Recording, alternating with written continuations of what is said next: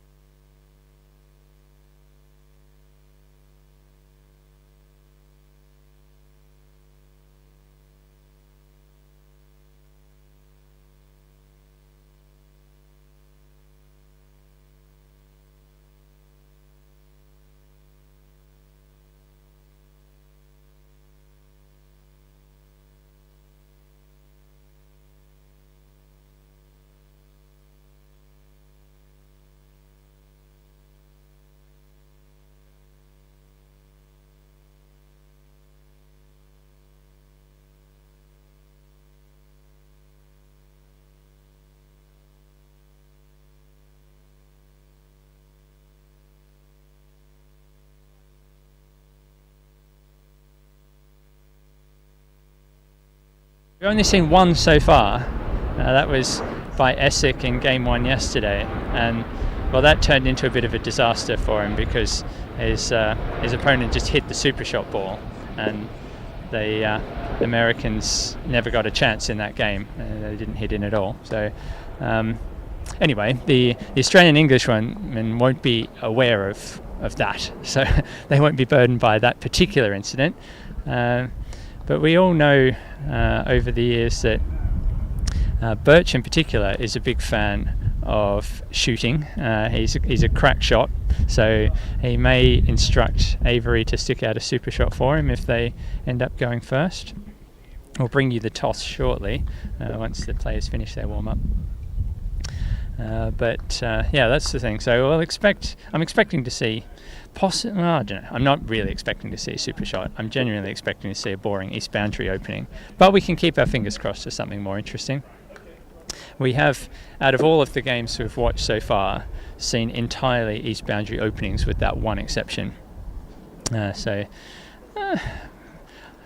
who knows? In 2017, when the Australians brought a very different team to the Mac at Mission Hills, they had, I think, decided in advance. If they hadn't decided in advance, it just happened. But either way, they played super shot openings in every game, and that was working for them. But yeah, that involved them having a very different lineup. So we'll probably see some different play today. You can see most of the players clustered on the east boundary there, still testing out that boundary. We've seen a lot of sloping going on there. You've also got a few other kind of wacky slopes on this lawn, and a number of the players have found that there's a bit of a hill by hoop 1, and if you try and approach hoop 1 too close, it tends to catch a bit of hill and head off to the west. So they'll have to be careful of that. There's also a hill in front of hoop 4, which we recall on day 1 Lachlan Berryman found, and that there's actually 2 hills on that. It can hill either to the left or right, depending on which side of the ridge you catch. We're seeing Birch just now play this shot down that line, and we can have a look to see exactly which way that hills. There you go. Oh no, I don't know if he was trying to rush it to hoop 5, but we won't see any hill going on there. There's a little bit of a hill in front of hoop 5 as well, and that hasn't really caught many players out. I find that tends to catch the golfers out a little bit more, playing the ball across from 4 to 5. It doesn't stop just in front of that. Now, Chief Referee Jeff Dawson has just asked the players to stop their warm-up and get on with it, so we'll bring you the toss very shortly.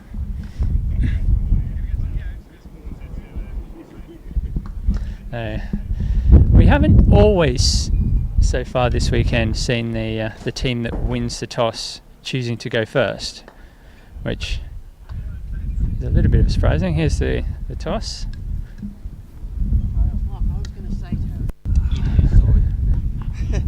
Australians have won the toss. Let's see what they choose.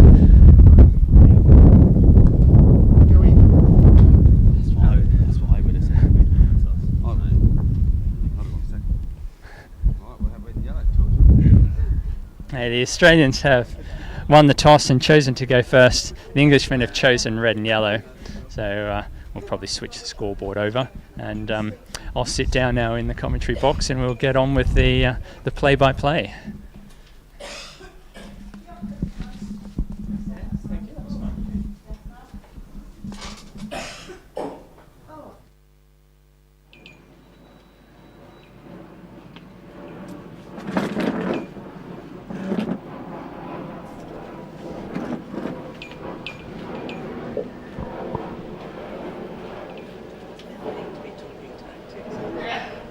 Never too late to be talking tactics.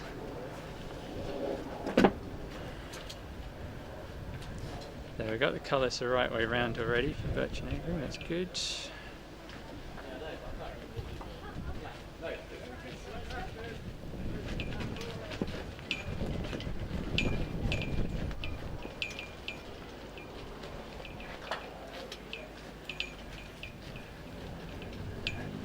And as I predicted, east boundary opening there by Forster.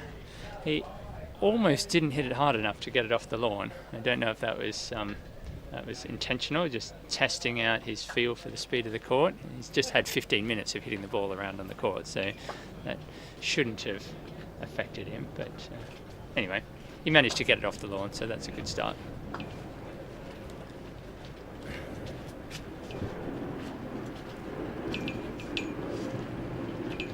And Avery striding up to B-ball. It's going to be either a duffer tice or a corner 2. He's looking down the middle of the court, but that doesn't tell us anything yet. And he walks back. So there's going to be a corner 2. All very standard so far, so this won't faze the Australians at all. He hit the corner peg though. That's not what he intended to do. So this might change the Australians' choice, possibly.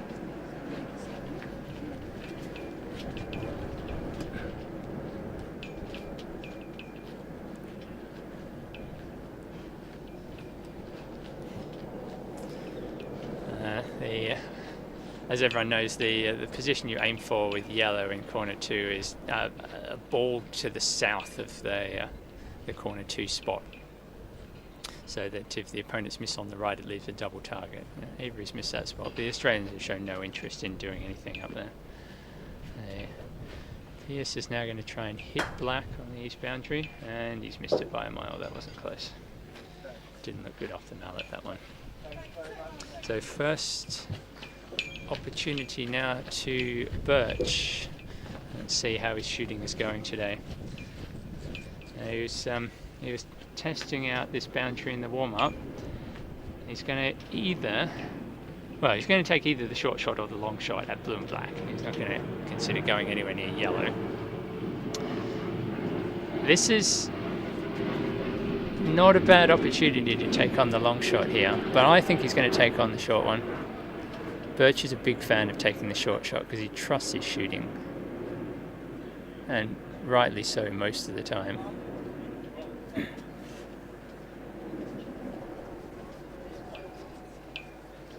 Yeah, he's taking the short one. And then scoring over here. Excellent, thank you.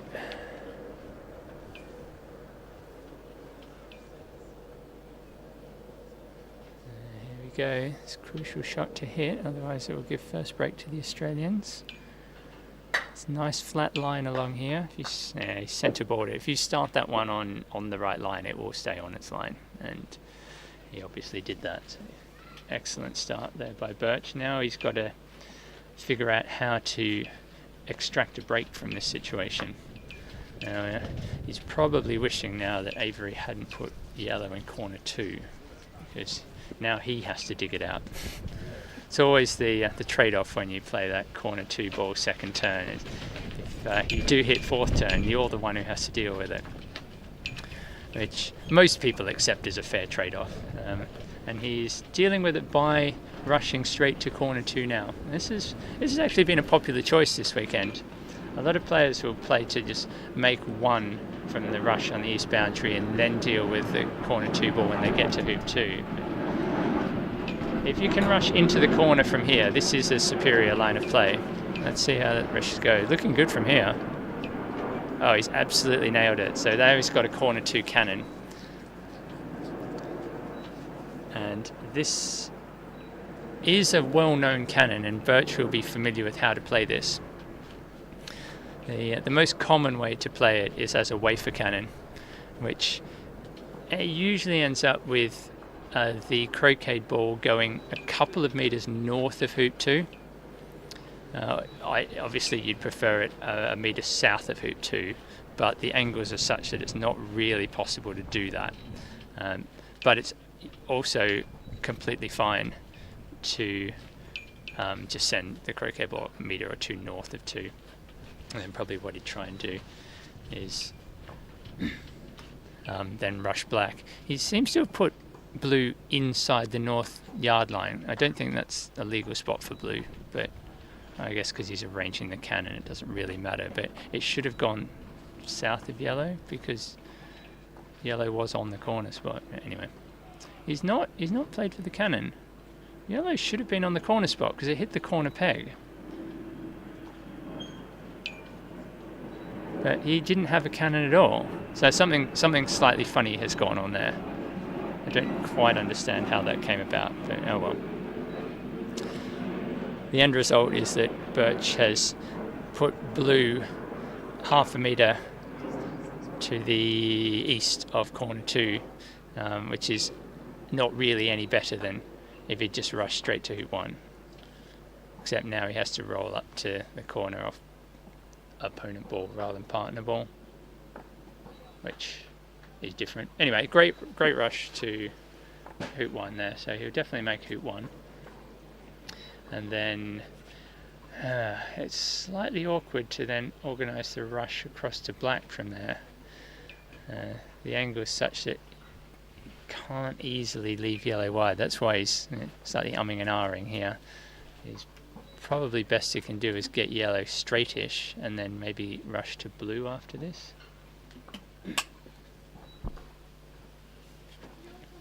Let's see. A nice approach is coming from close. I didn't have to worry about any wacky hills there. And now, can he hold for the rush? He may well just trickle past yellow. It's highly possible. No, he's held nicely for the rush there. Well done.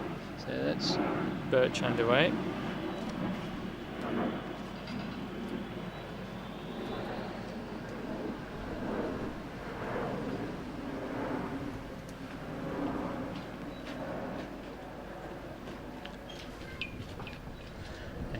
Looks like he's going to be able to cut this to pretty close to hoop 2. Oh, he's overcut it. Yeah, it's okay. It's okay. So he may have been thinking about stopping yellow to a little bit across from where blue is, and then rushing blue south and playing a stoppo approach, sending blue across to hoop 3. But I think now he will probably go the other way round. He'll stop yellow across to 3 and then approach off blue. He can't realistically get a rush on blue now. It's effectively on the north boundary. Just having a look at the space he's got there. He can get into the corner area though, so it gives him a possible cut rush. Depends how brave he's feeling. This corner is pretty flat, so he shouldn't be worrying about it heeling off, as long as he just gets the initial speed right. Yeah, he was just playing to get close to blue. So now he's going to play a more awkward approach, which is blue across to 3 and red approaching 2.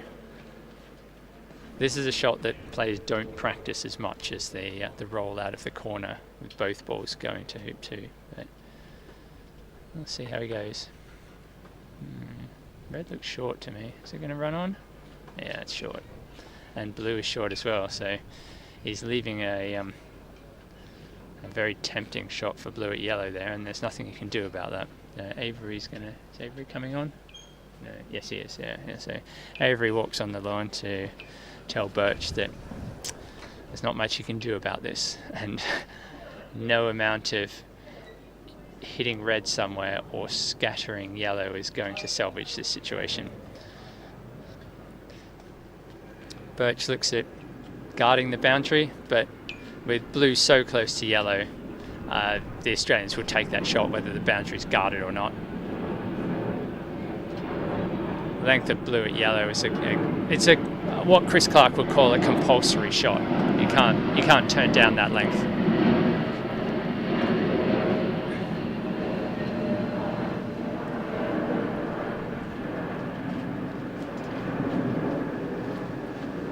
So Birch just lays a rush to hoop 2 for his own ball, and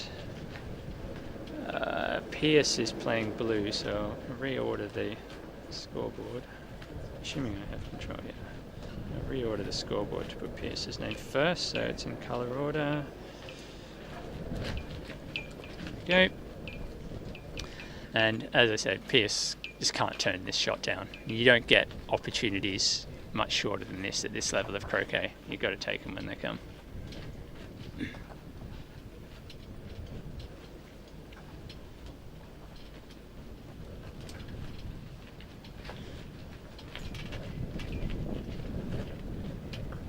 Nice smooth swing. And he's hit red. That's the better ball to hit because there's now space behind yellow. So now, Birch didn't get going when he had the chance. That corner 2 opening ended up catching him out. So maybe next game they'll think about a Duffer Tice or something a bit more attacking, maybe. Instead, Pearce has the chance. So this looks like a pretty straightforward pickup here. So roll red out to 2, get the rush of yellow across to black, and then rush black to hoop 1. Let's see him do it. Yeah, first stage nicely complete. Got the rush pointing the direction he wants.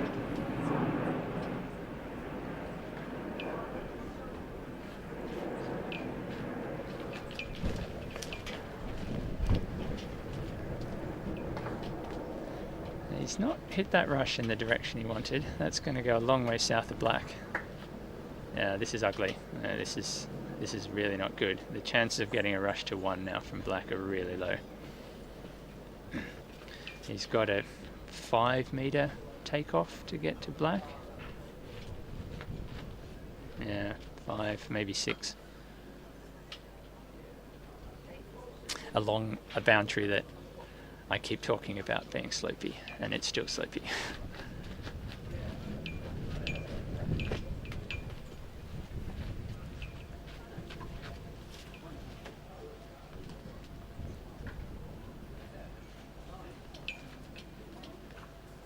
Alright, let's see how he goes. He's going to have to aim this at the left edge of black and watch it curl back. Is this okay? Length is not good though. So yeah, he got the line right, but the length wrong. So this can cut, at best, south boundary in front of 5, I think. I don't think he's going to get any closer to hoop 1 than that.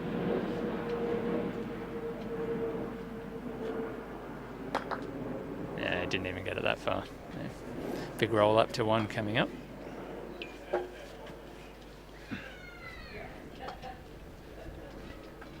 While he's thinking about this, I'll update you on progress in the other 2 matches. So court 1, we've got Deeth and Patel playing McCormick and Berryman, and Deeth has first break there, approaching hoop 4. On court 3, Bassett has the first break, and the scoreboard is, I don't think, quite up to date on that one, but our court 3 scoreboard operator is on it, don't worry.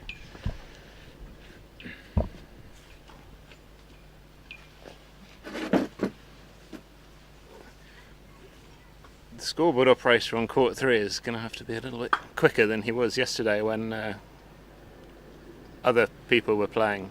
I'm guessing it's 4 and 1 versus 1 and 1. Judging from where the balls are, I'm guessing he's for hoop 4. Is he about to put a clip on? Oh no, he's good. Yeah, he's okay. Right, so Pearce has played a decent roll up there. It's definitely not an easy shot from where he was, and he's got the length right. So he's had a mixture of shots so far where he's either got the direction or the length wrong, but he's got both of them pretty much right here. All he has to do is run the hoop. He can either run it short or long. He's gone for short, and beautiful hoop. That is a really smooth, controlled hoop. He'll be happy with that. So, first point on the board for the Australian pair. And now he has a break. So this will be in about 20 minutes time. 1 and 4 back versus 1 and 2. Well, you'd have to say, wouldn't you, Joel? And good morning, everybody. Good morning, Marcus. That the Australians are looking to make a fast start this morning, aren't they? If they want to stand any chance of pulling back the 7-2 overnight scoreline. Yeah, they really need to win all 3 today if they're going to have any hope in this tie. Yeah, I already said in my my preview at the start of play that it's all over for the Australians, and I still believe that. I mean, I want to see a competitive tie. I think all of the spectators do. It is much more exciting if it goes down to the final day, which will be back here on Tuesday. But I can't see that happening, to be honest. That's a great shot by Pearce there. What a great shot. Yeah, I think due to the club allocations and in order to minimise double banking and keep things on 3 courts here at Roehampton, which is the best experience for the spectators. They've put all the doubles at Roehampton, haven't they? Or, Yes. Sorry, Roehampton only does doubles. So one effect of that is that by the last day, 18 of the 21 matches would have already been completed in this test. And so, as you say, it would have to be either 10-9 or 10-8 or 9-all in order for the last round to still be competitive in terms of the final result. Yeah, and as a neutral spectator, I hope that's what happens, but it's not going to. It's just not going to. I'm sorry, Australia. I'm sorry. Oh, lovely rush of Pioneer into position there. Not what he was hoping for. It's definitely fine. Yeah, he won't be too unhappy. He's still got room, hasn't he, to just take off from the side of it I think to he behind can yellow. get behind yellow from there. He's looking at it like he might not be able to, though. He's going from that side. I thought he would go from the other Now side. the hoop must obviously in the way of getting the angle. Oh, that's he a wants pretty to. unlucky spot to find, isn't it, actually? Almost anywhere else. Oh, yeah, now he's looking at the other side. Yeah. Perhaps he heard me. Maybe. He doesn't need the rush on yellow. Obviously, it's preferable if he can get it. Yeah. But black is such a good pioneer at 3 that he can get away with just taking off to it if he has to. But he's found the angle and nicely judged. So a couple of early wayward shots, but he's very quickly found his line at length here, which is a good sign for the Australians.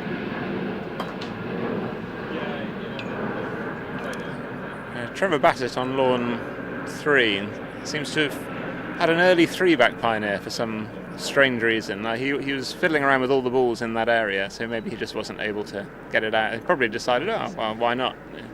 He's got the other 3 balls well under control at hoop 6. So. And as I say, I'll have to keep a much closer eye on him because he plays at a very smart pace, doesn't he? It's great to watch when he's in form. Yeah, it's good for the spectators. Stark contrast from the action on court 3 yesterday. There was some action occasionally, wasn't there? Yeah. Yeah, I use the word action in a sarcastic sense.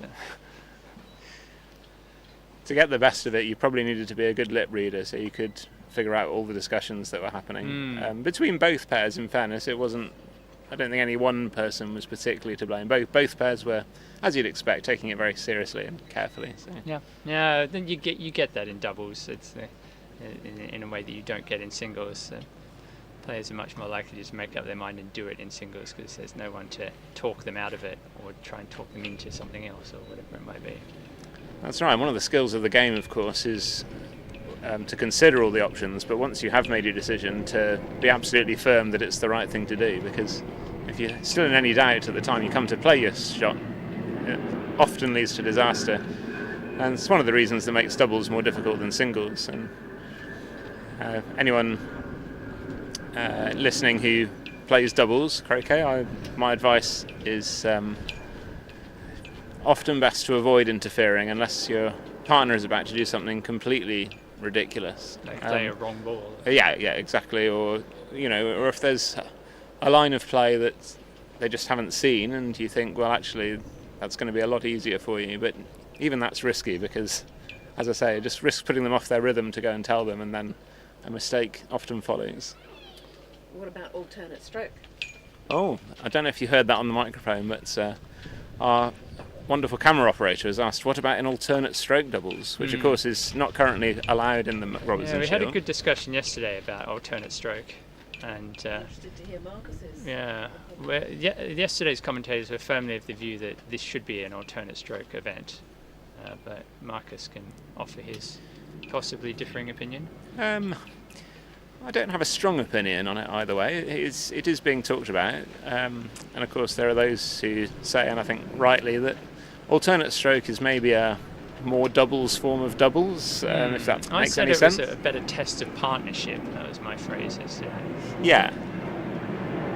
Which most people would agree with. Whether they think it should therefore be played in this event, I don't know. I heard Keith Ayton and Jack Wicks on their commentary the other day. Keith suggesting, well, what about if you change the rules so that 1 out of the 3 doubles in a test match was alternate stroke and the other 2 remained as they were? It's an interesting idea. It's better than having no alternate stroke, I guess. But seems like the kind of compromise when no one's really going to be happy. It could be.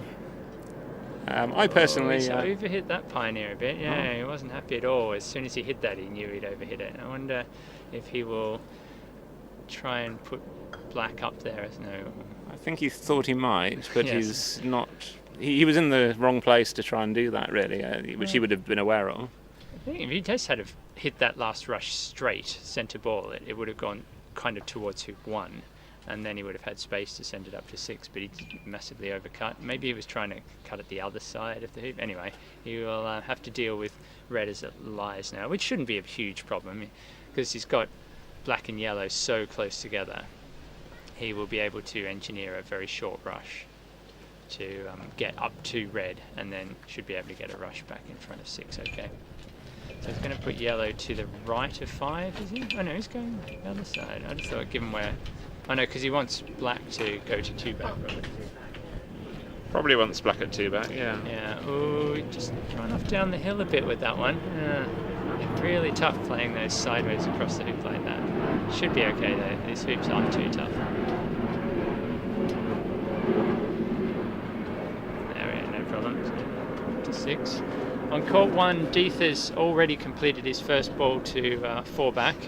And the Australian pair of Berryman and McCormick have decided that Berryman will take the long lift shot. He's laid a spread.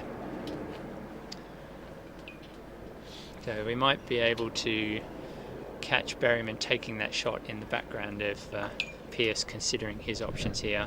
Pearce has got himself in a little bit of an awkward situation because he wants to stop black to 2 back, but he also wants to rush yellow up to 6, and he might struggle to do both.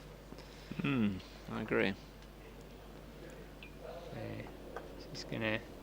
He's done okay there. That's a decent stop shot. All right, Berryman's lining up his long lift now. There it goes. And all I can see is his body language. And I heard a click. I heard a clap from an Australian supporter, so I suggest...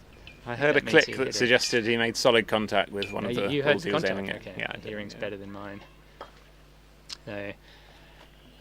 that's good for the spectators there. We see a not completely one-sided game if Berryman can now get going. Looks like his partner is, it looks like he's rushed the ball all the way down to corner 4, so that does make things a bit more awkward. He's got now... Told you it was a solid contact. We can't quite see the east boundary on that court from where we're sitting because the chunky stop boards obscure that view. They're very necessary with the speed that a lot of these players hit the ball. Just about okay, isn't he, Stephen? Reasonable shot there from Pearce. He's got yellow in an excellent position. He's not quite got the rush to 6 that he was hoping for, but he should be able to make this work. Oh, beautiful cut. Look at that.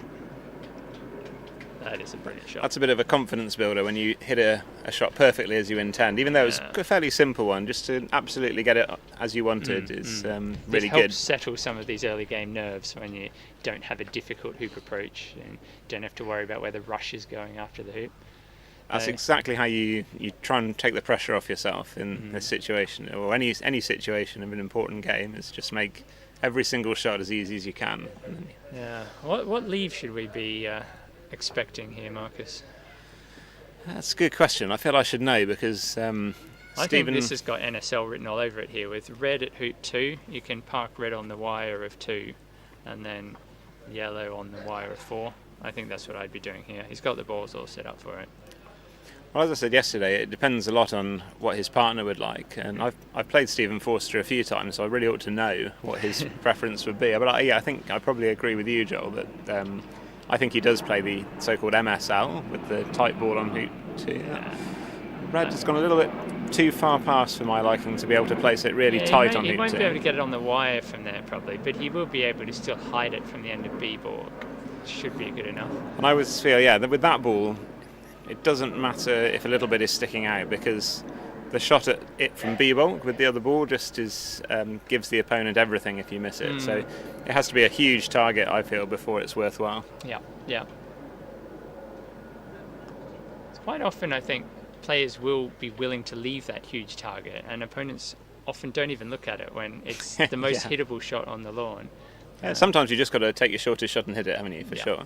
And at this level, you often only get that one chance, and if you miss it, you're losing. So you want to be taking the shortest shot available. But he's not like the idea of hiding red behind 2, so he's going to go for the NSL with the red ball floating over and near the west boundary, which is also completely fine. I'm sure Forster will be more than capable of dealing with that if he gets the chance. Mm-hmm. On court 1, Berryman has failed to get a rush to 1, so he'll just be setting a leave and giving either Deeth or Patel the chance to hit back in. Pearce has put red a long way south there. Normally you put it a bit further north, but it's absolutely fine there. Nothing wrong with that spot. Now he'll get yellow over to hoop 4. It's far enough west that I don't think red will be tempted by sometimes you see the shot of red at the ball by hoop 4, which will be left by hoop 4 in a minute, because sometimes you've got a bit of the hoop helping you make it a slightly bigger target. But did you see Fulford against Hill yesterday? I watched a bit of it on the replay when I got home last night, and Fulford was in a similar situation to what Pearce is in here, and he made an NSL, but he deliberately put the hoop 4 ball in the jaws of hoop 4 to make sure it didn't rush to 1, even though Fulford's other ball was for hoop 1. Mm-hmm. And it worked because his opponent, who was Greg Hill, hit the lift with the other ball, presumably leaving the ball in hoop 4. Ball in the jaws. Yeah. And then was he actually did manage to make hoop 1, but it was a whole lot more difficult for him, and then he ended up breaking down a couple of hoops later because he didn't quite have the control of the balls that he was hoping he would have. But so it didn't quite work in the sense that he was able to still start the break, and he probably should have been able to keep it going. But it was an interesting strategy from Fulford to deliberately make sure that that ball didn't rush to 1. Normally, the top priority is that it's not hittable from a ball, but the next priority is that it does rush to 1, and he made sure that it didn't rush to 1. So I wonder if Pearce will do something fancy like that. I'd say that's a very Fulfordian thing to do. Yeah. It's basically saying, I think I'm going to be better at arranging a cannon of this ball out of the hoop than you are. Yeah. I think his plan would have been to rush across and then bombard it out of the jaws, going to the ball in corner 4 if Hill had missed. I've seen that play work before. Shall we watch the lift shot of Good over on court 3? Yeah, so Trevor got round nicely to 4 back with a NSL, and so we've got 1 and 4 back versus 1 and 1 on 3. And they didn't just take very long, Jack and Robert, to decide to lift the ball and take the defensive shot into corner 4. Rob sent out the designated hitter to take the lift shot. Absolutely. And red and yellow look quite close together. This could be a fairly inviting target for Good. He's one cast and now boom, and he doesn't like it. Doesn't like it. He seems to strike it nicely. Yeah. Oh, he's hit the north corner peg in corner 4, which means it probably didn't go off in the corner as a result of that.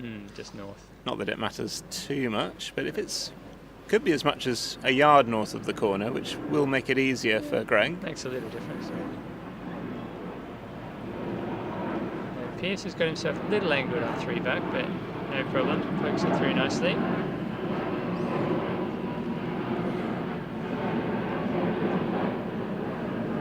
On court 1, Deeth or Patel missed their shot. I didn't see it, but Berryman has now made hoop 1, and I can't see any other balls on the court, which suggests they're both on the east boundary somewhere, and he's not got a rush to either of them. So he's having to figure out what's going on. Yeah, where's blue? It's blue in corner 4. Forster comes down to advise his junior opponent on how to set an NSL. Junior partner. He won't be advising his opponent. Did I say opponent? Yeah. Sorry. Yeah, don't worry. That's the first of many, many mistakes I'm going to make today. Blue's in front of the pillar. Oh, we're told on court 1, blue is in front of the pillar. Which will be very helpful for the TV viewers who can't see the pillar. Anyway, Berryman has rolled over to them, and he hasn't got a rush. He might be able to organise a rush to hoop 2 from that. We've genuinely got no idea what he's doing. Let's keep an eye on Pearce for the time being. He's still working out how to set an NSL. Looks like yellow is already in a completely fine spot there. What he's going to try and do is make it not rush to 2, though. If you can get a ball that rushes to 1 but not to 2, that would be optimal. That would be very clever, yeah. He's not managed to do that, though. Didn't like he tried very hard to do that. Maybe he wasn't trying to I do suppose that. it's quite difficult to do that without leaving a bit of yellow poking out on the other side, isn't it? There's only a couple of blades of grass where that would Yeah. work. And normally I find them by mistake when I realise after I've set the leave that I'm actually for hoop 2.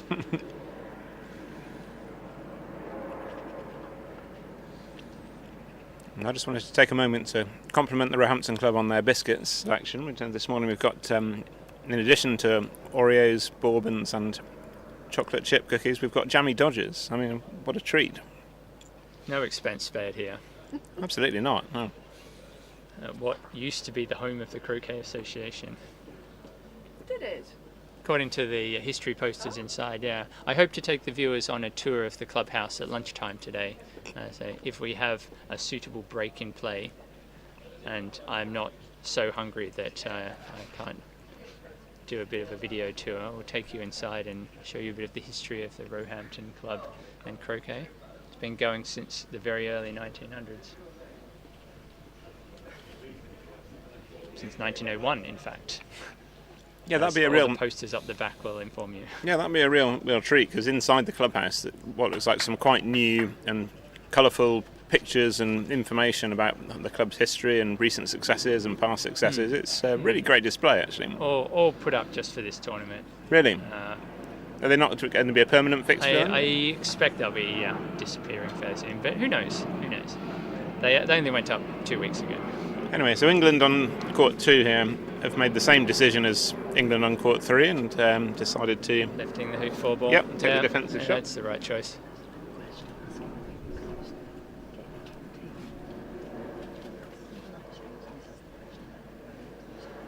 So Avery spent a lot of time in the warm-up playing this shot, so he will know that it heals. So we reckoned yesterday, didn't we, Joel? You maybe need to aim at the right half of black as he looks it down. Now that's exactly what he's done, and it's not moved, has it? Yeah, I think he aimed a bit too much to the right there. So it's a tricky boundary, because if you get far enough out into the court from the yard line, it won't heal at all.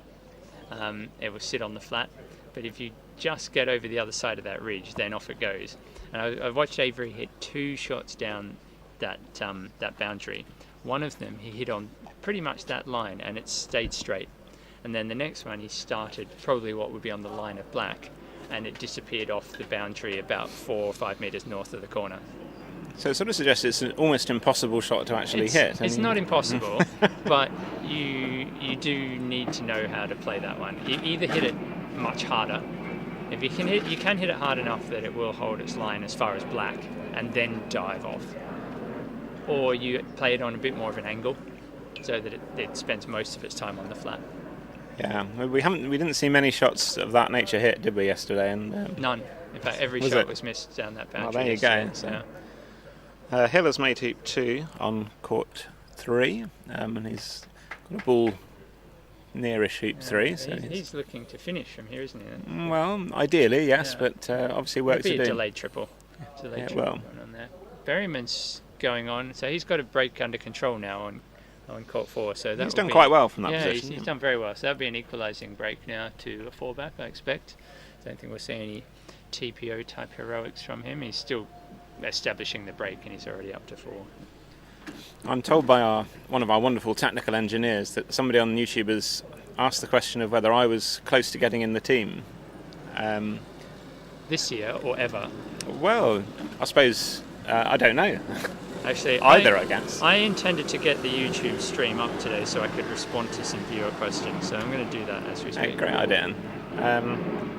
Well, the answer is, yeah, I would say I have been close on a few occasions, including last year. The England team was selected at the end of last English season, I think, wasn't it? So they had the whole of this season to prepare. There would have been no point in delaying selection until the start of this season, because it wouldn't have made much difference, and so it was good, I think, to have that certainty for the team. So I was part of the wider squad, as are you, Joel, I think, aren't you, for the England? Not for this time round. I think maybe last time. Okay. I mean, only because you don't play as much. I was never going to make the team, so I didn't really try. So I did feel I had chances if I'd played a bit better last season. I think from a sort of neutral's perspective, it looked like there were always 5 certainties to be in the England team from a long time ago, which was Fulford, obviously, even though he's doesn't play as much these days, so isn't. Yeah, he would be the hard first to pass over the best croquet player in history when he's available, isn't it? Exactly. Even if he's not at his very peak form over the last 30 years, obviously he's still in the team. Death, of course, is I think he's the highest ranked English player currently, and he's got a lot more consistent over the last few years, and he's won an awful lot of big events, so he was a right in. And then Avery and Birch, of course. Guess what you just missed, Marcus? Oh, I missed. While Marcus was yakking away, we've just watched Forster stick in hoop 2 for no real good reason. It was short and straight. I think he thought that he just had this break sorted.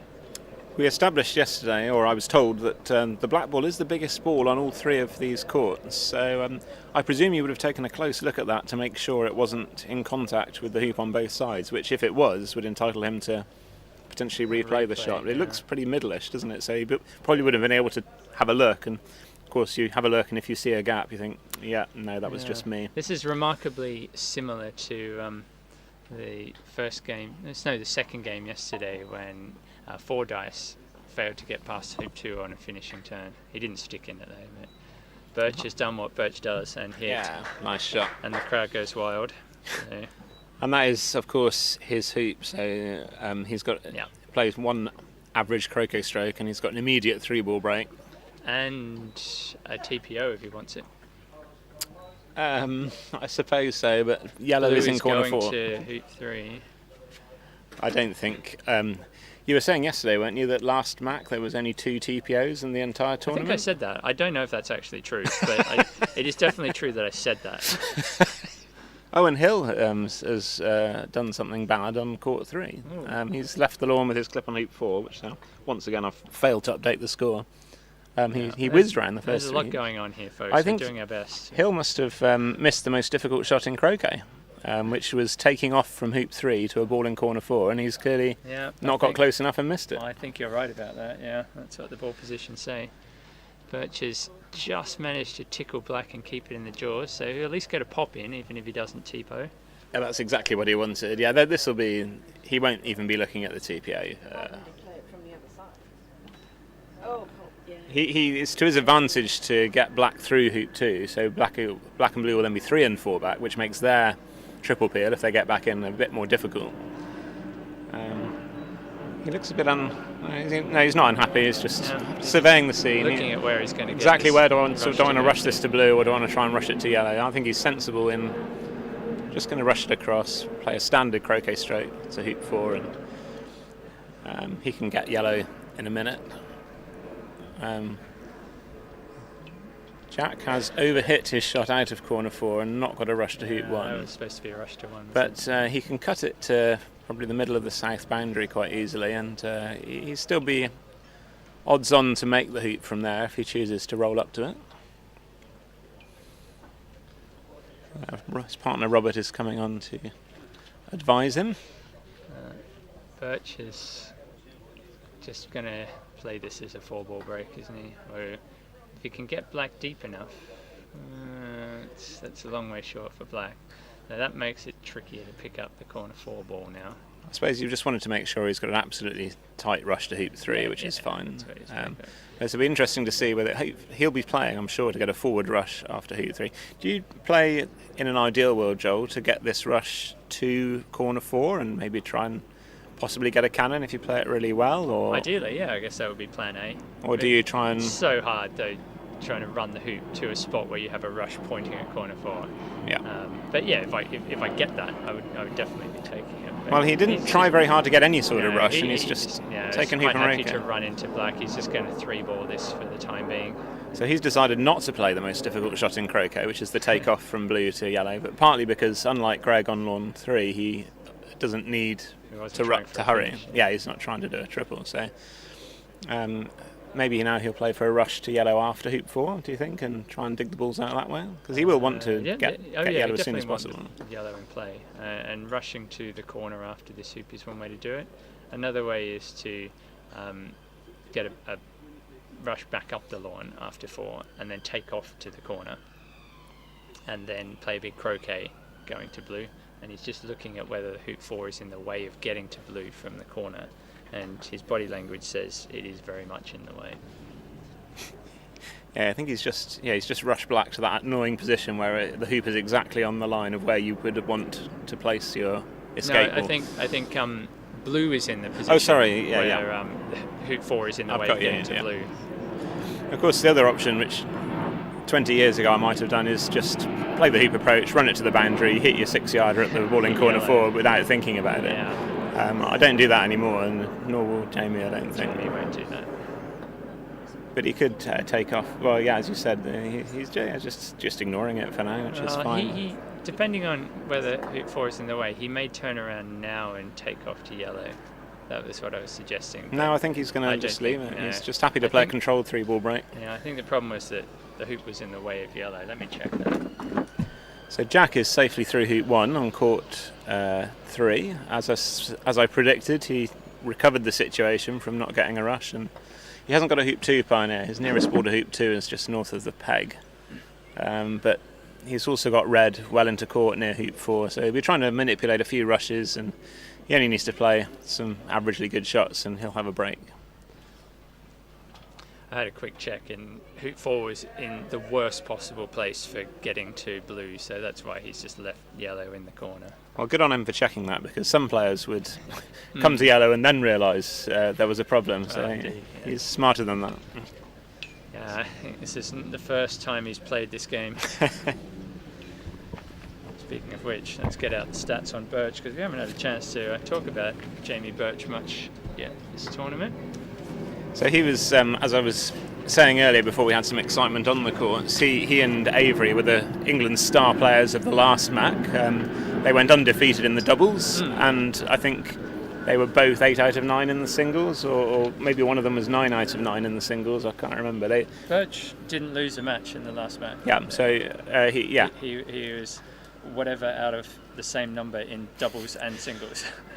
It must be 6 out of 6 singles matches, 9 out of 9 doubles matches, which is phenomenal. Yeah, and he only lost 2 games in that as well. Yeah. So clearly, and he's one of those players who doesn't play a huge amount, but when he does play, he's just generally quite good. Still, I say quite good. That's obviously an understatement. So Avery and Birch again were right-in members of the team, and then Samir Patel also has been pretty consistent. He's been captain the last couple of times. He's by all accounts a good captain, which is quite important.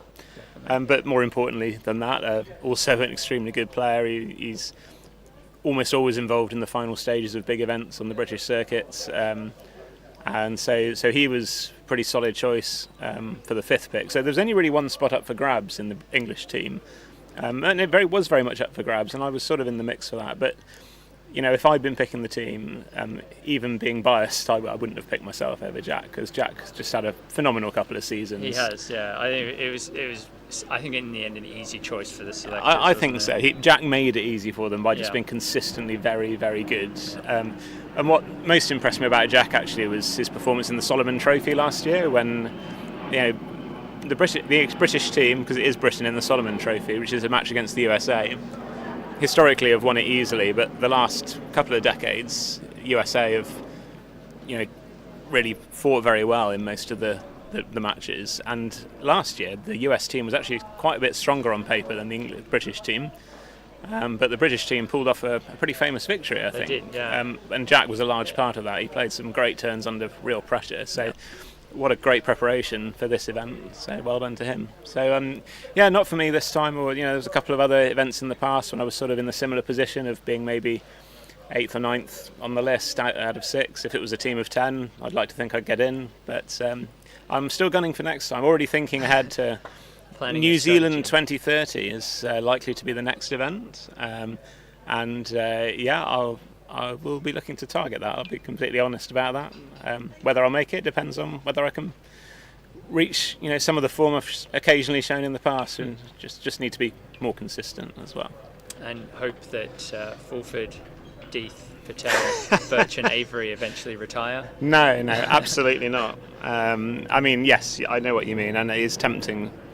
Clark's already retired. Like the only way to get into the team is when the current members decide they've had enough. Oh well, Clark's retired. Mulliner, I think Mulliner could have been picked possibly for this event, but I think he played the Solomon, didn't he, and played extremely well. Yeah, he had one of the crucial wins towards the end of that in a he did. game, didn't he? And he's still an extremely strong player. Would have been a fine member of the team, but I somebody told me that he'd actually said, look, I will play if you think I'm the best choice, but equally, I've kind of had my turn, as it were, but who kind of very honourably said, look, I'm not going to go gunning for it as I might have done in the past. Let's let the next generation, such as Jack, pick it up. So good for him. I'd like to talk about the leave that Birch is going to do here. Yeah, let's do that. That's quite enough about me and the team. Because he's still got yellow in corner 4. He's making 3 back. I forgot the name of that hoop for a second. He's making 3 back off Oppo, which is a good start. And he's got red and black just south of hoop 1. He didn't get a rush after making 2 back, did he? Which he'll be a bit disappointed in, because. So what would you do from here? It could be a case of collect all the balls around 3 back NSL. You think of anything better? No, I've always preferred the NSL to the diagonal spread anyway, but yeah, the position of the balls here in particular does rather suggest that, doesn't it? He's got a player, if he went for that line, he's certainly playable. He'd have to do a couple of good roll shots, wouldn't he, basically, to roll red across here, black across to the hoop, going to yellow, I would say now. Yeah, I think and then I'd another do that. And a full little roll roll shot. to get that, and then another kind of 3/4 roll, getting yellow out into the lawn a bit, going to blue. But your blue is not in the ideal position for that, and if you fail to get past it or run into it, that could cause you issues with making 3 back, which would be disappointing. Well, it looks like they've decided on the line of play, and he's holding it for a roll shot, which suggests he's going straight to blue. Straight to blue. I mean, this does sort of show. It's also fine. Yeah, it sort of shows you. I was going to suggest something mad. He could even rush blue into the corner now, but no, that is just mad. Well, Birch is making 3 back. On court 1, Berryman has finished his break to 4 back, so we've got 1 and 4 back versus 1 and 4 back going on that court, and Patel is lining up. It looks like a shot across the full width of the lawn. He's shooting at a ball I can't see, which means he's shooting at a ball on the east boundary, and he's standing on the west boundary. Which it must be a perfect double target, because otherwise, it's an NSL, so it must be a double target, and he's thinking that shot is longer, but is going to give him a bigger target and a flatter line across than taking the long lift from corner 3. That's got to be his logic then. So on court 2, one thing I totally forgot with this leave, of course, is that black is for hoop 3. So what the classical thing you do when opposition is for 3 and 4 back is actually to have the so-called defensive leave. The defensive spread. Yeah, we saw that from Fulford and good on day 1. But ideally for that, you want your ball's joined up in corner 2, whereas at the moment it's looking like you're going to be joined up in corner 4. And obviously being joined up in corner 4 when the opposition is for hoop 3 is not ideal, because he's not going to be able to get that. But it would have been a good option if he was able to. So it'd be interesting to see if the opposition managed to effectively punish him for not trying harder to get yellow out of the corner a bit earlier in the turn. I mean, we're just going to see an OSL here, aren't we? Yeah, which is the 3rd best leave in croquet. Is that so? That's what we got taught in the development squad, yeah. Well, it's certainly better than making a mess of something that leaves a shorter shot, and it's very often missed. It's a 13-yarder, which is not a odds-on shot for nearly all players. And if it's missed, it gives a lot away. Yep. Speaking of missable, Patel hit the full width of the court. Nice. Presumably double target. So he now has a finishing turn there. If he can get started. Hasn't made hoop one yet. Birch is going for the kind of reverse defensive spread. He's got black on the boundary here. Yeah, he hasn't got blue nearly deep enough, to be honest. Yeah, blue should be a lot closer to the boundary, ideally. So he's finding a Roquet partner on almost the last stroke of his whole turn, which is quite amusing. So, I quite like. Do I quite like this? It's not as good as if he had red and yellow in corner 2, but it's okay. So, I mean, it's actually, although it's like the setup for a defensive lead, it's actually quite aggressive in that the opposition want to play black, and if they do, it does give away an awful lot. Yeah, that's the problem. Maybe blue and black with the other way round. Well, that would encourage black to play more, wouldn't it? Because all the balls are on the side of the lawn that black wants. Either way, black's probably going to take the shot from the end of A ball, get the balls in corner 4. But, I mean, that does give away absolutely everything. You're really nailing everything on hitting your 13-yarder doing that. I'm not saying that's wrong, but that is the situation, isn't it? Well, let's think about the alternatives then. The only other shot available is at blue, presumably from A balk up to corner 2. Yeah, which is also not that defensive, is it, to be honest? So, it's slightly better. Depends exactly which direction they leave the rush pointing. But they're going to leave the rush pointing at corner 3, aren't they, because of where black is? Otherwise they're going to... And of course, you could choose to lift blue on the basis that's the only useful ball, or it's a more useful ball for red and yellow. But again, there's no real defensive shot available with that. You know, whichever shot you take, if you miss, you've left all the balls for marks. Yeah. Blue shoots at corner 4 and misses. Then it's not as easy to get going, but they should be able to organise some kind of rush to black and then rushing black to 1. So that would be the most defensive, wouldn't it? I think lifting blue, as you say, just makes it a bit harder to get to 1. Definitely the most And defensive. it will involve leaving a ball behind in corner 4 for at least the first few strokes of the turn. So, what would you think? What would you do if you were playing blue and black at this point?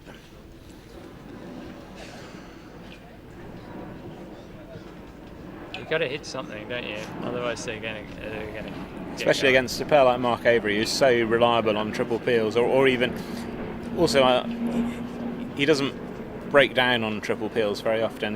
What I mean is, if he doesn't get the right positions, he's perfectly happy just to take a ball to the peg and. I was going to tell you. I can tell you how solid he is on peels. He has the 6th most peels of all time. That's out of a lot of games. He's played a lot of games though. But yeah, absolutely. 2,700 games and 1,058 peels, including 17 sextuples. So he's not a sextupler. No, he just does them occasionally when he's not worried about losing the game. But he is rock solid on triples. Well, this is the other shot you can tell. They've not thought very long about this, and Forster looks keen on just hitting from where it lies. Yeah. I mean, this is, what, a 15-yarder? This is also a decent option. So it's slightly longer.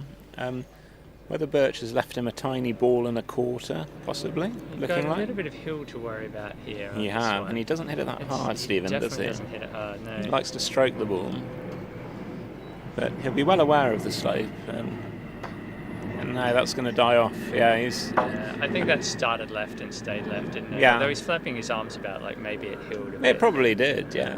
It would have hilled a little bit, but over that distance and at the speed he hit it, it wouldn't have hilled more than a ball. So I think if he'd started at centre ball, that still would have hit. All right, so Mark will have the game on his mallet, as they say. Out to play a turn. You think he heard me say that? He's grinning at me. No pressure, Mark. The thing is, though, he's been in this situation so many times before. I mean, how many Macs has he played in? This is 7th? Tell you that. No, this will be his 6th, isn't it? Or 5th or 6th, I reckon. If I can find. Right, it's been a minute. It's his 6th Mac, and he has a match record of 51 wins and 16 losses. Well, it's just an amazing record, isn't it? That's pretty impressive, isn't it? His first Mac was in 1986. That was the famous one when New Zealand won in England, I think. Oh, okay. I'm not really up on my Mac history. I think that was the last time. So there was a period between. There's already something interesting happening in this break, though, which I didn't foresee, although maybe you did, Marcus, which is he's decided to rush red to 1 rather than to blue, and he's going to accept blue as his hoop 2 pioneer, even though it's roughly peg high. What do you think? Well, I guess the advantage of doing that is it means partner ball then naturally will go to hoop 3 for the hoop 3 pioneer, so it gives you maybe more of a chance of a standard triple. There is an advantage making hoop 1 off partner when you're trying to do a triple, definitely. But having said that, he's got black a decent distance out of the corner on his first croquet shot. But can he... I mean, it'd be a really good shot, wouldn't it, to make hoop 1, split red to 2 going behind black, but I don't think he's playing that line. He's no way he's playing that line. So he's not... he's not even got the rush in that direction. No, but he intentionally is playing for a rush this way instead, so he'll just send red to hoop 3. So he won't be... And I don't think black is far enough out the corner to say, well, that's my hoop 4 pioneer either. So I think he'll just be setting up for a delayed triple, if anything. I think he will be playing for the rush of blue to the south boundary after 2. And then he'll be able to split that to 4, getting behind black. Yeah. Black is north enough that he can do that. That's the line, isn't it? But yeah, you need a good rush to 2. But he needs a good rush to 2, exactly. Red's going to be good enough at 3. Yeah, that's okay. We'll be happy with that. And he's got a good rush to 2, so I'm liking this line a little bit more now. I'll just say, add one caveat to his stats in previous matches, which is he's typically been in singles matches at position 5 or 6 in the team, which, as we were saying yesterday, does make a difference in terms of the quality of the opponents you have to play, because you're obviously then playing in singles against 5 and 6 from other teams. So, you know, that's been his kind of... I can't think of the words, but... that's been his thing, is just being very, very good at beating players who are not quite as good as him, which is something I'm not very good at. So it's a handy skill to have. He's got the perfect rush to black, so he's going to take this all the way to corner 4 now. You'd hope so. This is one where if you hit this in the middle and nail it to corner 4, it just feels so good. Okay, he's not quite done that. Well, that is a genuine shank. But, that's harsh. I mean, it was a 2-yard rush, probably. I mean, it's a good 45 degrees off the line he was aiming at. But it's a 2-yard rush. That can happen, right? It's not a bad shot. Well, I mean, he hit blue, so that's definitely a positive. That's about the only positive I can draw from that. I've missed those. And it's also made it to the south boundary, which is good. If that kind of lands halfway between hoop 3 and hoop 4, then you're in a bit of trouble. So I think he'll play a pass roll now, sending a pioneer to hoop 4 and trying to get a rush on black, but not trying too hard, because he obviously won't risk going on. He doesn't need the rush on black. He can play a big another roll up to red, but he would really like a rush to make life easier. I'd say you don't get too aggressive with it and risk going off at all. There is a risk of rolling off the lawn here if you don't. He's hit that quite hard. This is good. It is good, brave shot. Oh, he needs the wind. He's going to stop. He needed that gust of wind to keep that on, I reckon. Possibly. We do have a westerly. He would have been a little bit worried when that set off. That was always going to stop. I was confident. But well, maybe you were. A tiny bit further than he wanted. I don't think he was that confident. Yeah, and he's now been able to rush it to have a much easier roll shot. Much easier shot now. Yeah. It's just it's lovely to watch, isn't it? You know, the way he's just almost effortlessly. Yeah, I like how Avery doesn't spend ages thinking about stuff. He just looks at it, makes up his mind, and then does it. Well, that's the thing. He doesn't need to, because he's done it 1,000 times, and that literally is the essence of top croquet, isn't it? Yeah, there can't be many situations in this game he hasn't seen before. Well, he came across one he hadn't seen before in the semi-final of the men's, wasn't it, this year? Where I wasn't involved in that, but do tell me. Well, he was playing James Death, and James was 1-0 up in their best-of-3 match, and was doing a standard triple peel to win the second game quite comfortably, and somehow Death got to the position of he'd put his ball that he was about to peg out very close to the peg, almost touching it, I think. Well, okay, that's fine. But then, after making rover, he was unable to avoid the Grievous, so rushing his own ball onto the peg, which, of course, pegs it out and then ends your turn, because you then have nothing to take croquet from. So Death had to leave the lawn with his other ball for the peg, and the other ball pegged out. And Avery then was able to take one break round, left James a very long shot, which James missed, and then Avery took the other ball round to win 26-25. Wow. But yeah, the It one doesn't happen very often. the one you does wouldn't it? have seen before was the grievous on partner in such a way when everything was totally under control. Yeah. James was a bit upset about that one, understandably. Can imagine, yeah. But yeah, unfortunately his own fault, as he was the first to admit. So, Oh, first look at peel this. nicely through. Oh, Yeah. it's just, So this it's is, absolute textbook, isn't it? Yeah, this is. I mean, you'd I can't foresee anything going wrong now. I was going to say, on this court, in these conditions, it would have to be something extraordinary. What is he, about 90% probably now to finish? Yeah. Even though he's got so many points to make. I think it's got to be getting close to that. The conditions are such that it's But hard to imagine him breaking down. But the wind again is a lot stronger than yesterday, isn't it? It's increased it's a every little day. bit gustier, yeah. I was intending to do a weather report actually. Let me get the current weather up and I'll do a quick weather report. In the meantime, Jack he's made a good turn. He's round to 3 back. He's left the red in hoop 2, which is nobody's hoop, but He's doing an NSL, isn't he's doing, yeah, well, it's an MSL, isn't it? I'm not sure, it might not actually be in the hoop, it might be on the wire. Anyway, it's in a perfectly okay position. The reason you prefer it not actually in the hoop is if the opposition lift the other ball and miss, and you rush over to hoop 1 straight away and then don't get your hoop, the ball that's in hoop 2 then has a wiring lift. Which is obviously not ideal when you've likely left balls near hoop 1. So it puts more pressure on making hoop 1. It won't worry Robert unduly if the shot is missed. And of course they'll be leaving the yellow by yellow's hoop, which is hoop 4. Because if you remember, Greg earlier, as I say, missed that shot when he was about to make hoop 4. Oh, okay, so they've decided they haven't got good enough position to do that. So it's going to be yellow, sort of OSL with yellow. No, it's sending yellow to the middle of the east boundary. Or is it going to be a reverse NSL? Get brush black across. Yeah, I think it is. Good spot. I guess because yellow is for hoop 4. So yeah reverse is that makes sense. So the opposition obviously want to play yellow. They're for 4 and 4 back. Remember. Yeah.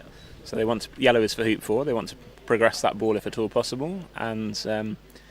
So that means that Roberts very sensibly decided it'd be better if all the other 3 balls were as far away from hoop 4 as possible. So that's exactly what they're going to do.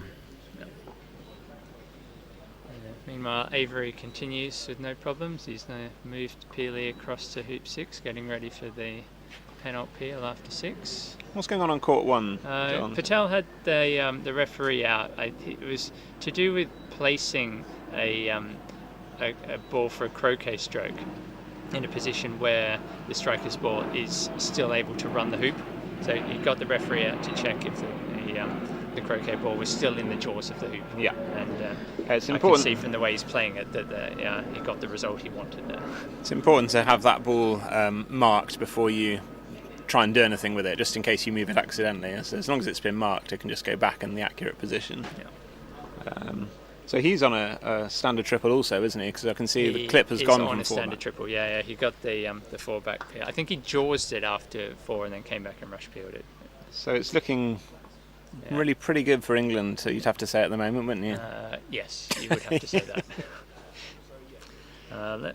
Well, I've got a brief opportunity. Let's update you on the current weather situation. We've got current temperature of 24 degrees C.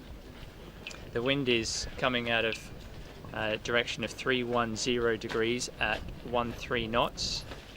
And no reported gusts, although I'm definitely feeling gusts here at ground level. Dew point is 14, QNH 1004, and scattered cloud at 3,500. The cloud is lifting. When I arrived this morning at about 9 o'clock, it was overcast or at best broken, but the cloud base is gradually rising. So apart from the wind, there is nothing else that's going to trouble the players too much, and I don't think the wind is really causing them that much trouble.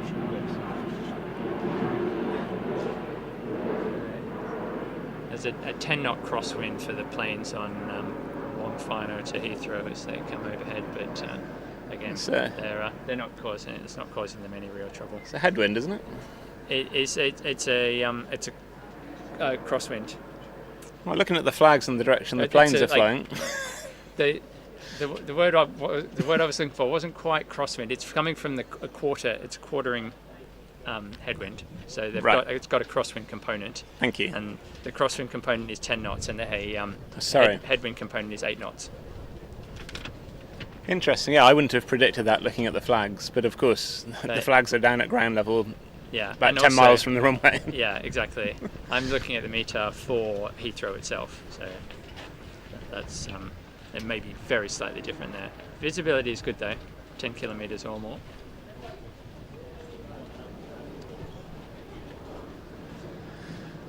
But this is the coldest day that we're expecting for this event, I think. It should be back up to 30 degrees tomorrow, which will be much more to the players' liking. I don't know, that's too hot for me to be playing croquet. I mean, don't get me wrong, I'd rather be playing croquet or indeed commentating than in my office, which is what I will be. But so are you going tomorrow? I'll be heading back home tonight, yeah, and then back to the grind tomorrow, unfortunately. Sorry to hear that. I know. It's possible I'll have some video on in the background while I'm working hard. Yeah, I'll make sure I remember to say hi to you. I don't always remember to turn it on first thing in the morning, so... I'll do it repeatedly throughout the day. So you sort of planning to watch all 15 days of play, Joel, in this event? No, I think just these 5 days for this first tie. At least at the venue. I'll be watching the live stream for the remainder of it though, and hopefully pop down to see a bit at Surbiton in the third round, especially if the result of the Mac is still in doubt. Yeah, I'm very tempted, I must say, to try and get to Surbiton for that final weekend, especially if there's a spare lunch going, because that's obviously always a highlight of visiting Surbiton. The place to go. That may not be the case, of course, because they'll probably have a lot of spectators on that final day, and obviously they'll prioritise the players and the officials. Maybe I could just bring my referee's hat and try and sneak a lunch that way. But yeah, I suspect we shall have family plans instead. Unless, of course, I can convince the whole family to come. That would be the ideal, wouldn't it? Both of my boys do swing a mallet occasionally. The older one's starting to play some good straights. We were doing that practice exercise the other day where you start your ball in front of a hoop anywhere you want, and then you try and run it gently and then run it the other way and keep on running it until you fail. And you got 16 in a row, which I thought was a pretty good effort. Good control. Trying to figure out what Patel's doing. I think he's for 2 back and he's going for the Rover PL already. So yeah, that's exactly it. Yeah, he's definitely finishing there. Looks like Avery is about to do the exact same thing here.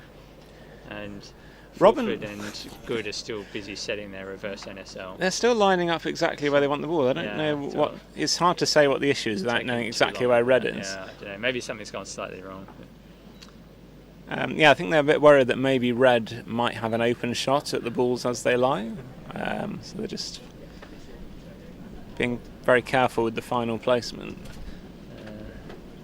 Let's see if we can make this live stream more interactive. I'll read through the chat. We've got some comments. We've got quite a few comments actually.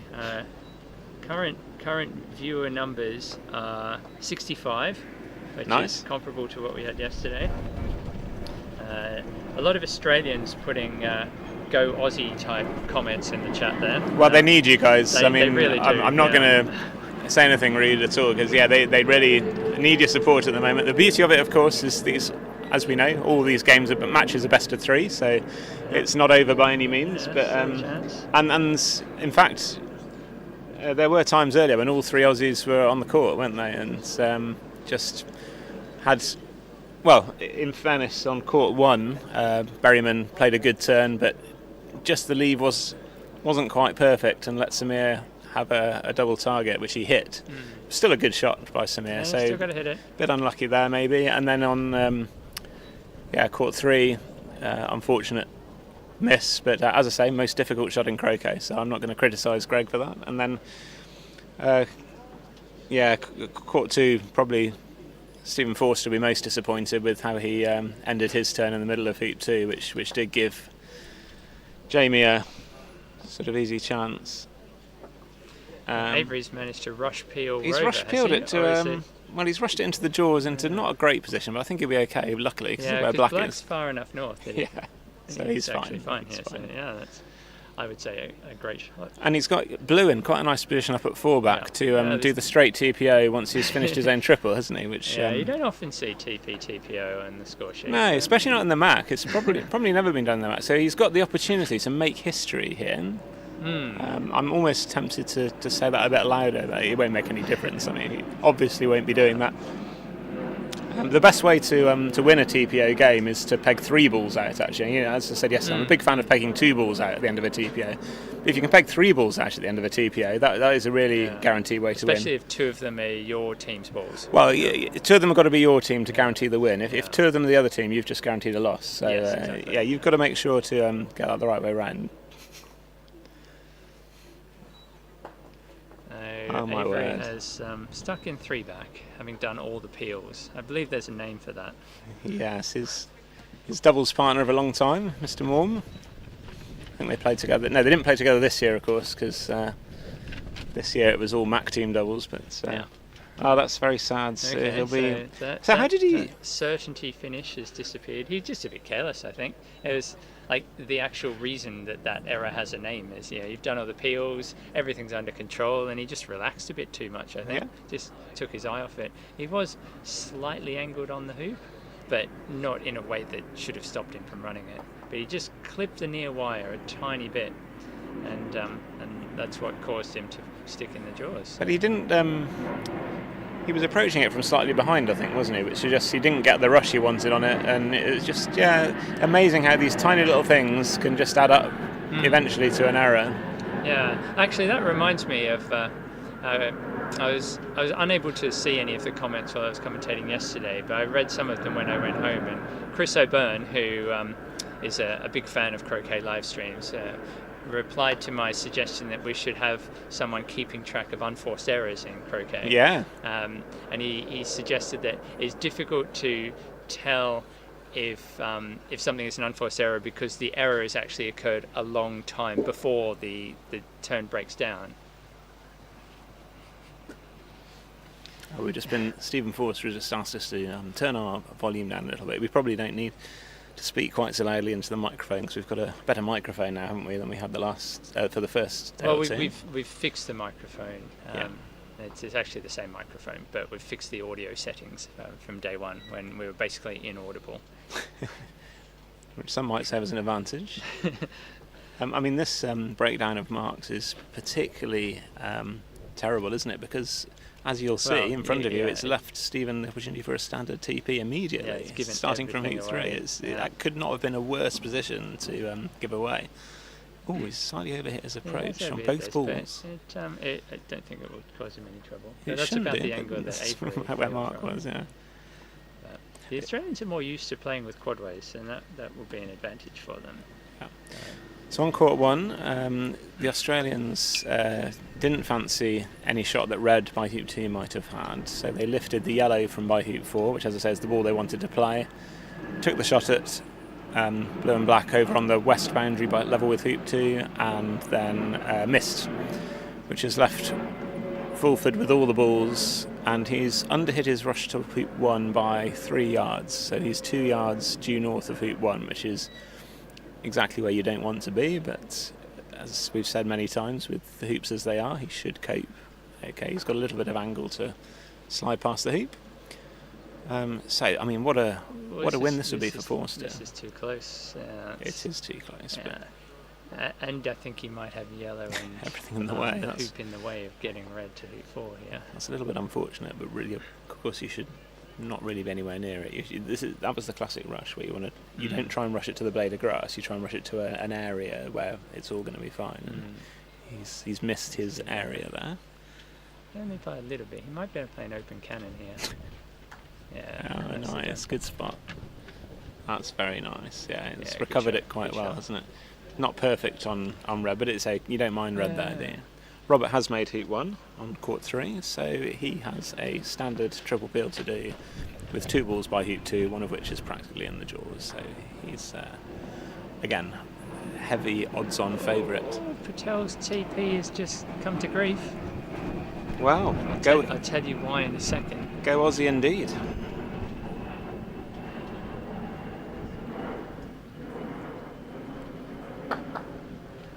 So Forster has managed to jaws Peely after 3, so he's coming back to rush peel that now, which is one of the ways you can continue after you jaws 4 back after 3. Patel was on coming up to a straight rover peel, so it was for rover and rover, and I wasn't watching super closely, but it looked like he just slightly overhit his rush of Peely into position at rover. It was coming only from about a metre north of rover, and he's hit it to finish level with rover.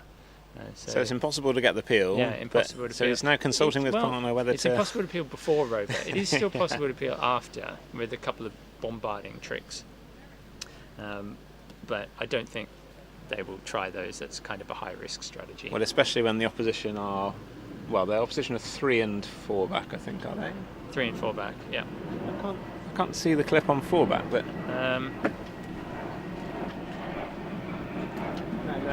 No, it's 1 and 4 back. I think the clip is misplaced. Should be 4 back. Clip is misplaced. Yeah. So obviously leaving. Well, we saw this here on court 3 yesterday, didn't we? That very similar position where Logan McCorkindale had a longish rover peel attempt, straight rover peel attempt, which he went for, and what happened? He jawsed it, didn't he? And then he failed to jump over it. Jump shot, yeah. So he left all the balls in the middle of the lawn. Rothman was 1 and 4 back, and he just finished +3 TP. Now that's exactly what you need to avoid. Slightly different if opponent is 1 and 1, maybe, because you've got a lot more chances for them to make a mistake or you hit your lift shot. But yeah, I would suggest on court 1 that Patel and Deeth will be going for just make rover, have some sort of a leave, and hopefully they miss and you peg out from rover and peg. Rover and peg is a finishable from position. It's a strong position, but it is going to give away a lift shot. So, I wouldn't necessarily criticise Logan for his choice, his line of play yesterday, but it is, unfortunately very bad when it goes wrong.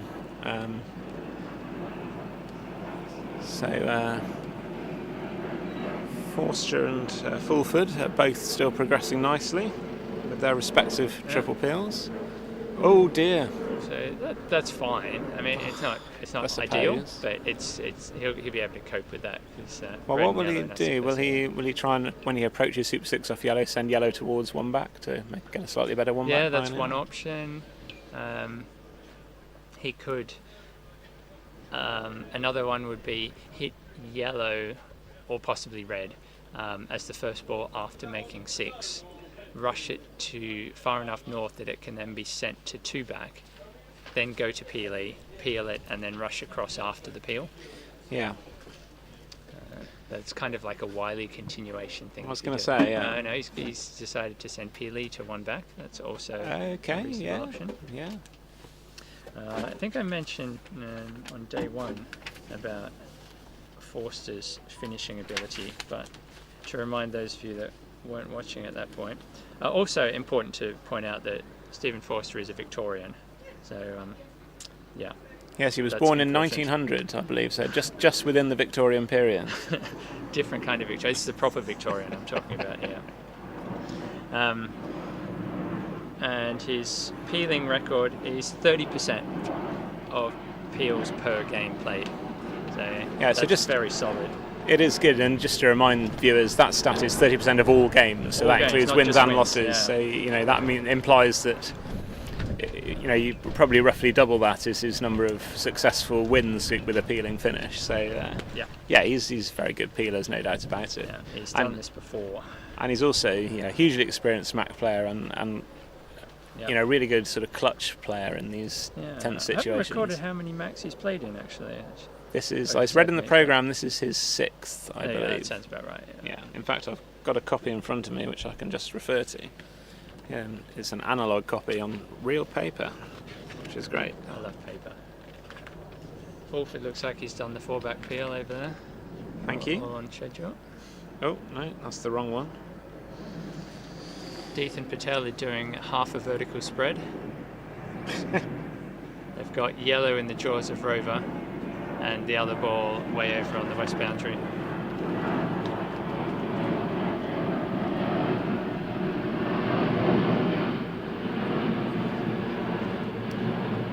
It doesn't say in the programme. I must have read it somewhere else.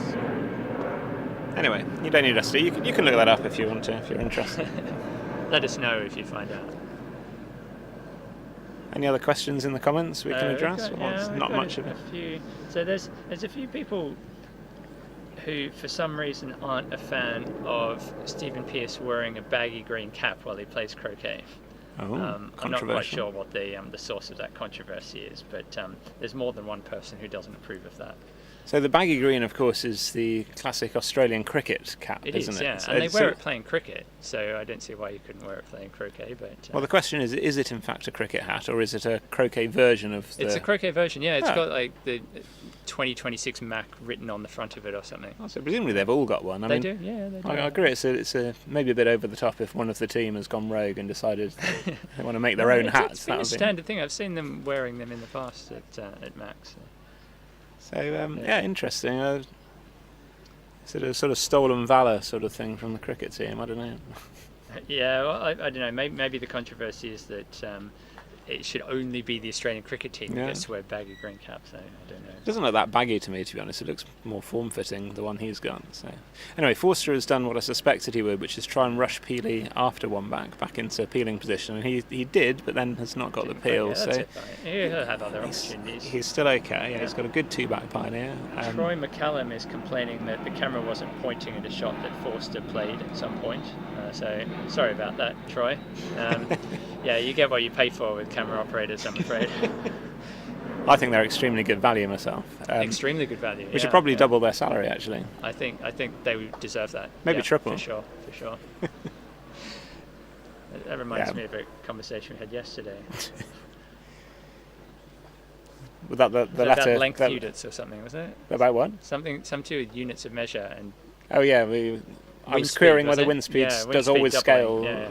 Is it always double in any measure? And I mean, I knew I shouldn't have been arguing with a maths teacher about it. Oh, well, I wasn't arguing. I was querying. Yeah. So it's important to have these discussions. Martin Clark. Hi, Martin. I think he's agreeing with your comment about how Avery has often played the lower ranked players of the opposition side, and notes that you can only beat the people you have to play. Absolutely right. Yeah, that wasn't true. Not a criticism intended of Avery at all. And as I say, it's something that I've often not been very good at in the past. And Jack Williams thinks it might be Steve's 7th Mac. Might well be. Yeah. It might well be indeed. He's there's a lot of Macs. He's younger than he looks, I reckon. Is that an insult? So he looks old. Is that what you're saying? No, I got that the wrong way around. He's older than he looks. Yeah. Okay. No, it was meant to be a compliment, but thank you for clarifying that. No, it could have been. I'm quite happy to insult Steve, and he will insult me back. Yeah, we've known each other a reasonable amount of time. So I think get a forward rush out of here is crucial. Find some way of peeling Pennold at some point. I'm surprised he didn't send red to a different position there. And I should update the score. He's rushed before 3 back to the perfect spot to get a forward rush. This is fantastic. This good.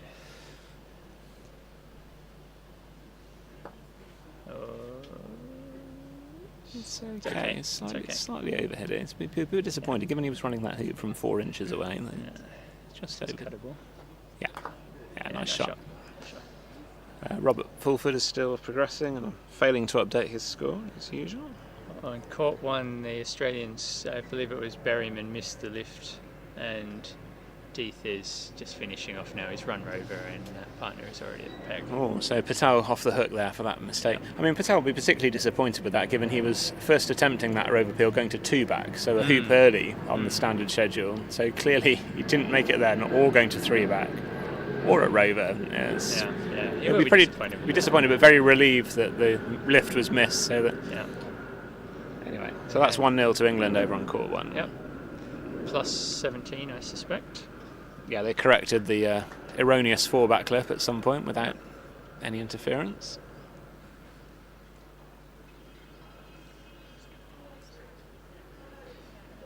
James beaming away in his usual jovial fashion. I mean, it's fair to say, isn't it, that all the matches in this event, so far at least, have been played in a great spirit. There's great camaraderie among the teams. Many of them, of course, many of the players have known each other for years, if not decades, and they from come previous back competitions. for reunions every Mac. Well, Old yeah. guys who played decades ago still remember fondly those times. Absolutely. Let's see if we can get this peel through here. He's got it. He's Maybe rushed it to a got good an spot, angle. hasn't he? Yeah. Yeah, Oh, good great peel. strike. That's a great shot. Great straight. Now he's left with a very similar position, well, not quite similar to what Edmund Fordyce had in one of his turns yesterday, where you now think, well, no, it's not. It's not similar because he's got the peel. Had it in the jaws Yeah, and yeah. accidentally knocked it back out of the jaws. That's right. Yeah, and then played quite well to recover from that in the end. No, because he's got the peel, of course, he can now, after 4-back, he can rush this to the side and send it to Rover. Yeah. While getting a rush on yellow. So it's he is. Yeah, he judged the pool really well on that takeoff. I thought red would be too far north for him to even attempt the peel there, so he's done well. A really good game to win, and this could really kickstart Australia's sort of resurgence, couldn't it? Although the other two courts will suggest otherwise. But yeah, it's looking pretty grim on court 3 for the Australians. Mark will be so cross with himself for 3-back. I mean, it was just so unfortunate that it gave away absolutely everything. And Forster's So to taking. rush this all the way down. It's not. No, it's a peg. Yeah, I mean, but why do that and not just tap it and then croquet it down there, get into blue? Maybe, I guess because he didn't have the angle to get to blue from over near 4-back because yellow's kind of in the way and you have to go through. Yeah, Exactly. You don't want yellow in the way. So I think I get this that. is I get good. this now. This makes sense. He's nudging it out, make sure red's out of the way for the next shot.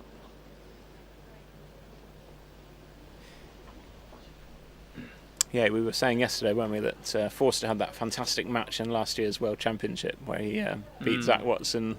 Was it +1 in the end or +2? I believe it was +1 in a 2-ball ending. But Watson unfortunately forgot about at least one lift, I think it was that way around, or forgot he was conceding a lift or something. It was hugely entertaining.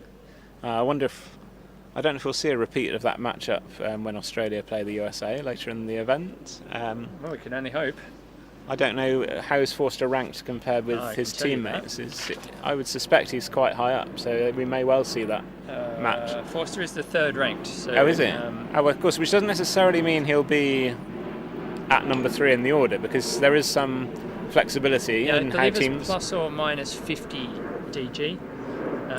So he is less than 50 points below the next placed Australian, the second place Australian, which is Dwayne McCormack on 2,400. So there's a possibility for Forster to play against Watson. So for viewers who don't know, the teams don't have to order their players in ranking order, but if they submit an order where they've swapped players who are more than 50 ranking points apart, the other teams are able to challenge that and say no. I think the idea is to try and avoid teams manipulating their order to, there's an argument that by say which you went for reverse order and had your nominally worst player at number 1 and best player at number 2 and the other team exactly, you think, well, we're going to lose those 2 games, but it might increase our chances of winning the other 4 games or whatever, which is not considered to be in the not really spirit in the of the event. of the occasion.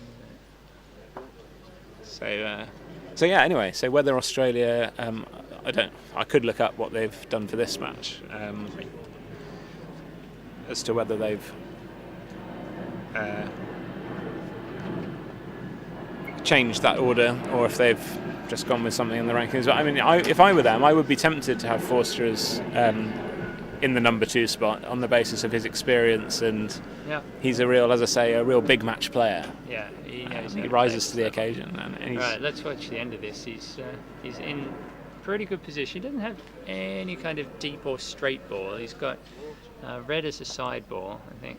I think that's probably intentional, because when you're under good control and you're trying to get the ball close to Rover, you're probably thinking, well, I'm going to play an Irish peel no matter what here. Yeah, he's got himself a little bit angled here though, so he might want to have a second thought about exactly how Irish he does this. I would 100% be playing this Irish because it's too close to do a stop shot, in my opinion, as well. You could play a kind of dinky little thing that gets But blue in the jaws, but with no deep ball, that seems crazy. It's I'm not with attractive. you. I think it's got to be Irish. I'm not quite sure what the discussion might be about. Do I attempt the peel or not? Might be, yeah. I think you've got to when opponents are for 3-back and peg, because otherwise you're just conceding a shot, which if hit means they probably win. Yeah, he's got to go for it. I mean, we can't quite tell the angle that it's on from here, but judging from where he's standing, it's makeable. 20 degrees, would you say, if maybe Pearce is standing on the line? Yeah. Maybe he just wants a rest. Fulford has got all the balls within a foot of the hoops that they're meant to be next to. I mean, it's just although he's slightly over approached 3-back in the same manner that Mark did, but he's made sure of getting through. He's run it by 4 yards, so he's got a 3-yard return Roquet. We've got plenty more comments on this baggy green thing. This is obviously a source of controversy. Yeah. With, certain Australian commentators. But thank you for tuning in, all of you. We welcome that. We've got a whole 4 likes so far. That's impressive for a croquet live stream. Yeah. That's for the croquet, not the commentary, obviously. Presumably, yeah. It's good to hear from Marty Clark. He's played in several Macs for Australia in the past, and he was a wonderful host for a sort of scratch England team that came to Bunbury in Western Australia for the World Championship. Well, it was a pre-World Championship event in 2012, and the club there organised a sort of match between Western Australia versus the rest of the world, sort of thing. It was great fun. Fabulous club there. 4 or 6 brilliant courts. Some of them were under floodlights as well. Really nice people. He's decided to abandon the triple.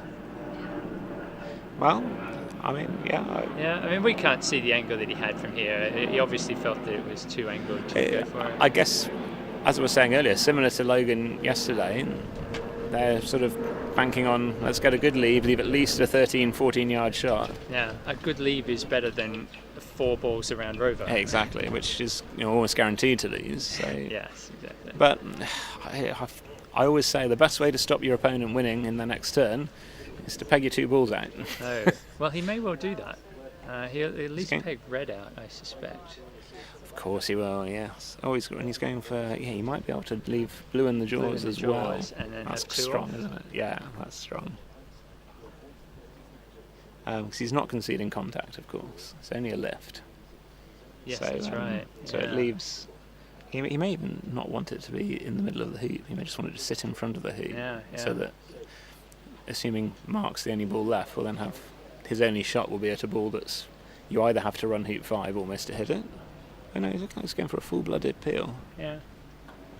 Oh no. That's his choice. Yeah, it was angled enough that it probably wasn't going to run. So, yeah. Yeah, this is strong because it doesn't matter now where yellow goes. Yellow can. It just has to go somewhere it doesn't have an easy shot at blue. Somewhere near the side boundary. Just tap it and then croquet it across. No, he's going to rush it off. Rushes to the boundary. Well, this puts the peg out at risk, I would say, to do it this way. It can also hit blue from there. Yeah, but it's no easier than lifting blue to the end of A bulk, I would say. It'd be lifting yellow. Sorry, yeah, beg your pardon. No easier than lifting yellow to the end of A bulk and just aiming at the hoop, because that's a much shorter shot, although more of the hoop is in the way. Blue is poking out enough. Yeah, maybe. Progress in the other games. Court 1 has resumed, and Deethan Patel had gone second, and put out a very, very long duffer ties. Yeah, this black is a bit short. He may accidentally knock blue out of the jaws while rushing I'd be ashamed. peg here. I guess he'll play this fairly gently and settle for a 4-yard peg out. Yeah, I think he's going to have to. You don't want to risk hitting blue on this. And he might just hit blue and not move it. Ooh, he was obviously okay. He must have known. Enough space, yeah. That's a good cut. That's a good shot. Okay. So I must admit, I hadn't thought of this line of play immediately, so that was really good thinking, I think, by the Australians there. Showing all his years of experience there. On court 3, Fulford has a straight Rover peel to complete his triple, and he is he's going to get that straight rover peel because the peelie is basically almost in the jaws of rover already. Well, it's 9 inches dead north of the hoop, and he's under hit. He's not got it. He's not got an escape ball yet. Yeah, that's it. He's only going to have one escape ball, but it should be fine. That'll probably be enough. Yeah. Now, are you going to have 2 off, or are you going to? 100%. Yeah, I 2 think off. so. Well, yeah, Yeah. I'm asking the wrong person there, but No, but will he have 2 off? anybody, Chris Clark would have 2 off here. No doubt about it. Absolutely no doubt. So yellow, as I say, as you said, Joel, can shoot from where it lies at blue, or it can take a lift to the end of A bulb. I guess you probably take the lift as well, because the other thing is if you shoot from where it is, you might peel it, which is really bad. It's basically side on to rover. I think he'd be very unlucky to peel it. But more likely he'd just rattle around in the jaws. But that would also be And bad then for approaching 3 Yeah, back. we'd have no chance of getting to 3 back from there. Red's pegged out. And black is about to be pegged out. So still a good turn from Forster. He'll be disappointed that he hasn't made it to 100% of the win, but he's made it a good 95% of the way. Australians are strong favourites here, don't you? Yeah. And we've got our first 2-ball ending of the day. Yeah, nice. Fulford's got his rover peel. He just needs to engineer a peg out now from south of rover level with hoops 1 and 4. Avery's taking the lift. Seems like a not unreasonable option. He's asking for someone to come and watch to make sure that he does actually hit blue. And out comes championship referee Jeff Dawson.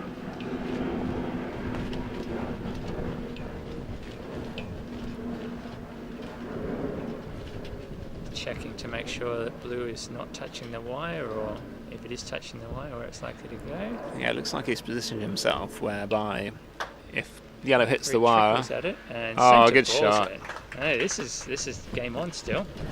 Yeah, interesting pace he played that, wasn't it? Which presumably was the idea being if he misses, he sort of guards the peg area so that Possibly, Pierce yeah, possibly. then would be dissuaded from running the hoop and lagging to the peg, perhaps. I don't know. Rather than being on the north boundary, just miles away out of play. Also, he didn't want to rush it too far away from 3 back. But fantastic shot. I mean, Great shot, yeah. he spent less time lining that up than most players would have spent thinking about what shot to play, which is one of his great strengths, of course. He needs good position here. I think this is Good short. effort. That's good effort. Is it going to run on? That's Enough. pretty good. That's That's enough. good. Yeah. Hasn't Hasn't quite got blue enough, across yeah. enough. No, but Just happy to make the hoop here, aren't he? if you can hit blue, you're in good shape. Fulford has pegged out on court 3, as expected. Yeah. So game 1 to the English. So that was 17. Court 3? No, 14 TP. 14 TP. Shot. Good hoop by Avery. Oh, he got a nice bit of He's got wire a as well. friendly bit of wire there. Yeah, he can cut this to not that far away from 4 back. You can cut this to halfway between penalty and 4 back, which might well be enough. Well, my 95% for Australia is suddenly looking miles off, isn't it? I mean, Yeah, it's a lot less than 95% now that Avery's hit. yeah. That was the key thing. He had to hit. So, rolling up to, if he gets a good shot here, blue deep, yellow in front of the hoop, he can crash through, get the rush to That's a good penalty. effort. It's probably That's going a to be good game effort. over.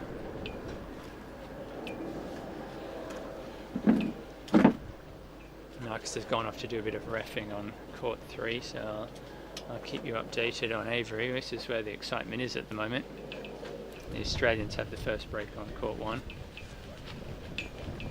So he's got himself pretty angled here, and judging from where he's standing, he may not run this hoop. This is far from a certainty here.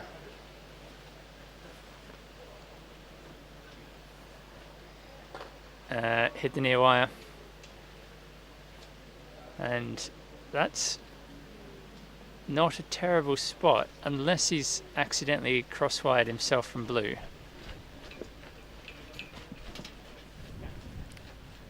And I think he may have. So the Australians are already asking for a ref to adjudicate on this crosswire. That would be very unlucky if he accidentally crosswired himself there. So we get to watch the championship ref Jeff Dawson in action again. This time he's conducting a wiring lift test, and he's already got the ball in hand to do the test. And if the Australians are asking the question, then it's obviously close, and as a courtesy to the Australians, it wasn't close enough to actually bother. He's doing the test. He's given it straight away. So if it was potentially, well, it was definitely open but quite close, he would have then definitely done the test just to demonstrate to the Australians so they were satisfied. But that's just unlucky for Avery. He didn't do anything wrong there. He took on a slightly dodgy hoop because he's not going to get many chances to take on those hoops. Maybe if he knew it was going to go to there, he might have done something different, but hindsight's a wonderful thing. So Pearce has a shot here to probably win the game. If he centres it, it's going to end up somewhere near Rover. Good swing, and he snicked it. Crowd goes wild. It's not particularly close to Rover, but he'll be happy with hitting it. That was the priority there.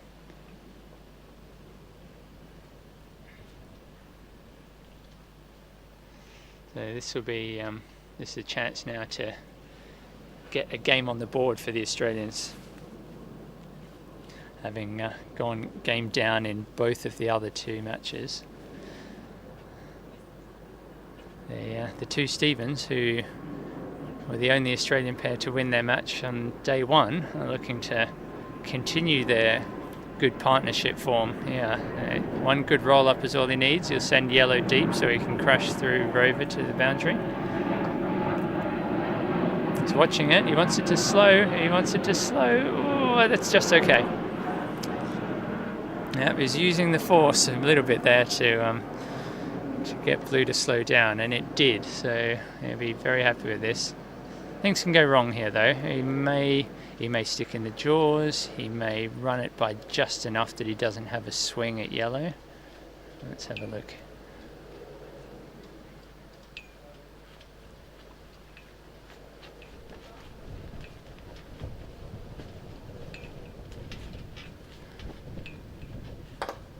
Yeah, so we've got the second one.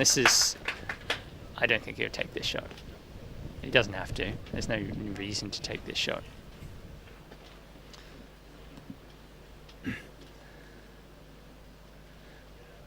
He should go in a position where Avery can't do anything useful if he hits. Forster is marking out a spot at max distance on the west boundary.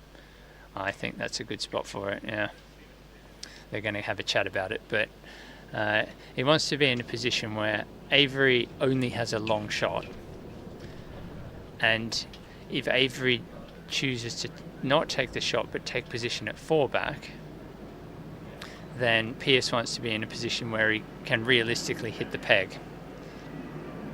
So he can't hit the peg from where he is because the hoop is in the way. So pegging out's not an option. And he has to be careful, because if Avery gets position at 4 back and he doesn't hit the peg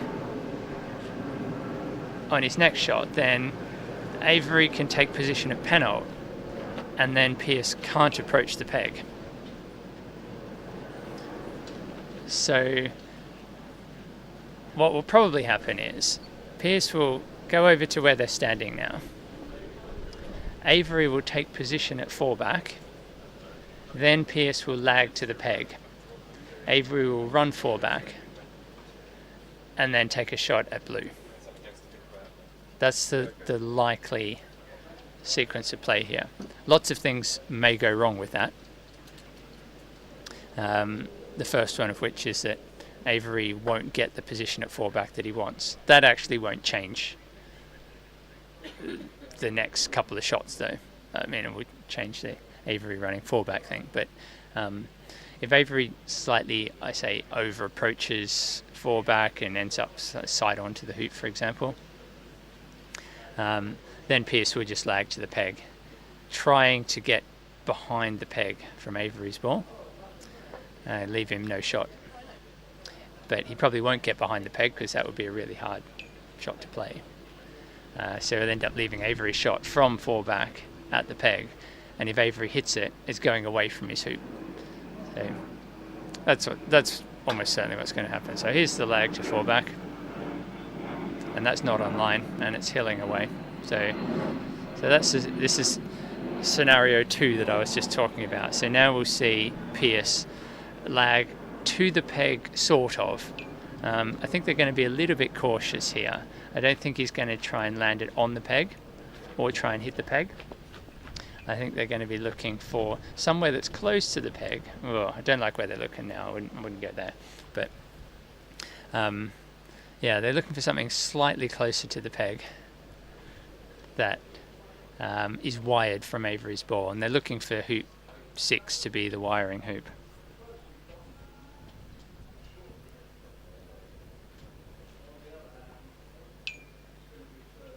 Yeah, so Forster's got his toe on the spot, the blade of grass he wants. Now he steps back because you're not allowed to stay there while the striker's taking a shot. This is a little bit conservative. I don't think he's significantly more likely to hit the peg on this. I think Avery will now just take position at 4 back. Blue needed to threaten hitting the peg a bit more to make Avery take the shot, I think.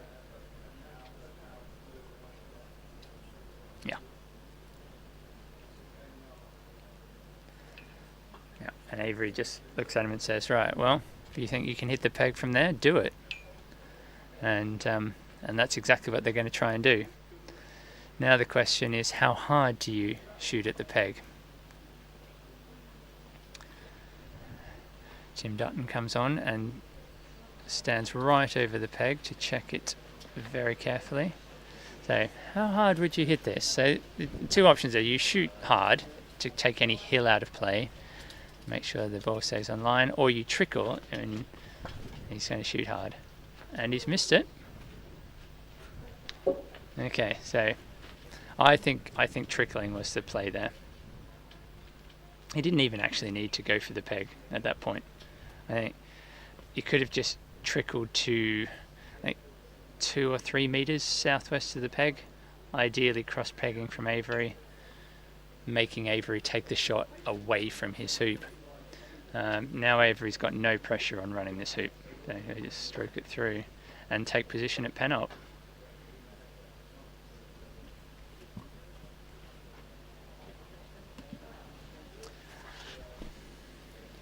The Australians missed a trick with that one, I think, because, well, what does Blue do now? So position at penalty's the only viable play.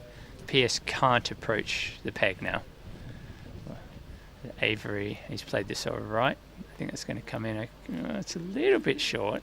I think it's runnable from there, though. You'll have a better view than me with the camera more centered on the court. So now Pearce can't. He can either take another wild shot at the peg from the east boundary. Totally legit option. He can shoot it yellow, which is the same distance away almost, but a much bigger target. Knowing that if he hits, he finishes. They're going to take a shot at the peg. I don't mind. It's okay. There's nothing wrong with this, especially if he hits it. But I kind of favour shooting it yellow in this situation. It's just a bigger target. You're not giving away anything if you shoot it yellow and miss. It's ending up somewhere near corner 2. Well, the fastest referee in West London on the case. He's going to need to be fast again if this hits the right half of the pegs. He's standing very close to it. Missing again. Yeah, I think shooting it yellow was the play though. I agree, because it puts more pressure on this next shot as well. Yeah, there is a little bit of a chance that yellow won't run the hoop. Yeah, there's a chance he'll just take good position again and say, well, you just keep on missing the peg and I'll keep on making my hoops. At some point the odds are obviously Stephen Pearce will hit the peg. You don't want to keep giving him shots at the peg if you can. You do want to minimise them, but at the same time you also don't want to finish on the wire of penalty, because that would be what's known as a southern, after lovely player called Colin Southern, and it's where you play a shot which doesn't succeed and also means you've lost, because you've then got no possibility on your next turn. Fantastic shot by Mark. Nice hoop run. He can't quite run Rover from where he's finished. But having seen Pearce's last couple of efforts, all he's going to do is take position at Rover. Yeah. There's nothing else you can do here. You don't want to shoot at blue. So No. Just the other possibility, because it's a long shot and missing loses the game, and hitting doesn't necessarily win the game. He's played a good shot there, so the pressure's mounting a little bit on Pearce now. He's had 2 practice goes, so you'd have to back him to hit it this time, I think. I don't know really what they're talking. Oh, he could also go where Stephen Forster is standing, and just north of the peg, saying, "Fine, you run Rover, and then what are you going to do?" Yeah. Well, this is always the option when you're for peg and opponents for something else. You wait until they're in front of a hoop that's running away from the peg. And this is why I thought he should have lagged to the peg when Avery was in front of 4-back. Or indeed, as soon as he ran Rover, he could have lagged to the peg and said to Avery, "Well, you can hit that shot if you want, but you're still going to be a long way from 4-back." Yeah, so that's decent. That's pretty good. It will be hittable unless Avery gets an unfriendly amount of wire. I think he's going to run this by 2 yards, jump over Rover and hit the peg. Maybe. Or miss the peg and hit blue. But it's a nail-biting finish here. That's fantastic. So we like 2 Oh, he's run it to the boundary. He's clubbed it to a spot where I suspect he can't see blue. No, he might have a double. Do you want to go out and check the line that he's got for us, Marcus?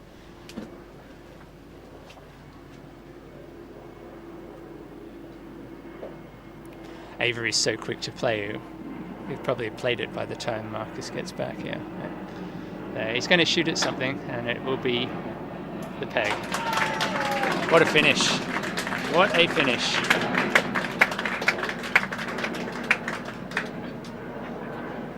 And Marcus is going to come back and report that he could indeed see the peg from where he was. Did you see blue as well? So I ran as fast as I could to get behind the line of the shot, but Avery was so quick that I couldn't then come back to tell you without distracting him from his line. I realised that as soon as I dispatched you out there. But yes, it was worth seeing because, as you say, he could see the peg. There wasn't much gap between peg and the blue, so I think he would have been aiming at the middle of that target, and he would have been unlucky to go through the middle, I would have to say, and he's hit the left side of that target. So I've got to say, really hard luck to the Australians there. Absolutely, I think it's a great illustration of how you can lose these 2-ball games when you're ahead by just being a bit too conservative. And I think if they made a mistake, it was to not have lagged the peg as soon as he made Rover. I mean, obviously, arguably running Rover by only a yard was a mistake. I felt like he did slightly, and very understandably, twitch a bit on that shot. Not enough to miss the hoop. Oh, excuse me, I need to referee.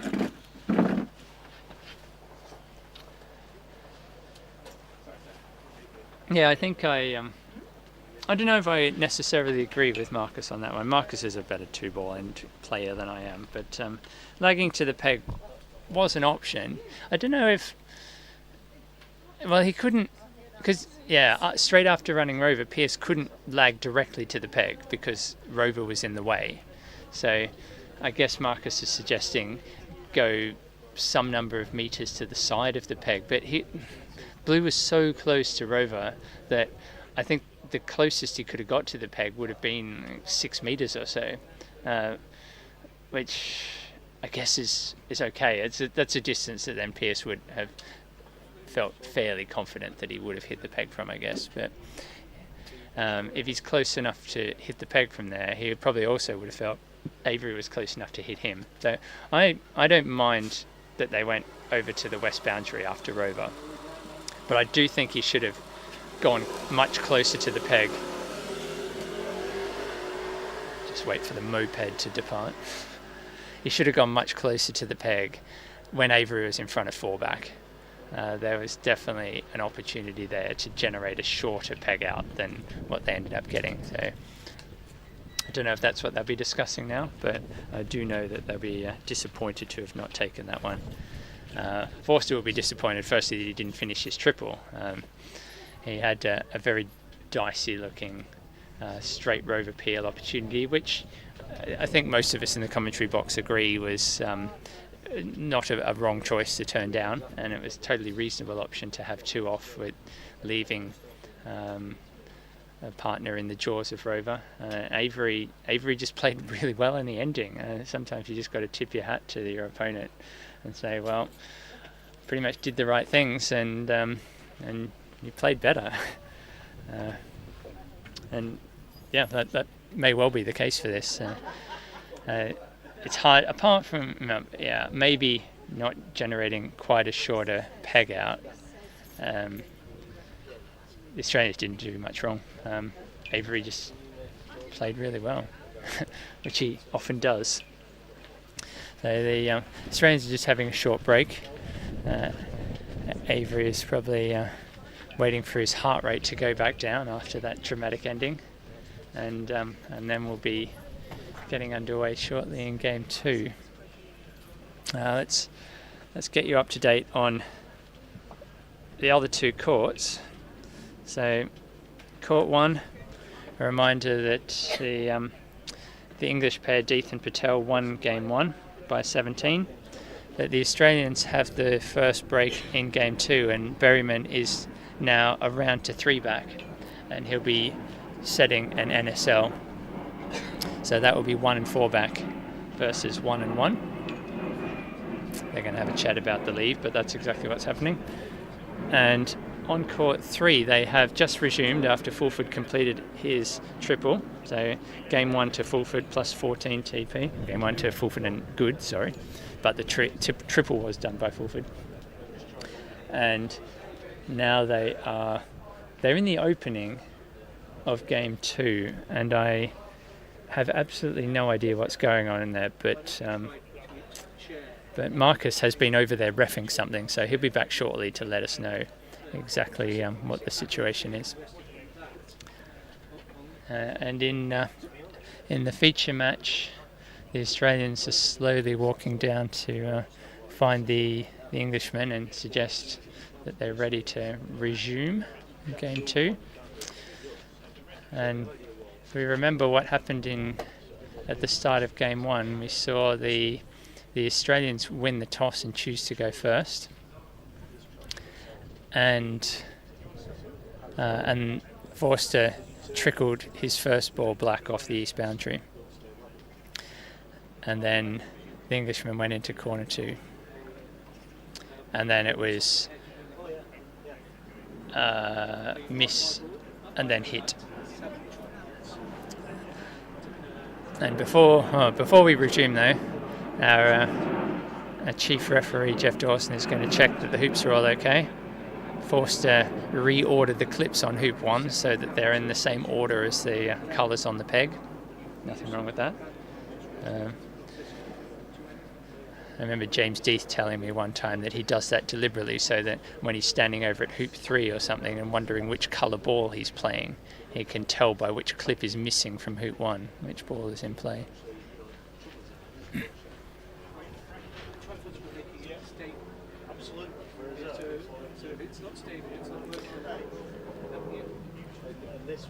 So the English will have the first choice in game 2. And I would imagine they'd choose to go first, and we may see a super shot. You never know. But we may also see a boring old east boundary followed by corner 2. That's been the opening of choice by most of the teams in this MAC so far. On court 1, the Australians are still faffing about with their NSL. And I think they'll be extra careful not to leave a double target for blue, which is the west boundary ball, across to their balls on the east boundary after Patel hit that in the last game. It's something that's on their mind. They'll presumably try and leave the rush pointing directly at blue, since that's where they want to rush to in the first shot of their next turn anyway. So it's Berryman who's played this first break, so it'll be McCormick who will be attempting the triple if either Deeth or Patel miss the shot.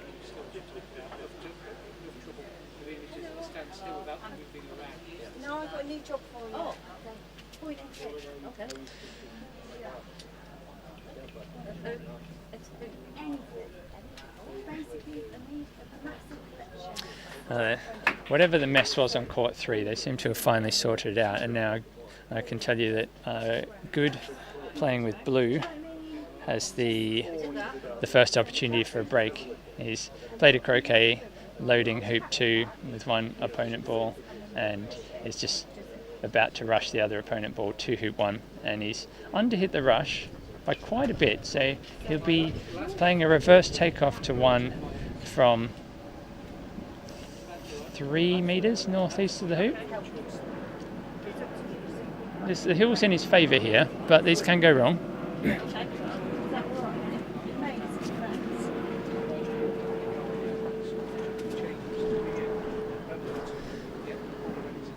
Deeth and Patel have decided that... Well, they haven't decided anything yet. They're just looking at the options. Marcus is back and he's going to update us about what all the commotion on court 3 was about while I have a short break, and I'll be back shortly.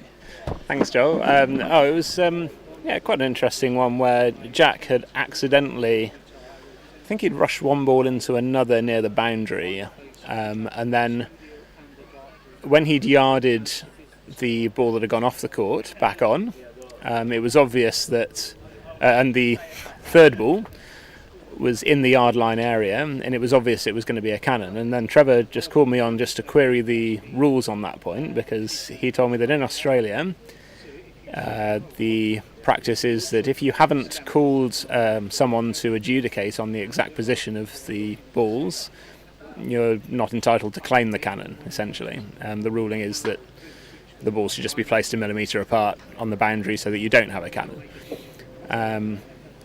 Now, I felt that in this situation it was there is something in the laws about if there is doubt as to whether two balls close together on a boundary are going to be in contact to create a cannon. If you can't tell because it's too close to call, the ruling is no cannon. They have to be placed a millimetre apart.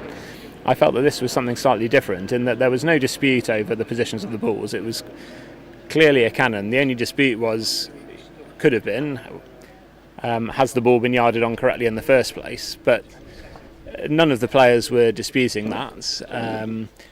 So you could have been of the opinion that, well, given that it wasn't independently adjudicated, it shouldn't be a cannon. But Trevor wasn't really claiming that. He was just saying his experience of the rules was that's how it was. And I decided, I don't think that's actually a rule. I think that's more of an Australian etiquette point that maybe differs in other countries. And as you said, nobody was upset by the fact it was a cannon. I wasn't looking, I don't know if they even played a cannon in the end anyway. So it was all resolved quite amicably. But my decision was, look, it is clearly a cannon. If there's no dispute that somebody has put a ball in the incorrect place, then it's just a cannon. It's just one of those things that's gone a certain way. So wasn't all that interesting actually, and certainly nor was my explanation. But thanks anyway. Oh, well, let's get back to the feature game then, because they're back underway in game 2, and we've had a change of ball colours. So I'm guessing that was the Australians' choice, and they've gone with the idea that a change of colours should bring a change of fortune. And we have Avery playing blue and Birch playing black, so I will reorder the names on the scoreboard. Yeah, conveniently on court 3 they've kept exactly the same colours from the first game, and Jack has got through hoop 1, he's just approaching hoop 2. Nailed it. Another good shot from Jamie, as we've He's come hit to all expect. his shots, hasn't he? Today? Has he? He hit 4th turn in game 1, didn't he? And then hit the when He did. someone stuck in 2. Yep. His only mistake was misapproaching hoop 2, wasn't it? Quite early on.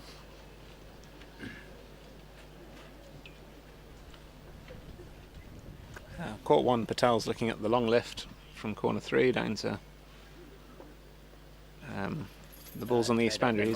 He's absolutely statuesque at the moment, so I suspect seeing if there might be a gap in the breeze, or perhaps picking his exact aiming point. I don't know if he's one of those players that picks an aiming point in the distance, as Reg Bamford sometimes does. I don't think so. Something interesting just happened there. Birch is taken off to corner 2, and I think he's played the length of black fine, but he played it from the side of blue that pushed blue into the yard line. the conventional wisdom is you play it the other side to push blue into court, so that when you roll red into the lawn, you can then hit black off the court, leaving yourself a rush back into the court with that ball. So now he's going to have to lag to position to leave a rush to red, which I agree with you, Joel. That's what I would normally do. Awkward. The only thing I wonder is whether he thought that that would leave a slightly shorter shot from A-Bulk on the fourth turn, because blue is almost level with hoop 4, which is it's a bit farther south than maybe a standard position. So I don't know if that was part of his thinking, or possibly hoop 2 was more in the way if he went from the other side. I don't know. He's got a good length on the takeoff anyway. Great length on the takeoff, yeah. But yeah, you're right, John. It does make it a little bit harder to leave a good we'll rush. see what he does with it. Maybe he's got something else in mind. Maybe he's going to leave a rush for black with red from somewhere near corner 2. Interesting. I don't see that very often. I've never seen that, but I'm clutching at straws here for why he would have put blue on the yard line.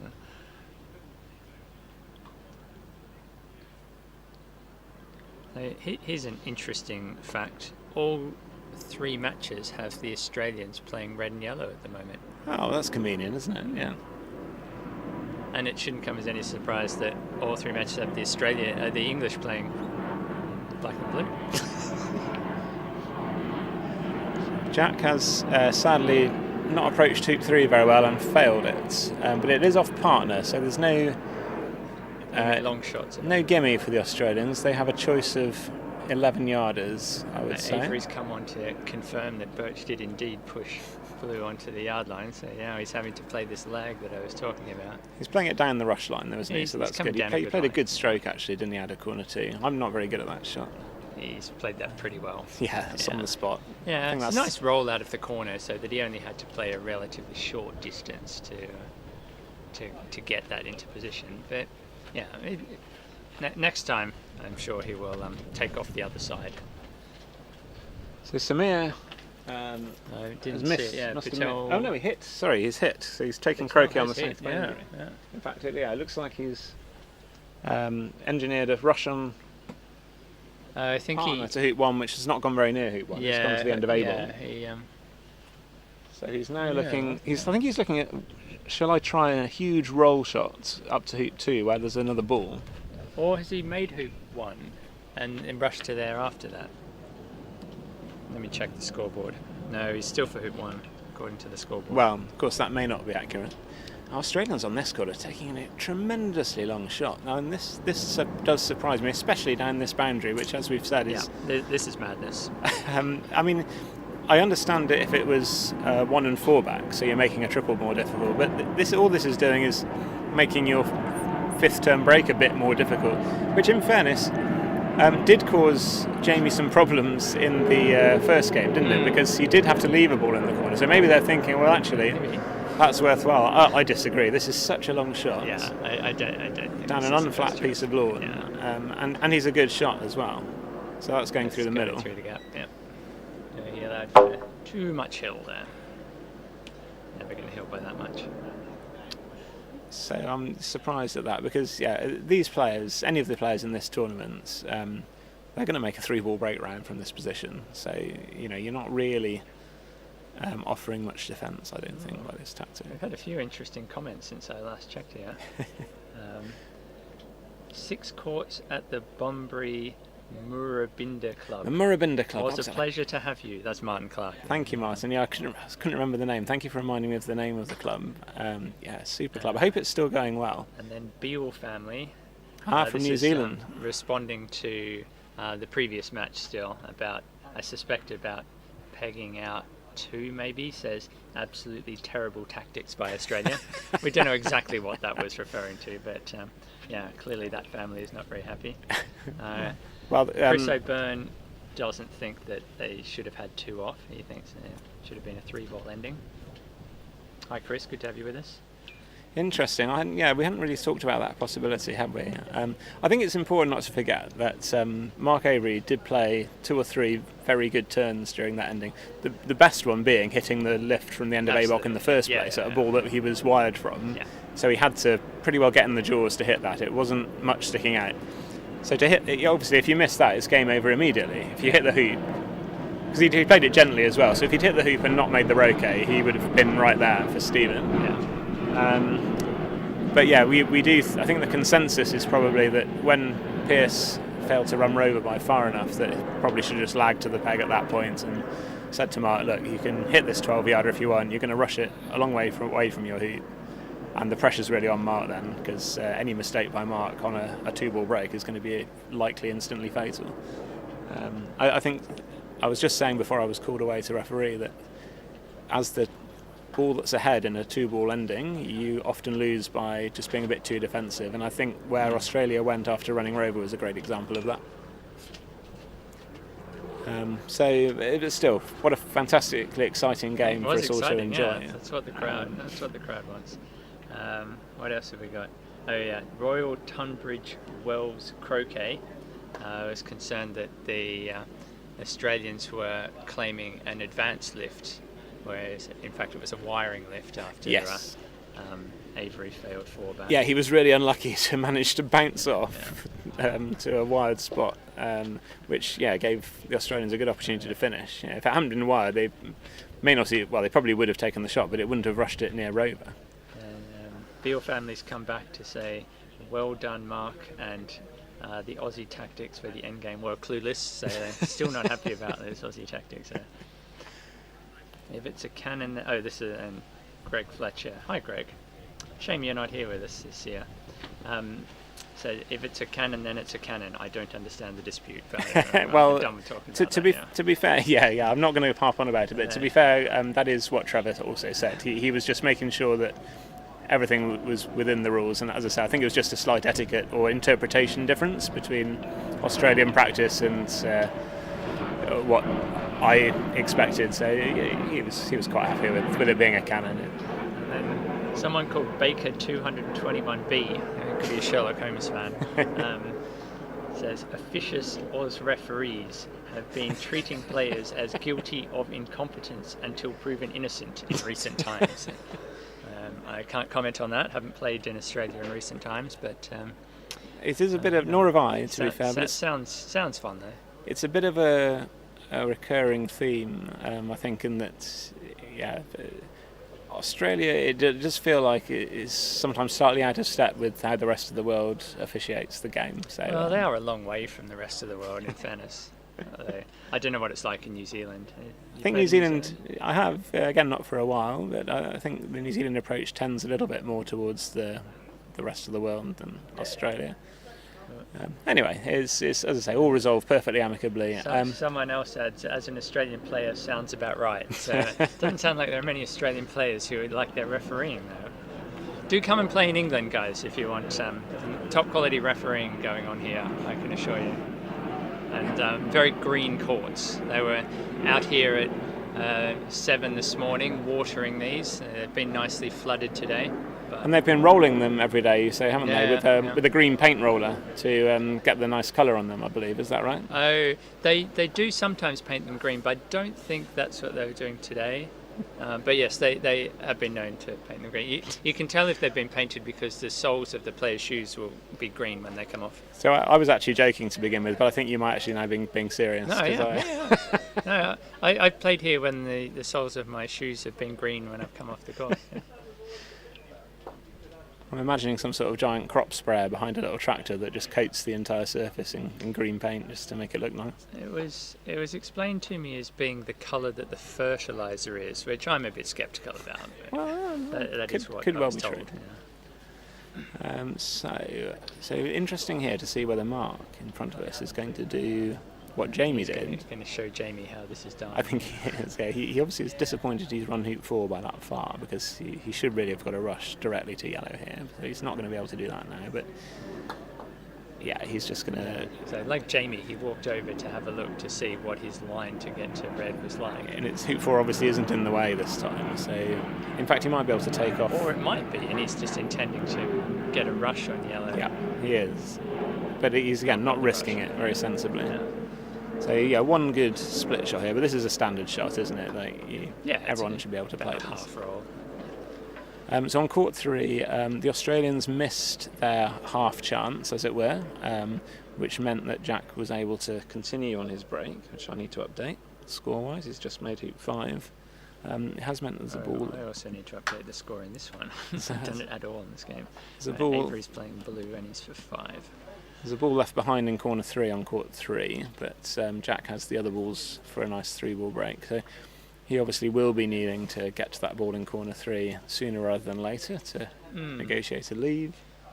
And on court 1, the Aussies, I think Samir didn't make hoop 1. The Aussies then hit and have got the innings, but couldn't get going.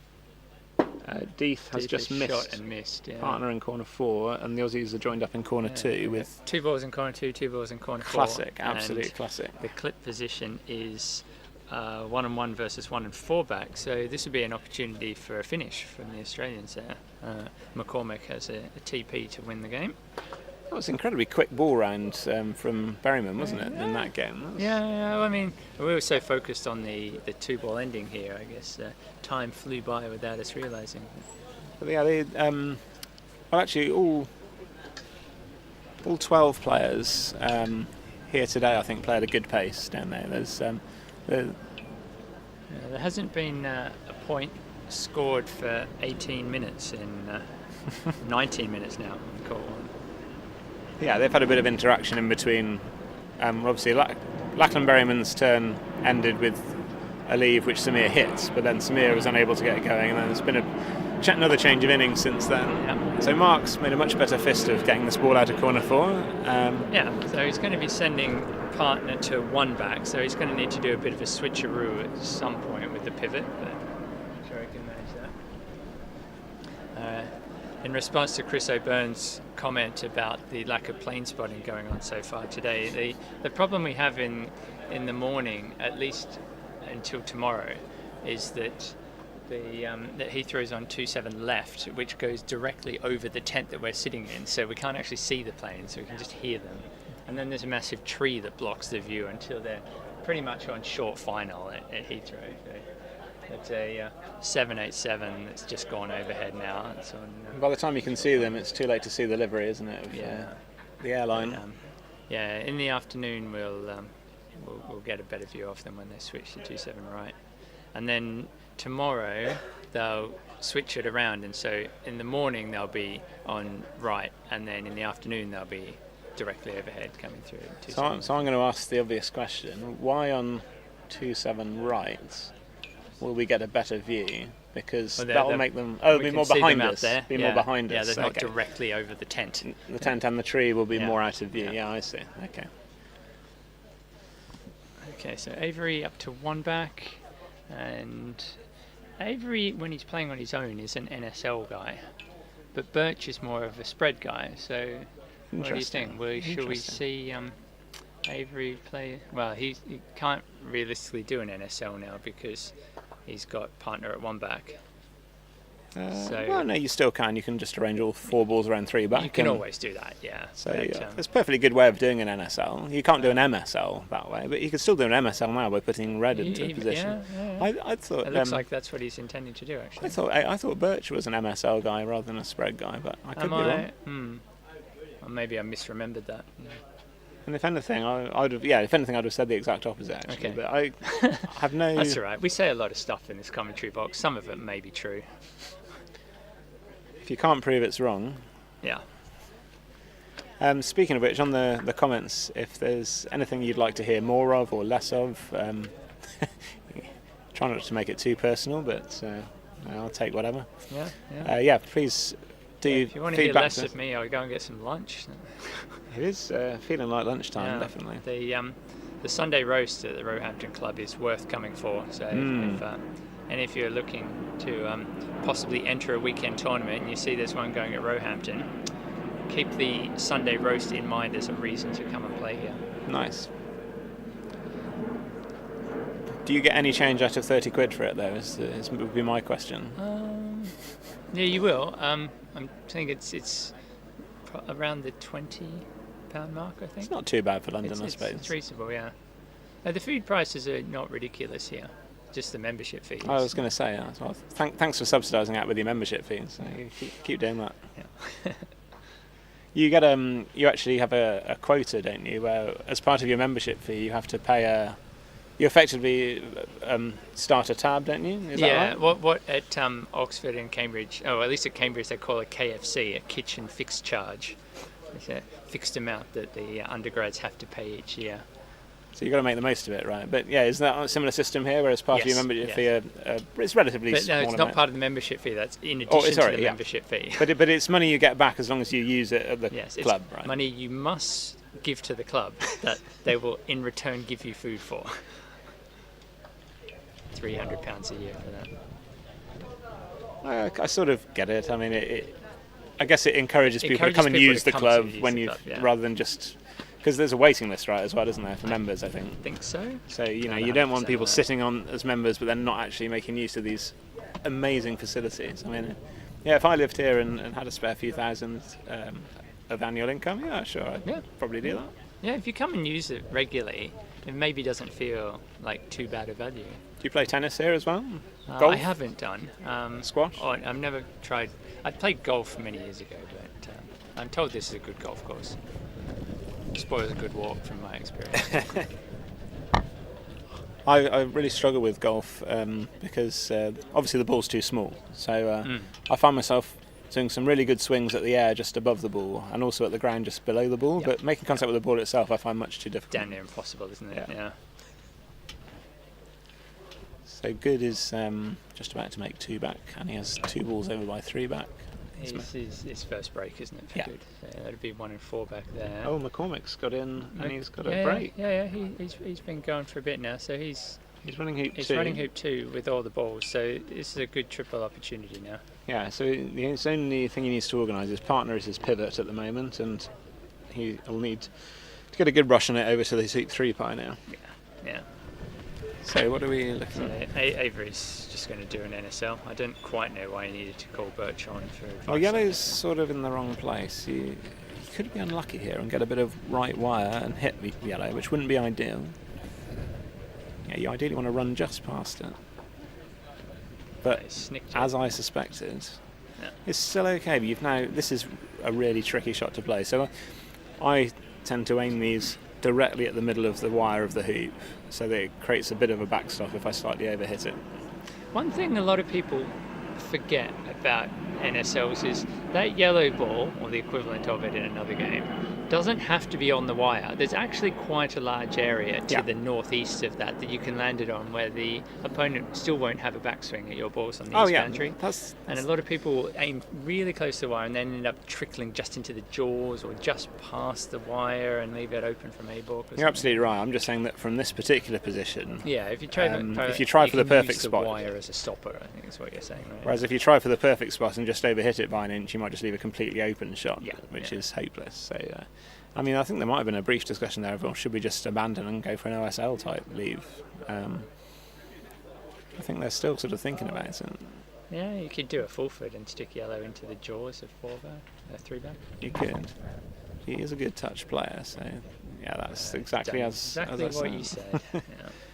So as you rightly said, this isn't the ideal spot for it, but it looks like it does rush. Well, it might have gone slightly in the jaws. It will rush close enough to one for I think it should be do. Useful. But it might tempt the Aussies to lift the other ball, mightn't it? Maybe. McCormick looks like he's played some good strokes. Yeah, so he's lining up the 4-back PL now after 3. Everything's under control there. What would you say his odds are of completing a standard triple? He's looking at the stats firstly, again. He's South Australian, and everyone knows what I mean by that. And I'm not entirely sure I do, but he has done 432 PLs in 1,600 games. So that's 25%. Yeah, which is again pretty good. It's decent. Very decent. 6 sextuples in his career. But he hasn't quite reached his finishing skills of a couple of years ago.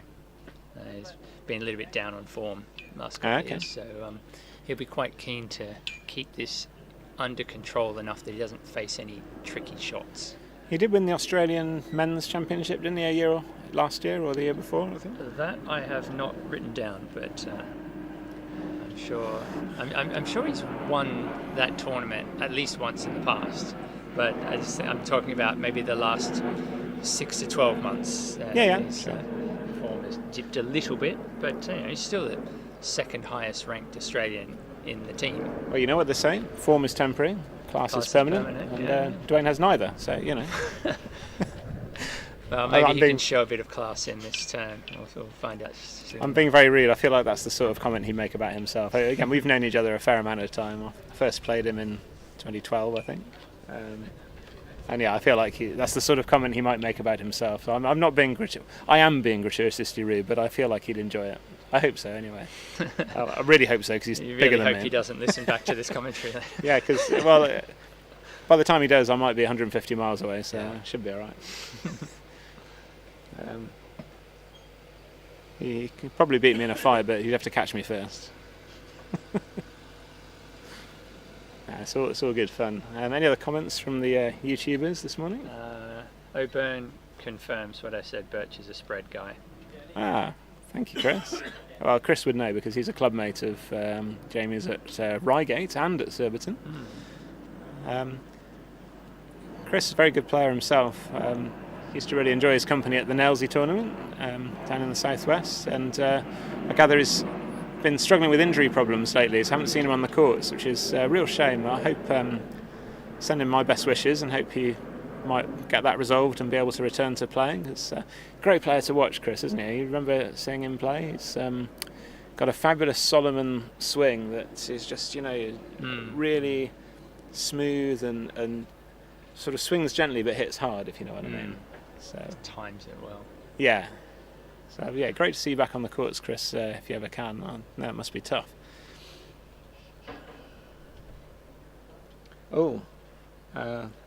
Dwayne has rather reinforced my point by blobbing heap 4 by the looks of it. Maybe that. And Samir is surveying the scene. He didn't get the 4-back PL either, so there's partner ball is very close to 4-backs, probably on a wire. James Deeth has just wandered over this way for some reason.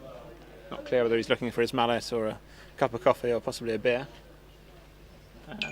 Mallet, I think it was. He was fetching. Okay. Right, let's watch this lift shot. So it's basically the same shot as he took in the 4th turn, isn't it? He is doing the same thing. Let's see if he learnt anything from that experience. Is he slightly further out of corner 3 than he was? Because he's a good 9 inches west of corner 3 there, I would say, which is where I'd like to take this shot from. Close enough. I wasn't paying close enough attention to tell you exactly which blade of grass it started on. That's a hitter, I reckon. No, it's just hilled slightly.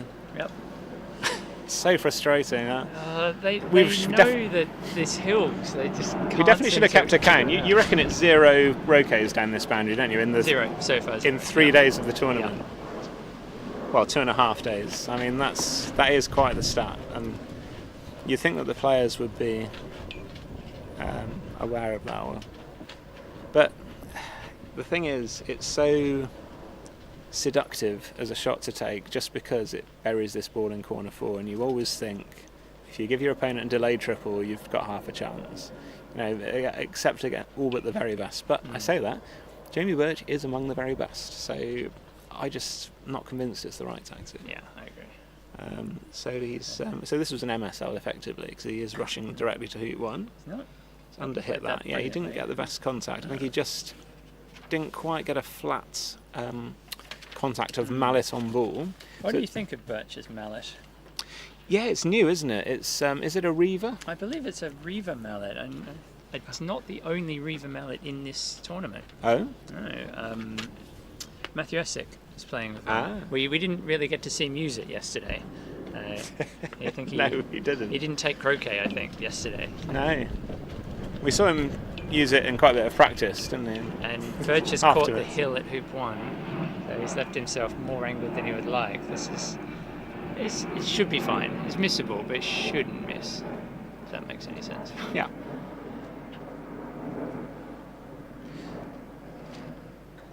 Oh dear, it's missed to an awful position. Than I thought. It's missed to a position that is not runnable. To list Jamie Birch's croquet notable things. Yeah, that wasn't one of them. No, he's done better than that in his career. He is yet to win the Open though, which I find surprising given how good he is. Is that right? He never won it. No, he should have won it 1 year at Cheltenham. He was on a finishing turn in whatever game it was to win the match, and he said afterwards as he was, I think he misapproached 4 back or something with just 3 hoops left to make, that he started thinking about the possibility of winning the Open at that point. That's what caused him to break down. Classic. I say classic as if I've experienced that. I haven't quite. Forster's watching it. Oh. And there is a hill down that line as well. It's not as severe as the east boundary, but... Is it the same direction as the east boundary? Opposite, I was going to say, if it was the same direction, it would have helped him, but as it turned out, it probably hindered him. Yeah, I think it's probably on line, and it hills to the west on that shot. Now they're looking. Birch isn't sure if he can hit blue from where they might be crosswire. He thinks he can. So presumably he'll be tapping this, taking off to red, and trying a stop shot approach. Yeah, that sounds like a good plan.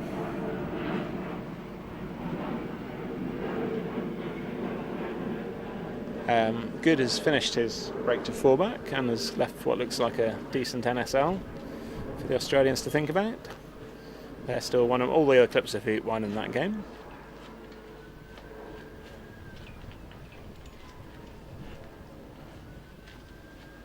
So we've got 1 and 1 versus 1 and 4 back. Deeth is in play on court 1. Yeah, he had a leave of some sort. McCormick took a long shot and missed, and now Deeth has the innings. Deeth is for hoop 2 and is just trying to arrange a rush to it from the south boundary.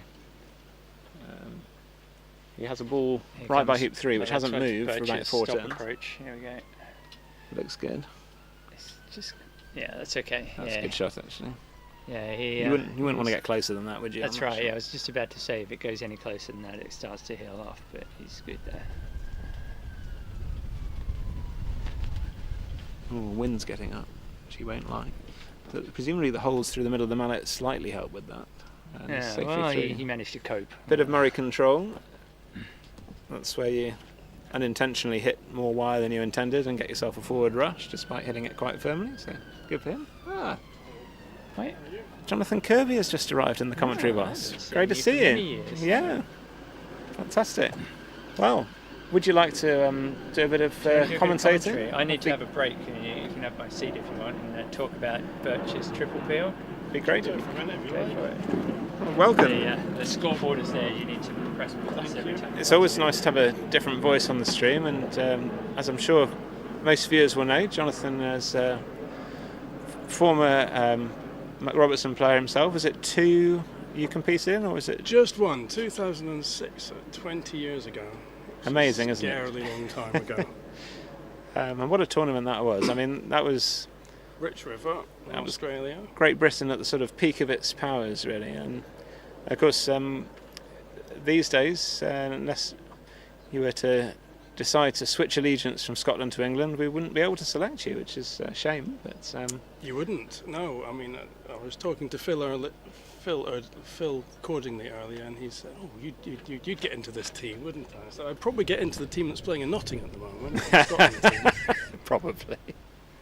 I'm sure they'd love to have you if you're able. I'm a busy man at the moment, so I'm here, dropped in for a few hours, but I'm not otherwise playing croquet this year. No croquet at all, man. Not this year. Do you think you, in the fullness of time, when family has grown up a bit more, and you might one day like to come back to it, or let's wait and see, of course. I would like to. It depends what else happens. But yeah, I played one day last year. I think you won all your games, didn't you? It was a club match, one last year. Still, Norwich someone versus Peterborough. As someone said earlier, you can only beat the opposition that's in front of you on the day. Yeah, well, the opposition was Debbie Lyons. So very strong opposition at that, in that case. I think I'm 1 singles and 1 doubles. Yeah, 2006 was a fantastic tournament. I'm supposed to be doing something here, am I? Well, you can do some scoring, yes. So, yeah, you've managed to figure out that plus means you add a point to the score. It's, haven't done this before, so. Never. Yeah. Well, it's great to have you, as I say. I mean, I don't think there's any rules other than, try not to be too offensive, I suppose, which I know you'll have no difficulty with. I obviously do. Are there any people listening, though? Oh yes, I think on another tab here, which you can probably go to, the YouTube, we can see how many viewers we currently have, and we can also see if any comments have come through. So we've got comments down here. We've got where's the viewers? Viewing figures are somewhere. Can't see it. Don't know. It's a bit difficult with the reflection as well. Oh, seems to have disappeared. Anyway, or is it because it's paused? Yeah, I think it's paused. Should we unpause? Let's press play there. Sorry, play in the bottom left. And then let's press live. Well, it still hasn't shown up a number of viewers, but we can see we've got some updated chat anyway. So we can have a look if there's any interesting comments and possibly respond to them if we wish. And I never quite know whether to... Oh, I'm just going to be quiet for a minute while Stephen takes a shot here.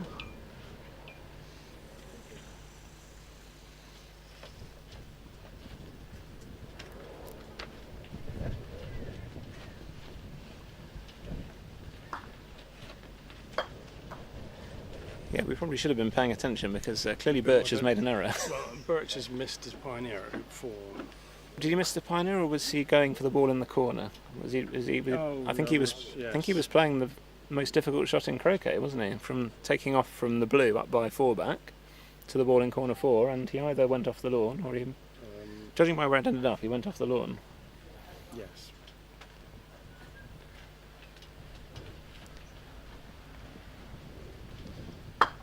The other thing we can do, of course, is rewind the video to see if our retrospective commentary is in fact correct. But of course, the viewers, most of them, will have seen what's gone on and just thinking, "What are you idiots talking about?" Anyway, so yeah, I've been trying to give a quick updates on the games that the viewers can't see. The cameras are trained, obviously, on this court in front of us, but less camera coverage, if any, on the other 2 courts. So I think it's quite nice to keep that updated. Greg Hill has just run a very good hoop 2 on court number 3. He must have hit the lift. So he has a ball by hoop 3 and another ball on the boundary, sort of level with hoop 5 on the east boundary. So he's got all the balls effectively. He's run hoop 2 to the yard line, and he's worried that the plant pot behind him is going to hamper his backswing. So in that situation, because it's an immovable obstruction, he's allowed to take relief by moving his yellow ball into the court until his backswing is definitely not impeded. And what he'll also need to do, because he's aiming to roquet a ball that's quite close, he'll need to move that other ball by the same direction and distance, which he's going to do now. So the usual method is to put your mallet head in front of the ball and then move the ball to the other face of the mallet on the other side to give yourself more space. So he's just doing that. And if he were to miss the black on this shot, which I don't think he will, he would then have to replace the black back in its correct position. But if he hits the black, there's no further adjustment. Anyway, sorry, that's all a bit technical. Stephen Pearce in front of us has failed to get a rush to hoop 1. So he is just going to have a leave. He's going to send blue over to hoop 1 and then join up. Do you think so? Well, I think you might. I think Or what have I a might roll. do here is roll to hoop 1. Yeah, I think yes. You might as well, really, mightn't you? I think you might as well. Yeah, Nothing 'cause to lose. You're not going to get a better leave position by stopping it over. the interesting question, Jonathan, actually, with this shot is how close to hoop 1 do you try and get? In other words, do you try and get 1 foot position for your yellow? Or do you try and get 1 yard, maybe even 2 yards? What's your personal preference? Personally, I'd go for 1 yard. I think that's a good choice. It gives you a chance of it, but the point is you don't want to end up with something dodgy that you might then fail and just give the innings back. I suspect the hoops are a bit more difficult from an angle than the ones I'm used to playing with, in which case you might actually be worth. So he's rolling over. It's a good effort. Looks like It's too far, It's going isn't a bit too far. Blue's only And just going to is- stay on the court, actually. Well, that's Okay. a good result for blue because blue's gone deep. It might be wide from red, possibly. Probably not. Probably not. But yellow's certainly gone well past. You can't. Yeah, he won't be tempted by going for this. But yeah, it's good that blue's gone deep that way because it obviously lengthens the shot for blue back at red and yellow, which is the obvious one they might take. If it's gone so far, they might decide to do something else. here, you can just come back and guard the corner, guard the shot with blue at red. Yeah, I agree with the spot where they're looking. Looks good to me. So, assuming they do that, what do you think? What would your next play be as blue and black? Which way around the clips? So the clips are. Oh yes, Jamie black is for 4. Which way around do I need? Jamie for 4 and blue for 4 back. So the blue of the 4 back board is the one by hoop 1. So this one. Oh yes. Oh no. This hang on. is not right. Try that one. That's it. Black's actually 4. Oh, that's for 4. Yeah. 4. So black is the ball at hoop 2. So the aggressive shot here is to shoot with black. Yeah, it's tempting with 2 balls by your hoop. When you've got 2 balls by your hoop, you're always tempted, aren't you? But I doubt they'll do that. I mean, it's hyper aggressive, isn't it? Especially as they've. Because it's a very long. Yeah, and it's a very long shot. I don't think they'll go for that.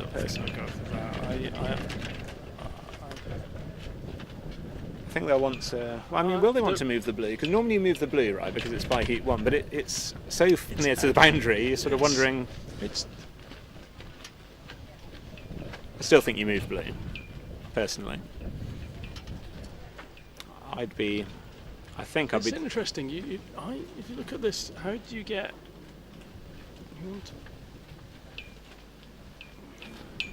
I think it's not entirely clear to me. I think, but on the other hand, you can't shoot with black.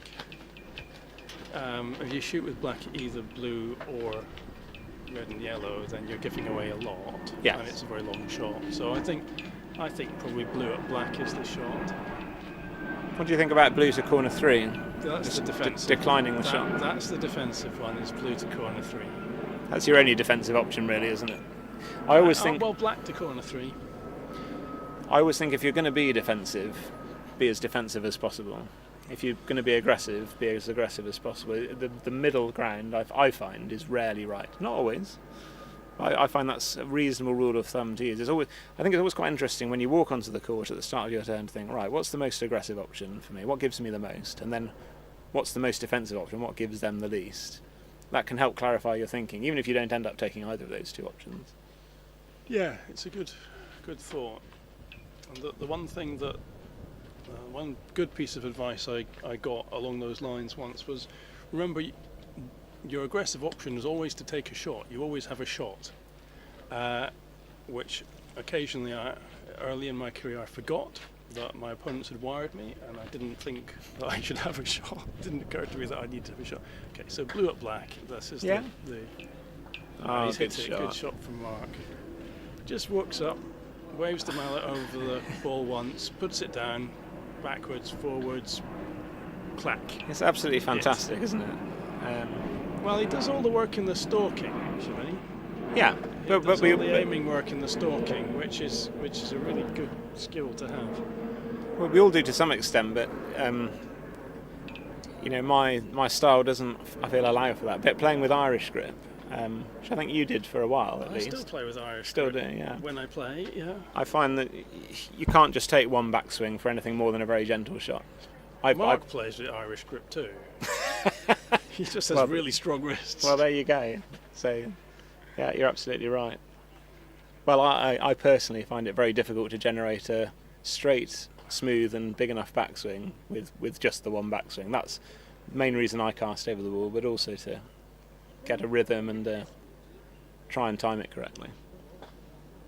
Yeah, Mark plays with my Irish grip hands overlap a little bit more than Mark's.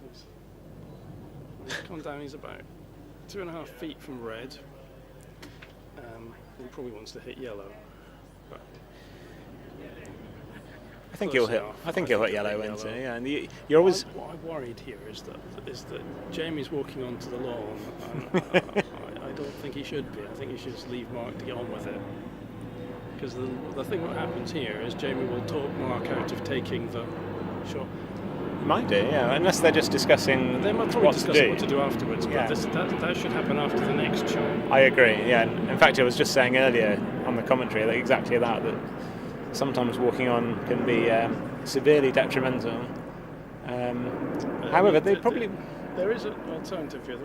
The ideal leave here is crosswired at 4. Yeah. But for me, that's going to yellow next. Yeah, I agree, because you can still get this rush on your next couple of shots anyway. Yeah. But they are... I don't think it will put Mark off from this 3.5 yarder, 4 yarder that he's got on yellow. Then wait, no, No, he has to change of plan. You always put a lot of pressure on yourself if you take a longer shot, declining a shorter one. Taking a 2-foot shot, you miss the 4 psychologically yard, really quite difficult, and you've got to really concentrate. This to me. But he's not going to risk. There's a big area up towards hoop 3 for for them to put yellow in. It'll be cross-wired. Yeah. But it's not so big now. It's but they've gone just past, so we could rush yellow back almost to the line and then be croqueting along the line. The problem is that from this distance you can't afford to leave yellow too close to the hoop because it can have a shot on red, or red can have a shot on it. Yeah. So, but now you're gonna send yellow up towards hoop 3, and that's going to be closer to black and blue. And then presumably you can send, with your last shot, blue off the boundary just a couple of feet to the east of black, where black lies, would you say, to leave a rush across? Yes, that's the ideal, isn't it? Because he took off from black, pushing black closer to the boundary, I think. So black is a boundary ball, as I recall. Yeah, so then afterwards, the idea was the pickup. Well, let's see, that's this shot next. Okay, Oh, it's slightly different plan.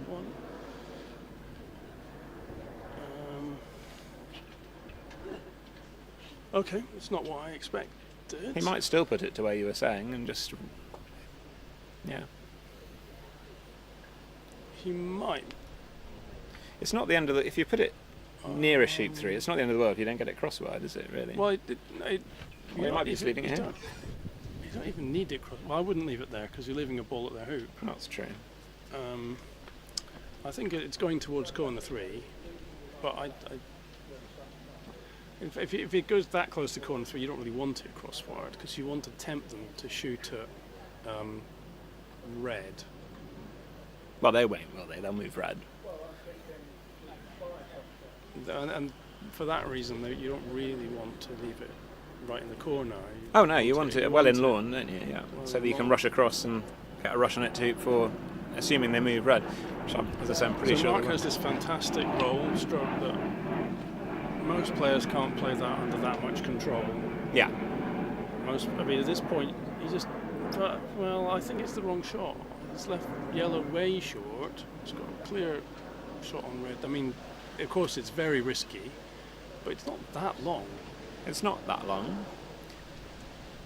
No, it's interesting. And it's wide open, and yellow's quite close to black, and it's quite close to red. I think that's... They could have generated a longer shot off this lead for sure. Well, he could have played that as a stop shot or a drive and had much more control on yellow. And shooting blue back to black from distance, but it doesn't really matter because you just want it somewhere off the boundary that's close enough. I wonder if they're looking. It looks like they might be looking at leaving the rush for blue, which is sort of threatening to play either ball no matter what happens. They are, and so this way it means that if yellow shoots at black, which is probably their shortest shot, blue's behind, but black and misses, then black can rush yellow beyond blue and still get a breakout. Yeah. And set up a delayed TP. You think in these conditions? I do think they've made life very difficult for themselves by Jamie walking onto the lawn and not. I mean, Mark really should have hit yellow first and just gone for the crosswire at hoop 4. Fairly tight crosswire at hoop 4. And then that would leave a very long shot, which is equally as risky if missed, wouldn't it?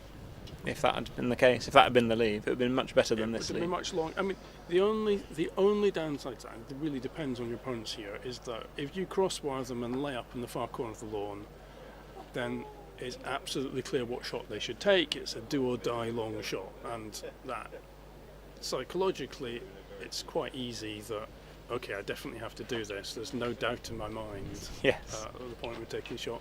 But the thing is, it's a 30-yard shot. They're not, maybe not quite 30 from where black is, but it's anyway. They haven't left the rush the wrong way around. They left it the right way around. So that makes yellow's shot at blue a yard shorter than their shot at black. So, But yeah, I'd be surprised if they take that shot personally, because it just gives away so much, doesn't it? It gives away a finish. But on the other hand, you could play red to corner 2 here, or corner 1 even, and say you're not going to finish. But I mean,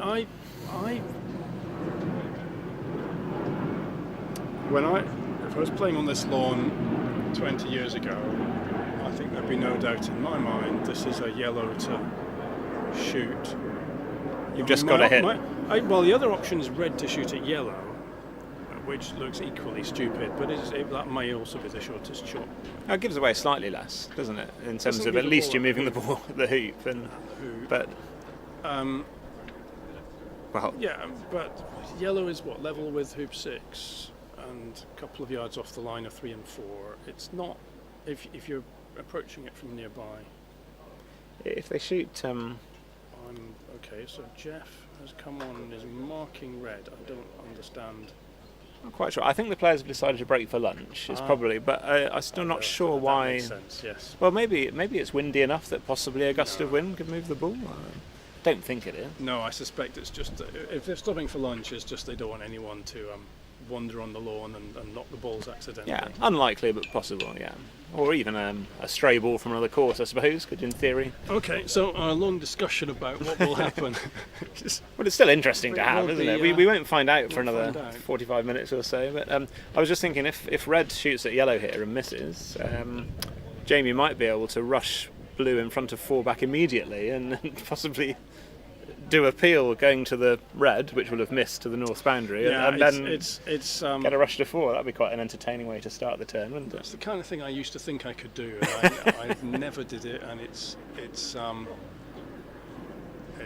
realistic. I mean, It's not very likely, no. The much better play is to rush a bit short, Croquet into position, going to red, which would be on the north boundary. Get a rush on red to yellow, yeah.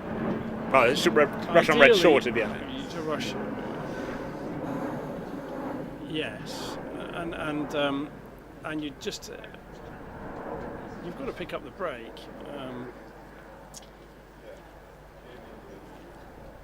But what you're basically saying, I think, or what you were saying earlier, is this might be a situation where, because of the length of shot and the quality of the player and the condition of the lawn, the quality of the opposition, you have to shoot. I think so. And you just accept You if I don't also hit. look at, I mean, what is your defensive option here? Well, exactly. Red to corner 1, I think, or 2. Red to corner 1, and so what's the pickup? Thanks. So what's the pickup there? I mean, you can still rush. Black rushes blue to yellow, rushes yellow to hoop 4. Yeah. Rushes back, rushes partner to hoop 5. At this point, you've probably got a hoop 6 pioneer. It's tough to get a triple. It is tough to get a triple. If you want to be more aggressive and get a triple, it's hard to dig that ball out of corner 1 or 2 actually. You have to rush there after hoop 4, knowing that you've got no hoop 5 pioneer, and hoop 1, corner 1. I think. So I think what I'd say. I think red to corner 1 is the defensive. So another thing, what I'd say counter to that, if let's say hypothetically, you were my doubles partner and you came on and said, well, that's the defensive option. I think what I might then say is, well, okay, but what's the best case scenario then, other than opponents making a silly error, which could happen at any time? What's the best case scenario? We're then facing 4 back and peg with a 17-yard lift shot. Well, we've got a 17-yard shot as it is, right? Well, here's probably the right play for red and yellow at that. Well, another play at that point. So you put red in corner 1, and and they say, well, I could get a better leave here. If you've turned down that shot, at this point, I can rush blue to near corner 3. Take off to yellow, put yellow back down near hoop 4, and then take off to blue in the to red, which would be in corner 1. Pull red out to halfway between the peg and hoop 1, somewhere level with peg on the line of hoop 1 and 2, something so in the lawn, usable but not great, convenient for him. And just return and lay up in corner 3. And now you've got a slightly longer shot than you had before. You get a bit less for hitting. You're giving away a bit more for missing. Yeah. And that's, well, I'm not sure it's a better leave, but it's an option. Once you corner, the opponent doesn't have to try to pick up the break. They can. Yeah.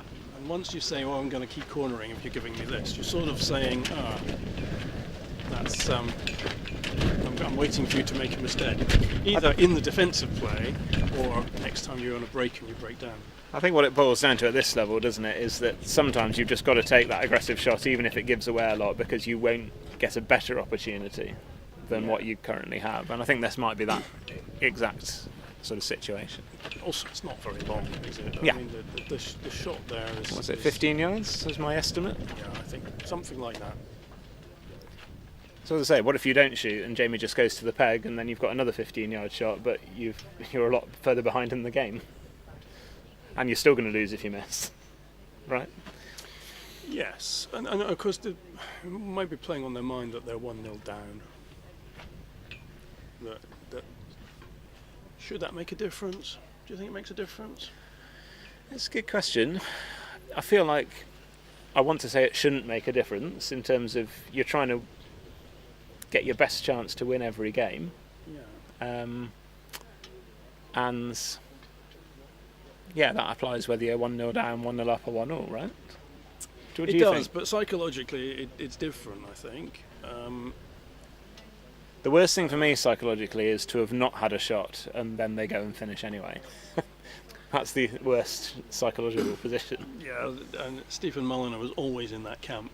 He's got to be in control of things. He can't just leave it to the opponent to be in. Yeah. Did you ever play doubles with him? Not as a doubles partner, no. Because you played with Keith Ayton as your partner, didn't you, in the MacRobertson Shield? Yes. That's How right. was that? That must have been a good experience, I would suggest. Yeah. Yeah, I think that we had a very simple tactic at that Mac. The tactic was I would go around on the third turn and he would do the turn 5 triple. Yeah. And occasionally I'd go around on the fourth turn, he'd do the turn 6 triple. It didn't always work like that, but that was a Mac where we basically blew away all the other teams by playing super shot openings and getting the first break in an early turn. And the idea was, we don't want these games going to 10 turns, beyond 10 turns, and that worked pretty well. We had a lot of days where we were finished by lunch. Yeah. Well, it's looking like it could be that way. So on the lawn 3 over there, Rob Fulford has got a long lift shot against a diagonal spread. I think Yeah. it was a diagonal spread, wasn't it? It was, yeah. Greg got round to 4 back nicely, and actually he didn't have great control over the spread after 3 back, but he managed to play some good strokes to get the balls in good positions. Rob's looking, no, Missed. Between them. through the gap. Between them. I'm guessing that went pretty straight, and he just was never quite online. But That was his body language. He didn't look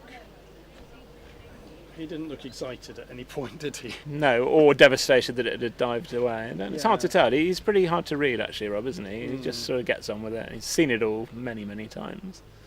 So yeah, this will be interesting to observe. Trev's looking at his watch, thinking, I think we'll go to lunch rather than spend half an hour trying to do a delayed triple. So I think that's a good decision.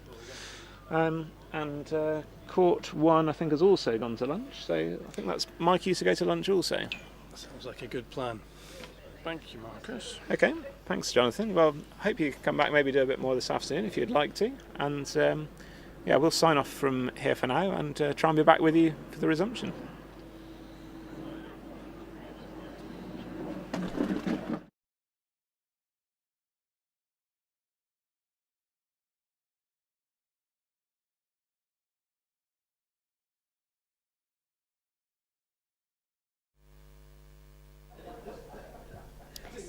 Thank you for watching, everyone. We're not going to go away. We're just going to wait a little while until the games resume. Let me just take this opportunity to say our thank yous. Thank you so much to Chris and Gail Barley, Mike Sandler, Louise and Michael Nelligan. Our sponsor of England team is Alliance Witten. For some audio work, we're going to be thanking Martin, and for some transportation, Duncan Catterall from Croquet and Cocktails. Thank you so much to all of you for helping us, supporting us, and thank you to all the volunteers at all the venues. This event would not be here without you. I'll leave you with a nice picture of the lawn and our thank yous in a moment, and we'll be back soon.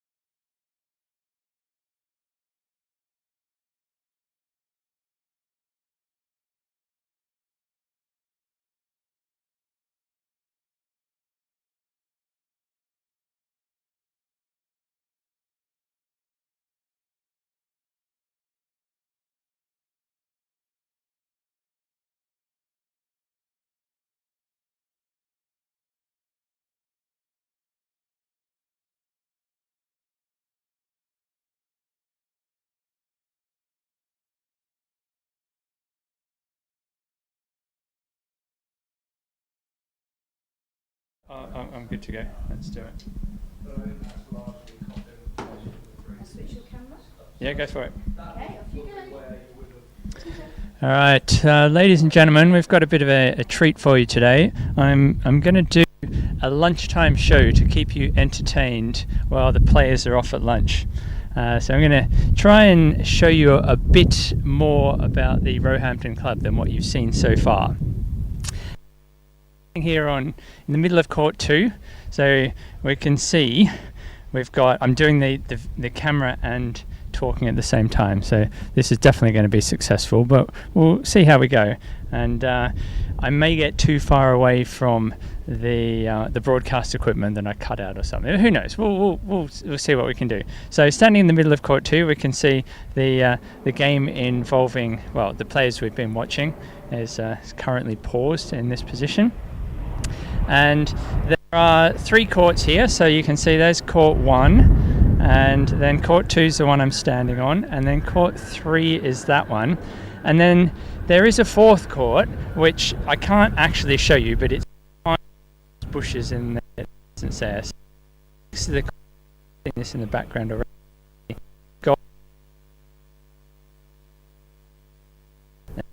Golfers on there. Good at golf.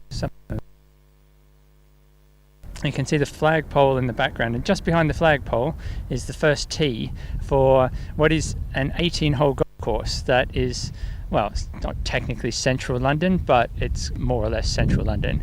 So that's a bit of a rarity, and that's a lot of people joining this to go very far. And that's real golf, of course, not croquet golf. And then if we look here, we can see we've got, well, there's the flags, netting and fencing behind that, and then immediately on the tennis courts. 4 tennis courts there, and then if we go further across, we can see, well, we can't see, but there's a hedge, and then there's that building with the grey roof on it.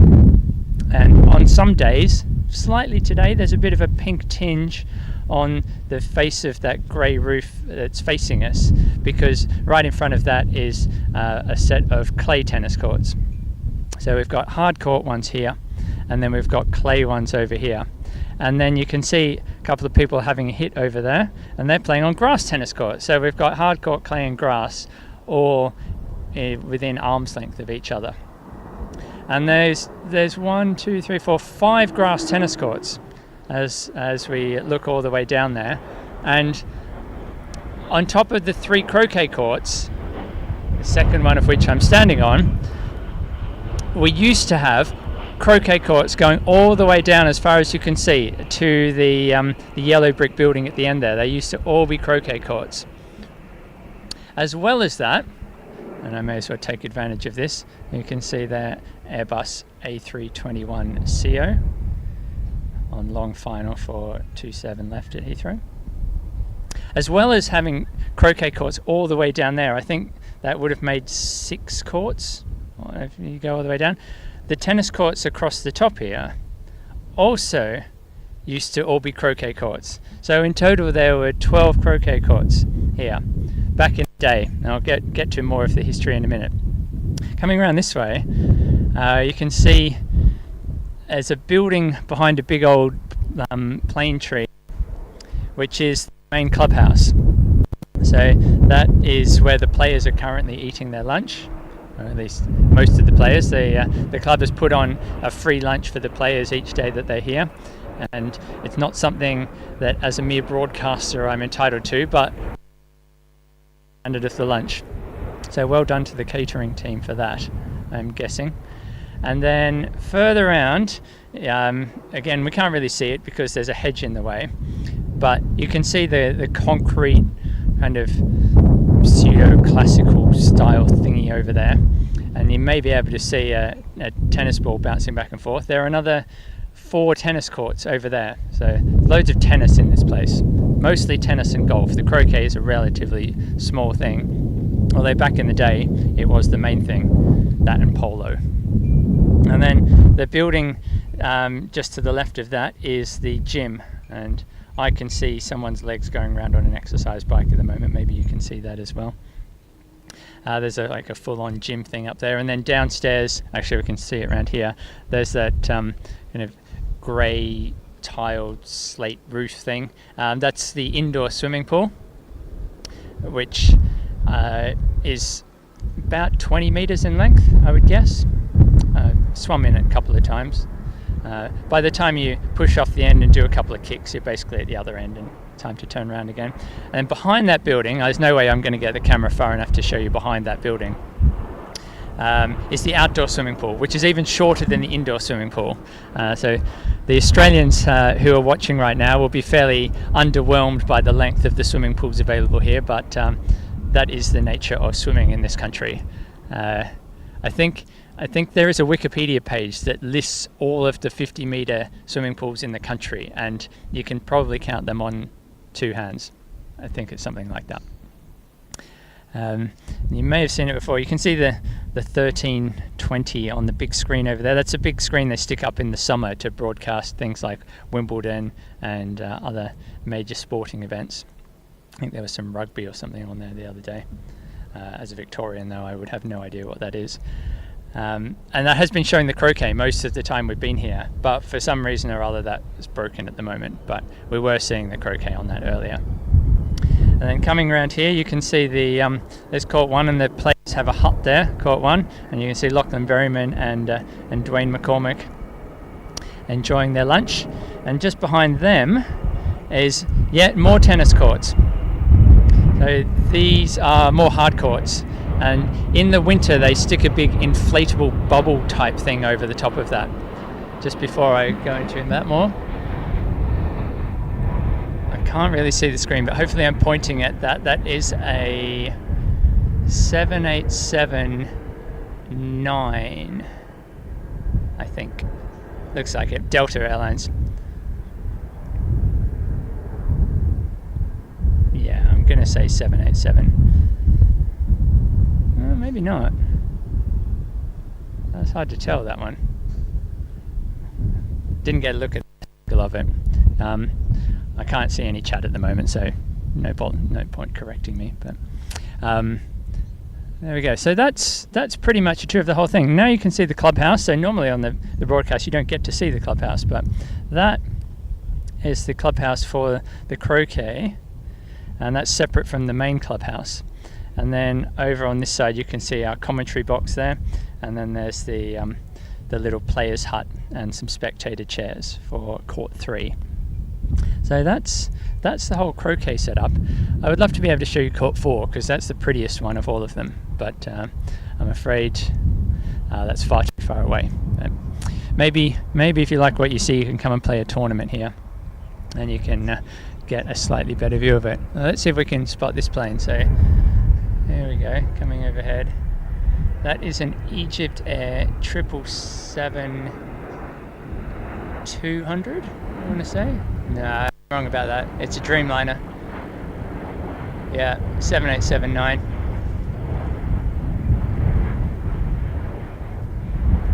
The sunlight is such that I can't actually tell from looking at the screen whether my camera is pointing at it, so I'm just hoping for the best. Yeah, that's definitely a Dreamliner. You can see the curved up wings. As it gets further in the distance, you'll see the curvature of the wings. It's quite an amazing design. So the 787 is the first all carbon fiber commercial aircraft. And there are a lot of advantages and many disadvantages to using carbon fiber in aircraft. The traditional material is aluminium, of course, but one of the advantages of carbon is it's much lower weight, and weight is really at a premium when you're trying to keep something of that size up in the air.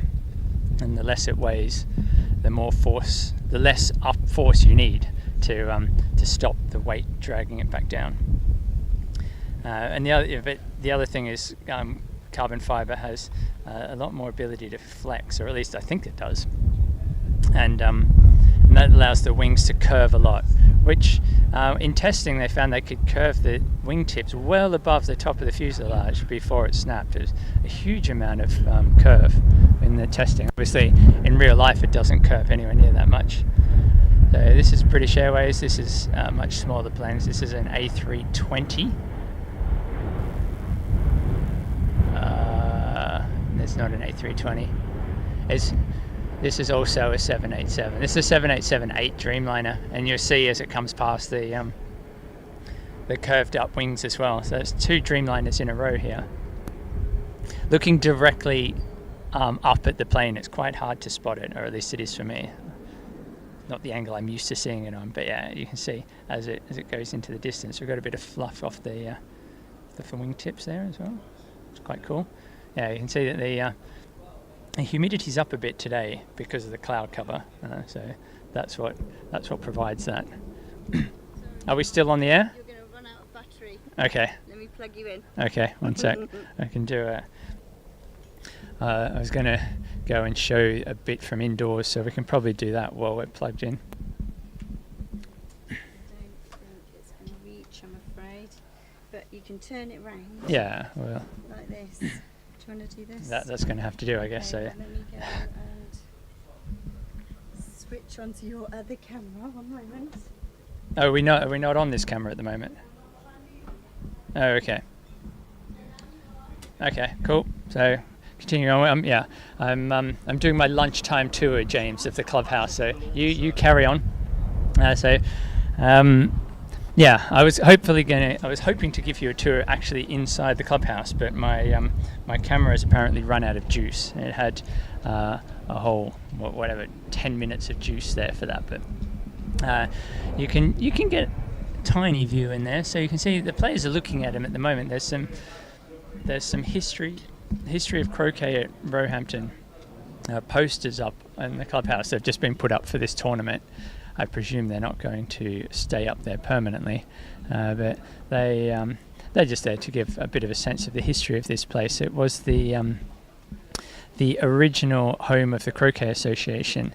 Not the original home. The original home of the Croquet Association was Wimbledon Tennis Club, which of course back in those days was the Wimbledon Croquet Club. And then this newfangled thing called lawn tennis came along in the late 1800s, and Wimbledon decided that they might put all their eggs in the tennis bandwagon, and well, that proved to be the right decision. History will tell us. But once they decided to do that, the Croquet Association moved its home over to the Roehampton Club, and it stayed there for. I would have been able to show you the poster of it. 50 or 60 years, I think. I'm thinking 1964 or thereabouts was the time it lasted. And Roehampton was at that point, during that period, hosting all of the major croquet tournaments: the Open Championship, the Men's, the Prez, all of the major championships. The Challenge in Gilby back in those days, which was a major championship. If anyone from England is listening, go and enter the Challenge in Gilby this year, because there's still plenty of places available, and it may be, well, it'll probably be the last year that it's in the current format. We're trying to improve it, or at least I was trying to improve it while I was running the tournament committee. Don't know what's going on with it now. Someone else's problem. And then after that, the Croquet Association moved its headquarters to Hurlingham, which is, well, you'll be seeing that on the live stream during this tournament. Hurlingham's basically same kind of place as here. A posh private members club in southwest London that has lots of croquet courts. Hurlingham has more croquet courts than here, though. They managed to keep some more of them, whereas we converted a lot of them to tennis here. But they've still got up to 10 at Hurlingham, although they're only using 4 of them for this tournament. What else? You can. I don't know what else you can see in there. You've got the all the lockers for the members, and then they've got the boards. You can see Jack Good on there checking out who's leading the golf club championship, among other things. So let's see if I can get you a little bit more distance to.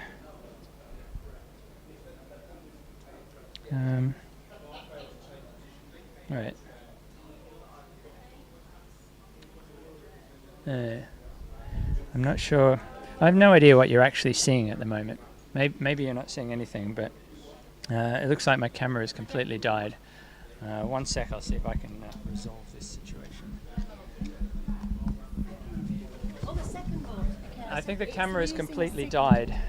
Well, it's losing signal. I'm trying to get it out of my pocket. Okay, that's really hot. So I think It's not plugged in at all. I thought you brought it over I did. to get some power in it, but we never actually plugged it in. Oh, right, okay. Well, then it's definitely dead. Yeah. So I was just doing radio commentary, I guess, for a while. And it is still on. I have switched it off from here. I don't know if that actually does anything, but Yeah, it does. Let's do this. how many viewers have we lost since I started doing this? I don't know. Well, people are really quite enjoying it, actually. They're learning lots more about you and lots more about the club. That's the idea.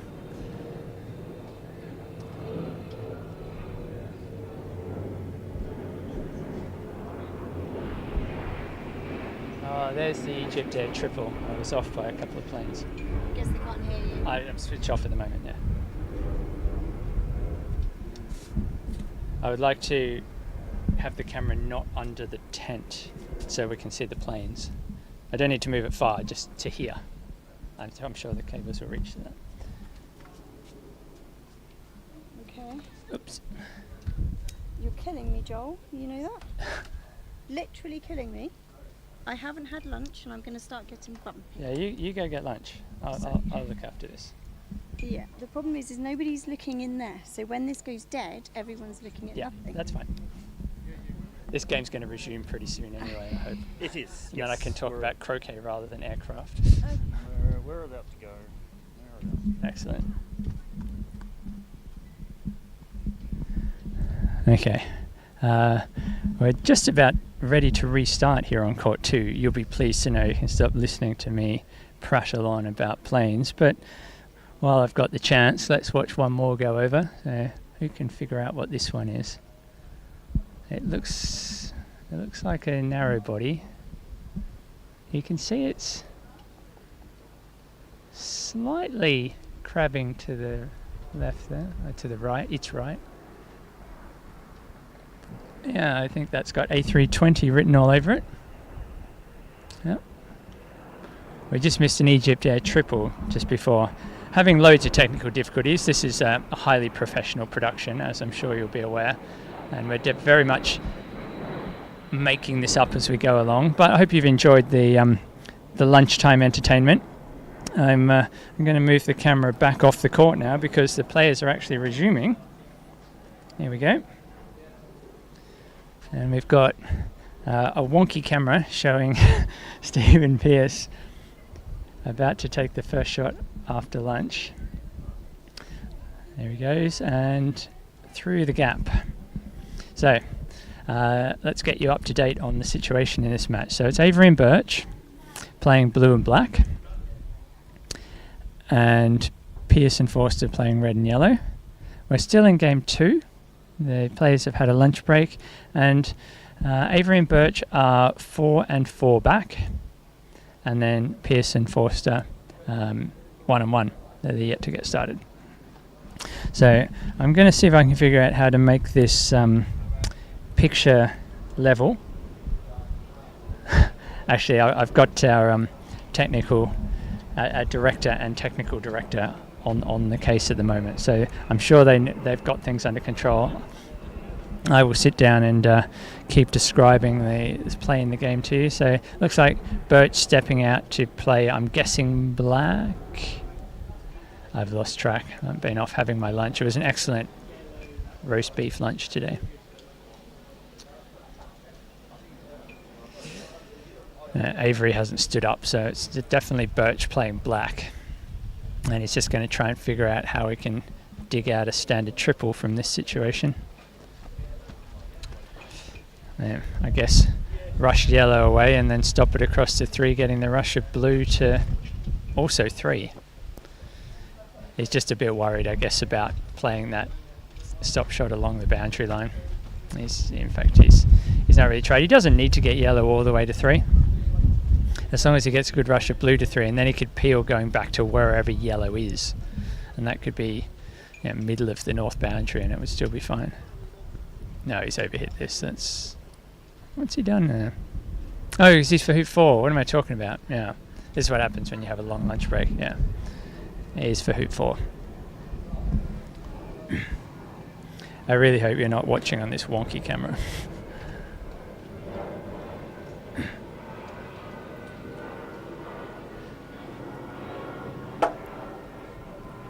Where is blue? I get it. There it is. So Birch has got a lovely rush of blue down here. He's going to stop that back up to... No, he won't stop it to 4 back. He has to stop it to 5, which then makes the finish a little bit interesting.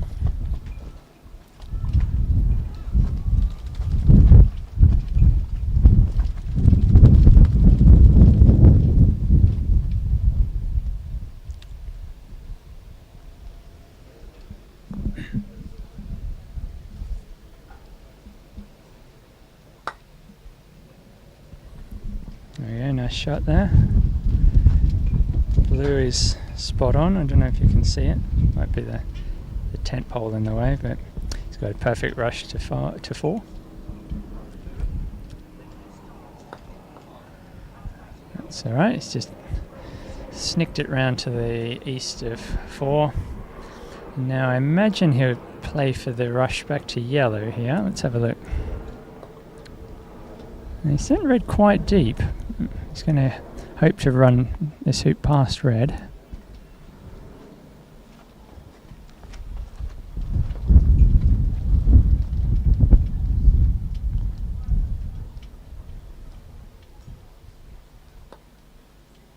Yeah, it's correct amount of wire.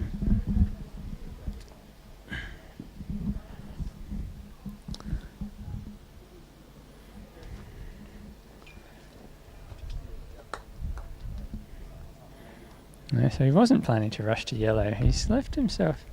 He's okay there, because blue's just past the hoop, so he can afford to run black a metre or 2 past blue, and he'll still be fine. I'm aware that I'm not updating the scoreboard at the moment. I'm going to get there. There's a lot going on at the moment where we still have a couple of our commentators and camera operators and so on their lunch break. So I'm trying to do everything myself at the moment. Almost everything. I don't have to do the computer. Well, not the main computer.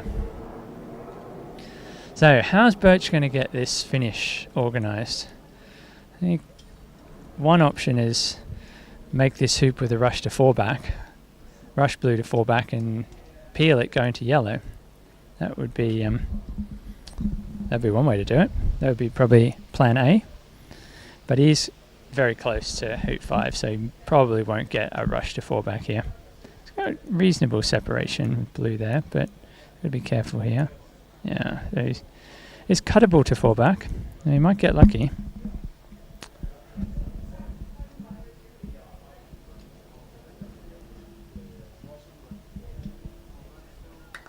Nah, got too much of that.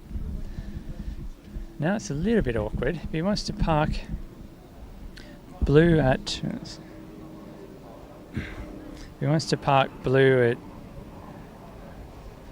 4 back, he's going to have to play a pass roll with a kind of 2-to-1 ratio.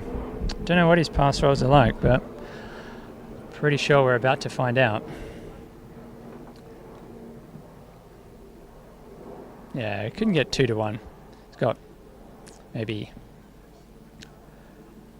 1.2-to-1, 1.3-to-1. It's interesting. I wonder if he would have been better off actually rolling that a little bit further and then playing to rush blue across after 6.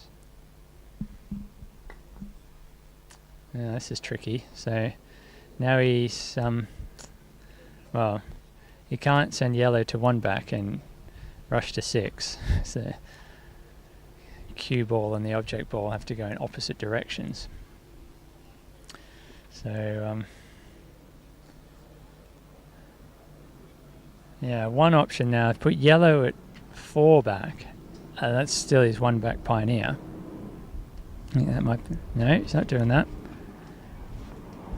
So yellow's is hoop 6 receiver, and he's going to stop approach. No, he's just going to approach 6. So he's just collecting all the balls around 6. And it's still a little bit of an unknown for me at the moment, exactly where this 4-back peel is coming from.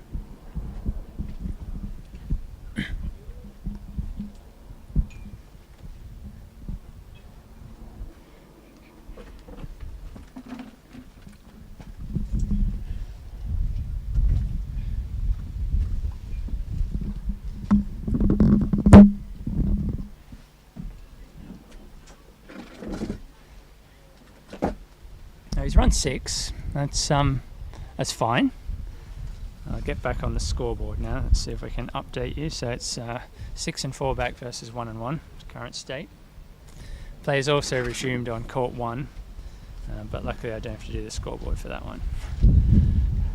I have recruited assistants for that. Right, we have Wi-Fi. Avery's coming out to have a chat to Birch. Avery has done more triple peels in his life than Birch, so he is the man you want to advise you on this.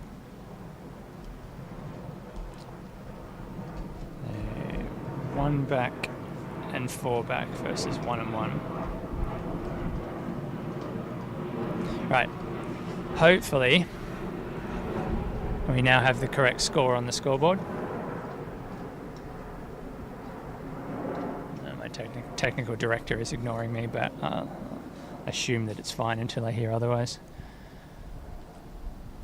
So that's a decent rush. He's rushed blue into a spot where he can have a go at it.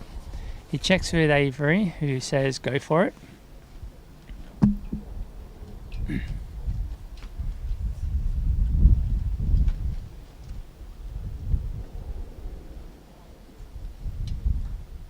And he's missed the hoop entirely. That's a disaster. Now what? Now he's still got red and yellow available. So I presume hit red, croquet to 2 back, rush yellow to 1 back. No, does he have space for that? It's hard to tell from down here. It's not looking great. I reckon he can get red probably 2/3 of the way to 2 back. Maybe slightly less than that. Yeah. That's maybe 3/4 rather than 2/3. Yeah, it's a good effort, and he's got a lovely rush of yellow. So you can make 1 back here. And the next thing he has to resolve is what to do about PLE. Bit of a kick there on that rush, but it's okay.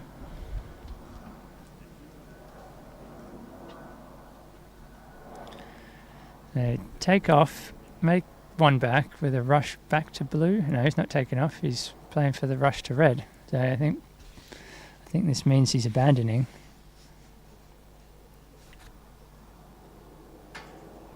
Yeah. Yeah. Now he can go to blue here. He's looking at it.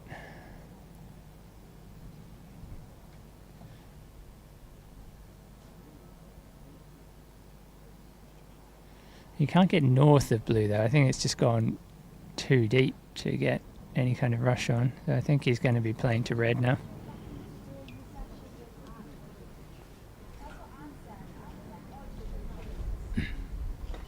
Yeah. Yeah, I think that's not a great shot. Don't think he's going to be too happy with that. He's got higher standards for his croquet strokes than that one.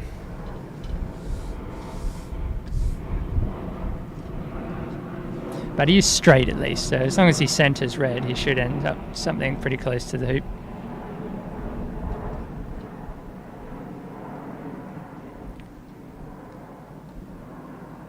He definitely didn't centre ball red there. That was half ball at best.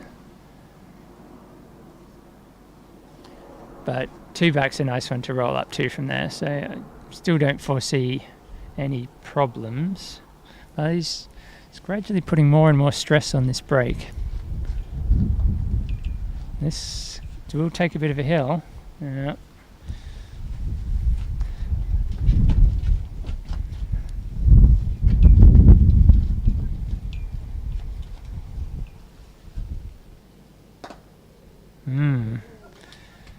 ran the hoop.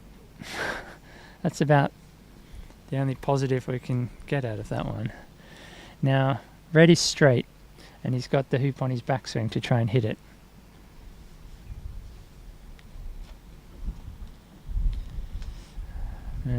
Opponents will be licking their lips here, because 2-back is a bad place to break down, as we know all too well.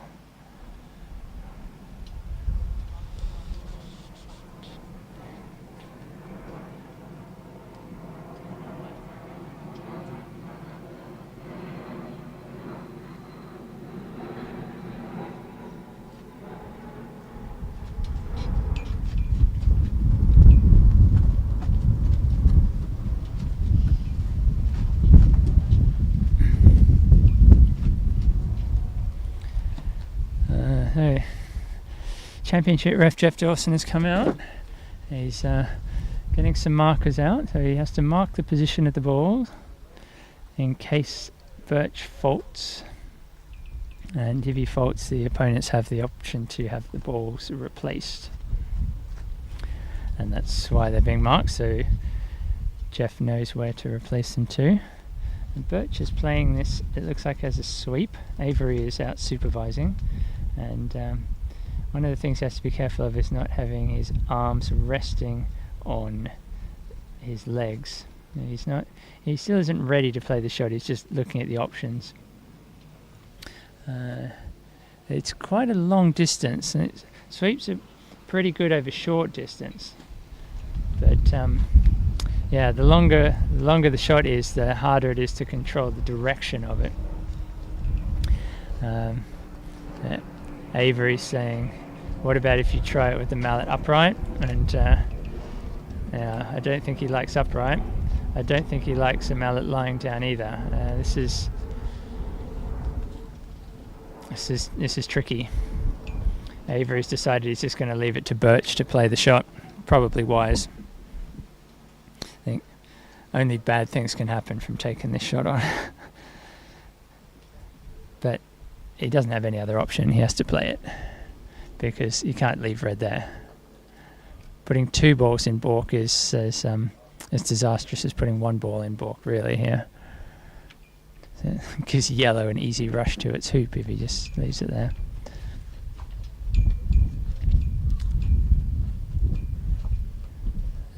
Jeff's just adjusting the position of the markers, because Birch just decided he's on which shot he's going to play. Alright, now I can't.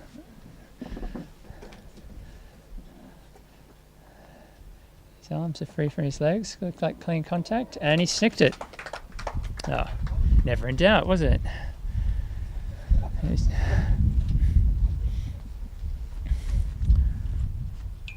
What did Jamie say?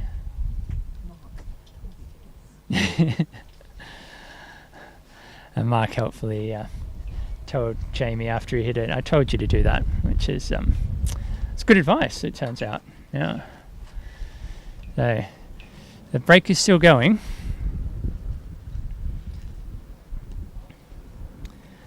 Black is for 3-back, and the rush on yellow is pointing not at 3-back, and red is nowhere near 4-back. So I think Jamie may have not quite brought his brain back from lunch at the moment. And he's hanging on here, but he's certainly not making things easy for himself. He's managed to get yellow just past the lines of hoops 3 and 4, which is exactly the line I'm sitting on. Just enough that he can play a reverse takeoff to the hoop here, which he has played nicely. Hill brings it in a tiny bit just at the end there. Now he's got a short, a medium, and a deep receiver here, so he can run this to any length.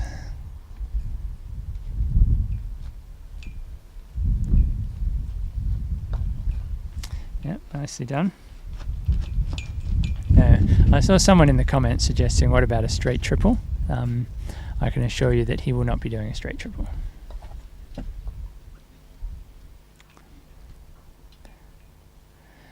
I think making 4-back would be a good achievement at this stage.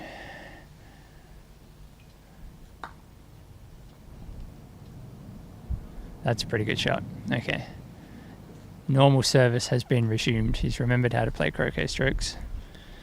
Parked yellow directly behind penalt, but that won't be a big problem for him. Straight triple is an option here. If he rushes red to north boundary above blue, which is what he's going to do. That's what you do whether you're trying a straight triple or not. So it allows him to stick red in the lawn and get the rush to 4-back, but he's not going to do a straight triple. No point risking it. It is a little bit of a risk though not doing it as well, because you give your opponents another shot, and if they hit it, well, then you're faced with having to hit a long lift shot yourself to save the game.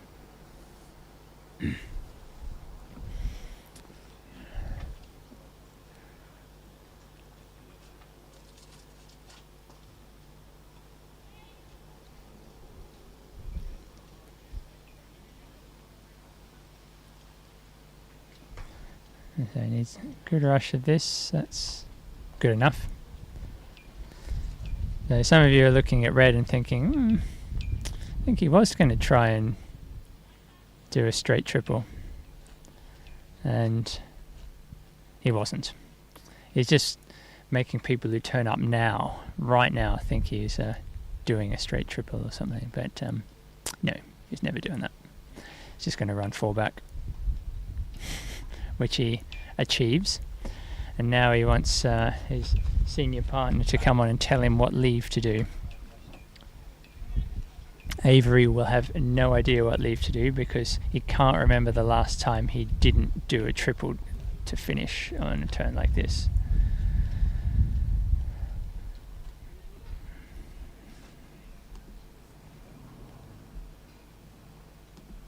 While they're having a chat, let's update you on progress in the other games. So Deeth has the innings on court 1, and the scoreboard's telling me Deeth and Patel are 3-1 versus McCormick and Berryman 3-4 back. That scoreboard is definitely wrong because I can see the red clip on 4. I can't see either blue and black clip, which is the colours Deeth is playing. So it's at the very least 4-4 back versus something, and it looks like Deeth is on a break approaching hoop 4. So I think the scoreboard's pretty close. I think it's probably 4-1 versus 4-4 back.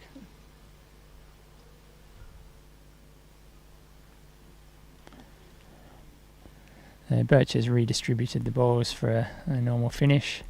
I suspect we'll see a spread. It's the easiest leave to make at this stage because you've got all the balls going past the peg with one hoop to go in the break, and then easy to send them back to the peg. Everything's nice and close. We might see a very compressed spread, something you might call a cross pegging, which is essentially the same thing, but the wide ball is close to the peg.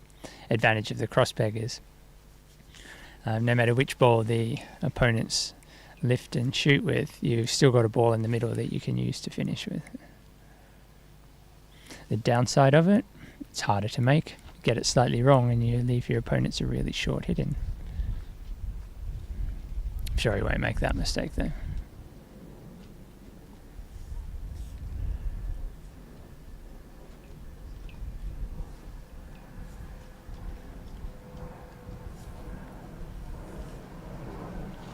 So we roll blue to a little bit east of yellow. It's a little bit short on black, but no trouble. He'll be able to cut red to Rover from there.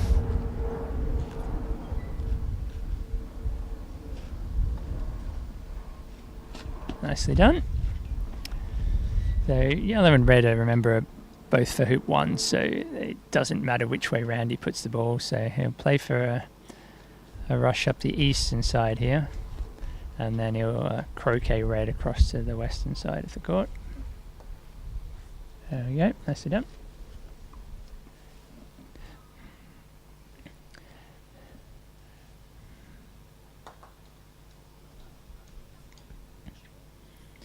He's certainly given himself plenty of space to croquet that, and again wants his senior partner to advise him on how to do a diagonal spread.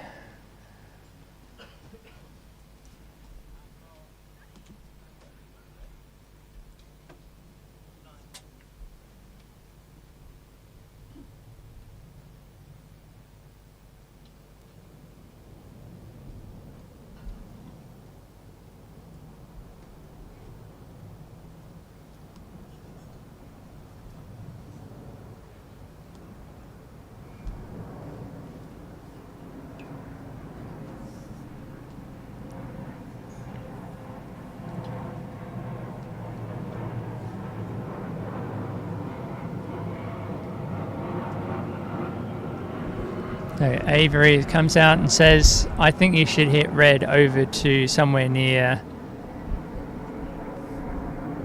the western side of the court. Normally, oh no, he's playing it much shorter than I expected actually. I was going to say, normally you aim to put red somewhere on the line of hoops 1 and 2, perhaps a tiny bit further. So you need space to be able to rush partner to the western boundary, and then croquet partner to penalt, holding for the rush of that red ball to fall back. If you go too wide with red, then it makes it harder to get partner out to penalt and still hold for the rush, and so you end up having to work a bit harder in the finish. He's happy with the position of yellow. I'm guessing that's completely cross-pegged from red. It had better be at that distance or he's in trouble. I'm sure it is. And then Avery tells him to hit blue off the east boundary, which he does. So the Australian pair will be psyching themselves up for their last chance shot.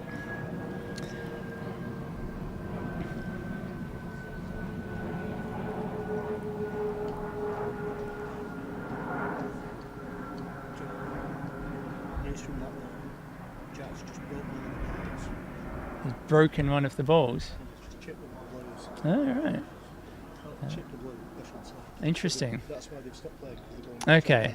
Yeah. Okay. So some much excitement happening on court 3 that I'm missing, and that is that Jack Good, the young England player, has apparently hit a ball so hard that he's broken it. You can see him possibly walking across from the camera right now holding that blue ball. He hasn't broken it in half. It's not like a classic sunshiny ball, but he has chipped a bit off it. Probably it's the kind of damage that wouldn't actually affect the way the ball's played. I've played with a lot of balls with large chips taken out of them and you don't even notice it really.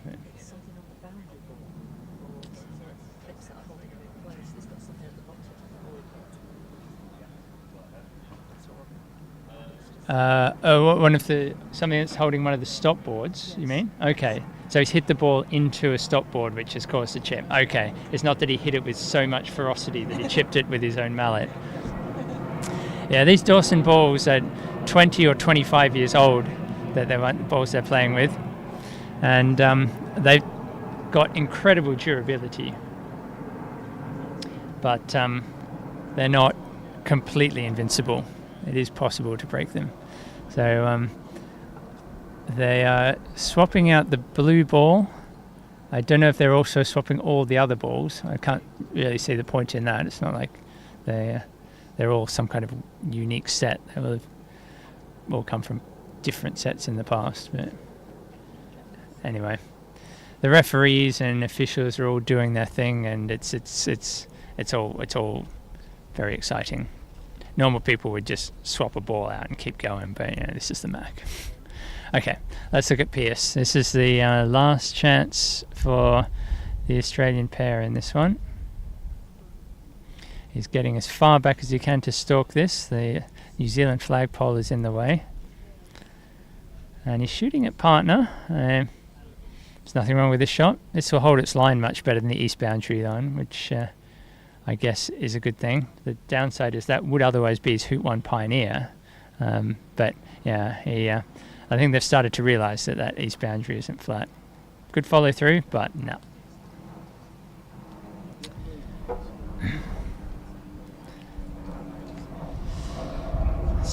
So now we've just got Avery to finish from 4-back and peg. This is probably something he's done a few times in the past. He's much more used to finishing from 1 and 4-back, but I'm sure he'll muddle his way through it.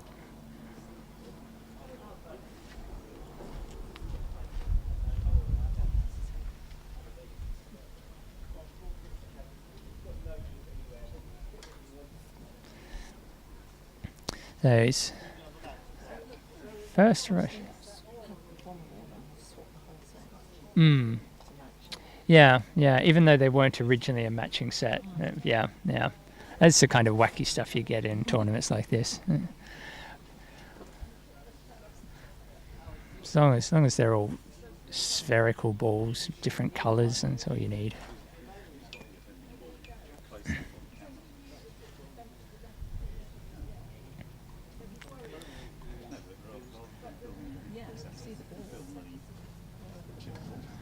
So it's Avery's attempt to rush to 4-back has gone to penalt. So there might be some life left in this game yet. It's funny how difficult it is to finish from 4-back and peg.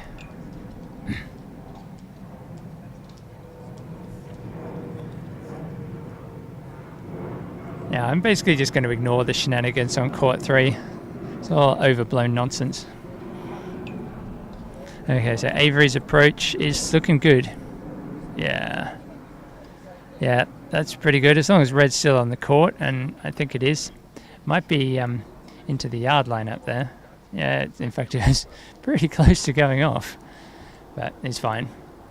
The important thing is that blue is in front of 4-back, and he'll be able to stroke this through the boundary. The main problem is that red has drifted to the eastern side of 4-back, so he's not going to have a rush to his penalt pioneer. Oh, certainly not now that he's run into it. Got a huge chunk of wire that deviated a good 10 degrees off straight as he came through the hoop.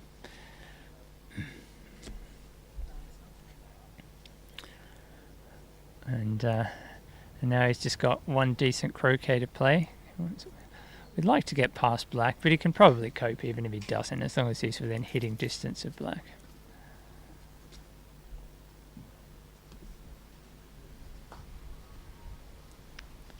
This looks good. I don't know, it's short. So he's got another slightly sweaty hoop here now. He's going to have to play a pretty long reverse takeoff to penalt. And he does have red in a decent spot, so if he gets a bit long and has to run the hoop a bit harder than he'd like, he does have red as a slightly deeper receiver. Yeah, good length. Nice. We'll get that on camera in a sec. I've got the offending blue ball from the other game to show in a sec once Avery finishes this turn. So he grovelled through penalt just by the right amount, and he'll just deposit black near the peg and get his rush to rover with red.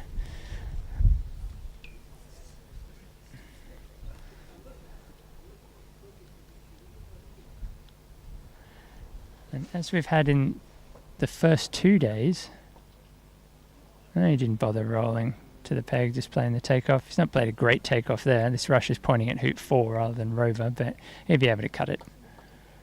Yeah. Uh-oh.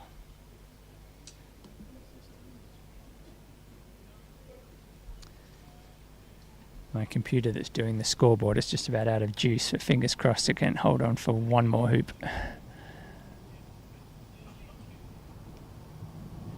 Yeah, nice approach. There's 2 good takeoffs in a row to get hoop position. And safely through, so this will be the peg out and a plus 26 victory to Birch and Avery. A little bit of a safer margin than they had in game 1.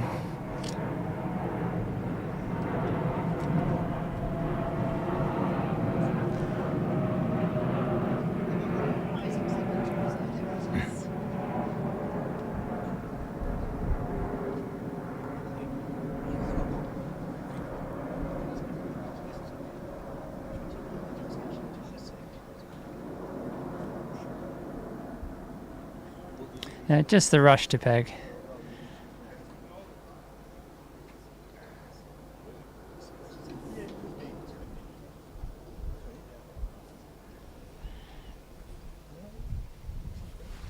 And the Australian pair are already on their feet, ready for the handshakes.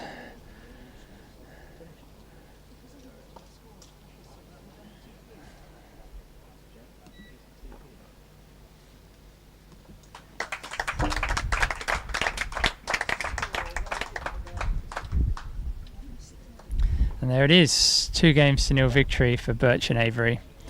And once again, court 2 is finished first. Must be the easiest court to play on. So we'll figure out what we're going to do in a sec. The action is currently on court 1. Court 3 is busy having every hoop reset now that we have a new set of balls over there. Can't help but thinking it would have been easier to just leave all the same balls and just swap out the blue. But anyway. Deeth and Patel have set a leave, which Berryman and McCormick have had a good old think about. Oh yeah, you've been doing court 1, have you? I've been doing court 1. Okay. My phone has just died. Okay. Are you able to borrow a charger? I couldn't find one earlier on. Don't worry about it. So I'm just about out of juice on my computer as well, but I have a charger, so I'll plug that in and then I'll see if I can keep one updated, and that's we can find someone else. Yeah, always the way. Okay, so we'll move over to court 1 in a sec. I'll just have to go and get some. Oh, actually, let's wait till after Berryman takes his shot, because he's taking his lift shot at partner, sitting on the east boundary.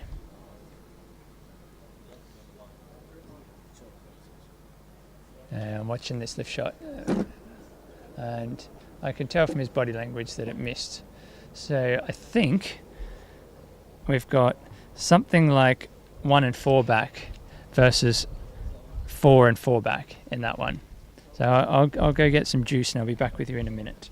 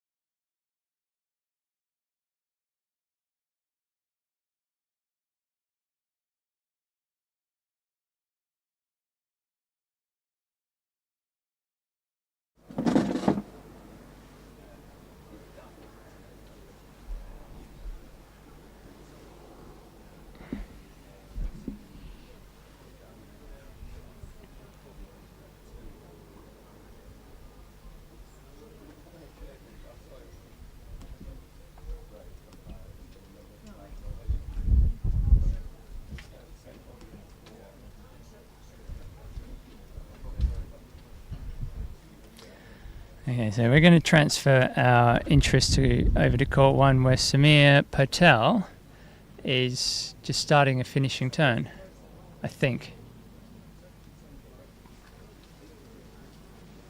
I think we have 1 and 4 back versus 4 and 4 back. I'm going to change that. Uh-oh. 1 and 4 back. There we go.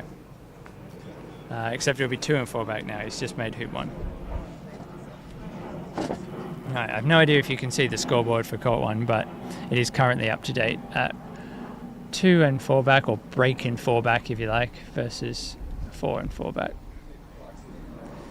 So Patel's playing with black, blue is PLE, and he's looking for some kind of rush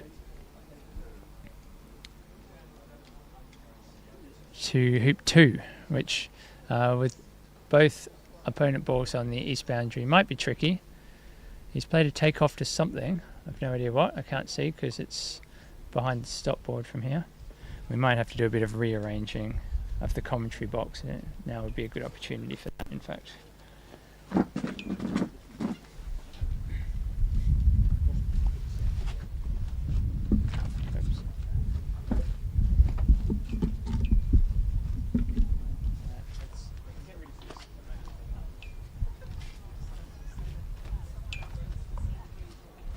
Yeah, we'll get to the blue ball. We're talking about croquet first.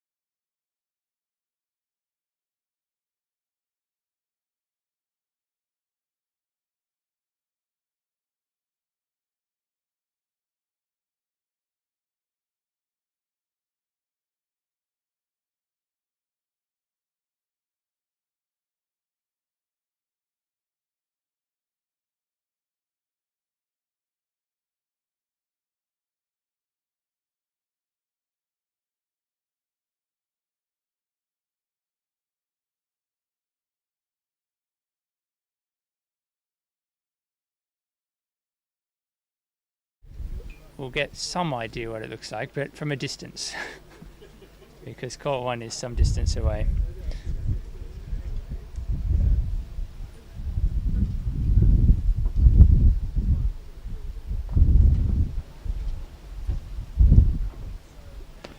They run to 3 with PLE sitting conveniently on the other side of it.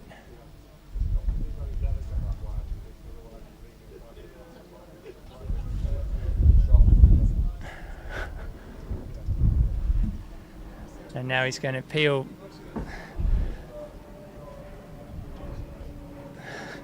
He's going to peel blue through 4 back, and yellow is sitting there. He'll rush that down to red.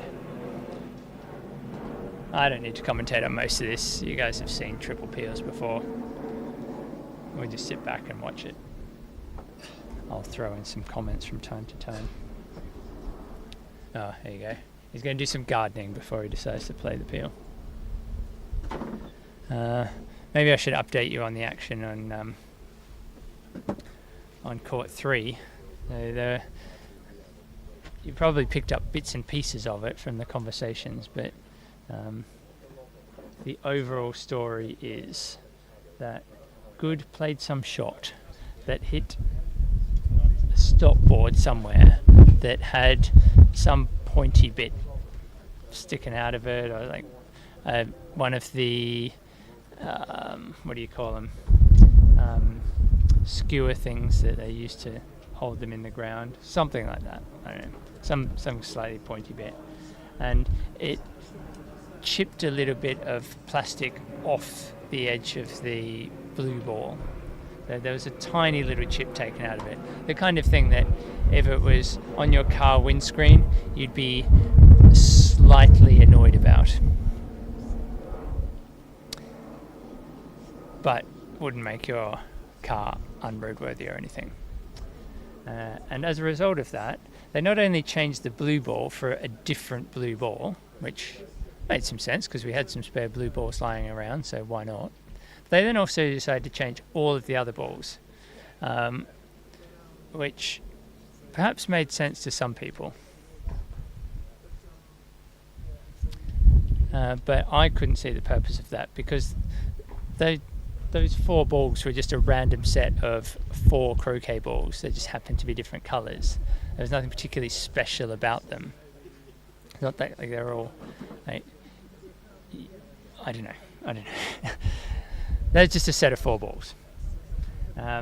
So even though the black, yellow and red balls were perfectly good, they had to change all of them for no reason, and therefore had to reset all of the hoops. Rather than just checking that the blue ball passed through all of the hoops, they decided that they would change all of them, and therefore all of the hoops needed to be reset to whichever one the biggest was in those new set of 4, and I don't even know if they knew which one the biggest was in that set. Maybe they had to check every single ball in every single hoop. The concept of largest ball in a set is a bit weird anyway.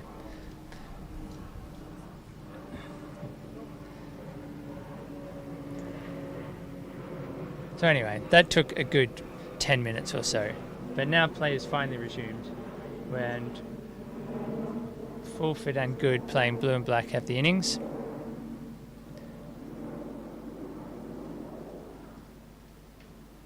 And they are for 1 and 1. Bassett and Hill are 1 and 4 back.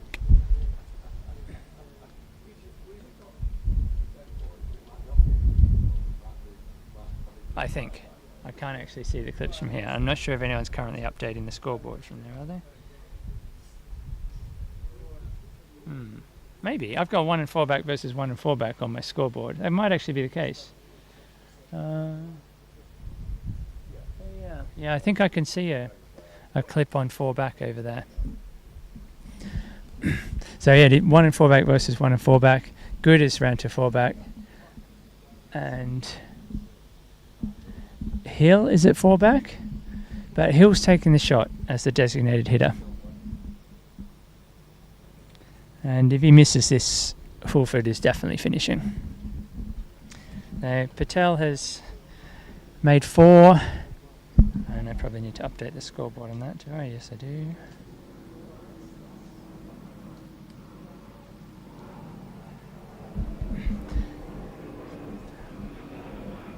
Hill missed the shot, so Fulford's going to win game 2 there for the Australians, and yet another match. Patel has rushed all the way up to his PLE at north of 4 back, and then decided to just leave it there. So begs the question why bother to rush all the way up there in the first place. Why not just tap it and then croquet red into position, getting to yellow? And now this way around he has to play a massive takeoff to get all the way from blue down to yellow.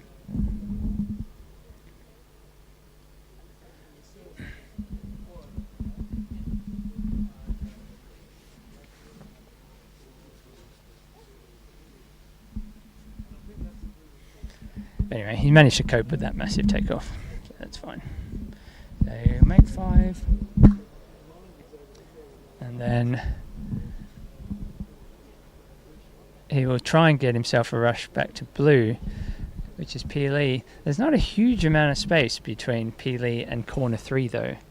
So he's left his yellow in a good position to get that rush. And he's taken a nice chunk of wire to make sure he does get the rush.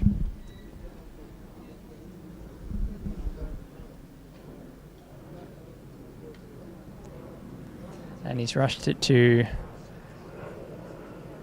the wrong side of blue.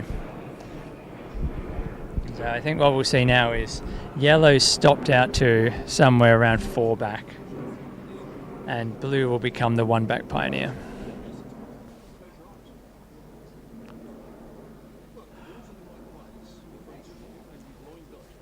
The other option is the Wiley continuation. I think that might actually be what he's doing here. So you can put yellow in a spot where it becomes the hoop 6 receiver.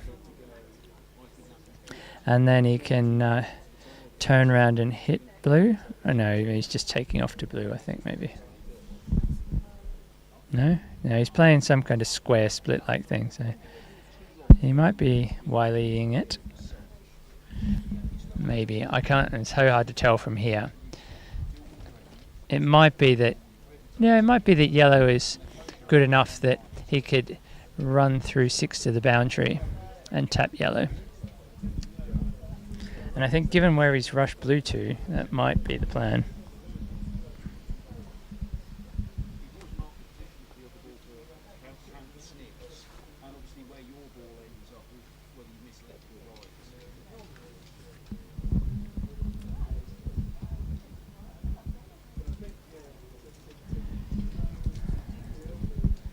He wants to be careful not to leave blue on the hoop line here. The last thing he needs is to run into blue as he's running hoop 6, which is the opposite of what you want normally.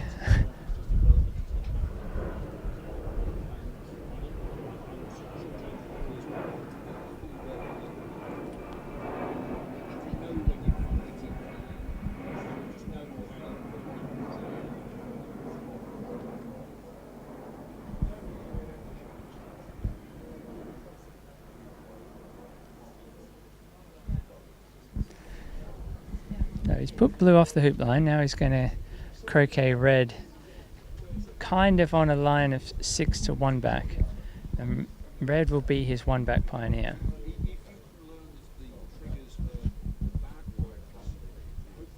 There we go. And now he's going to run this hoop to the north boundary and hit yellow.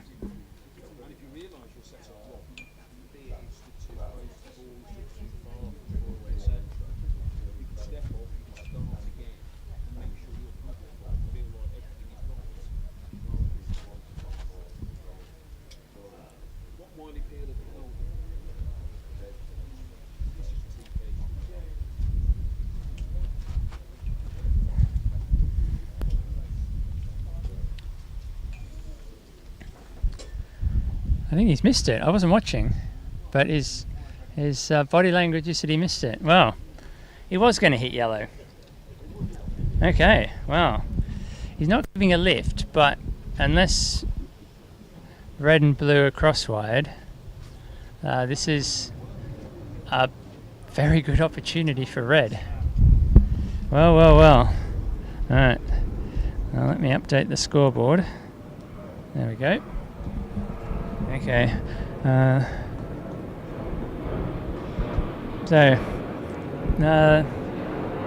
McCormick's not having to think twice about it. He's going to shoot red at blue and then attempt to finish.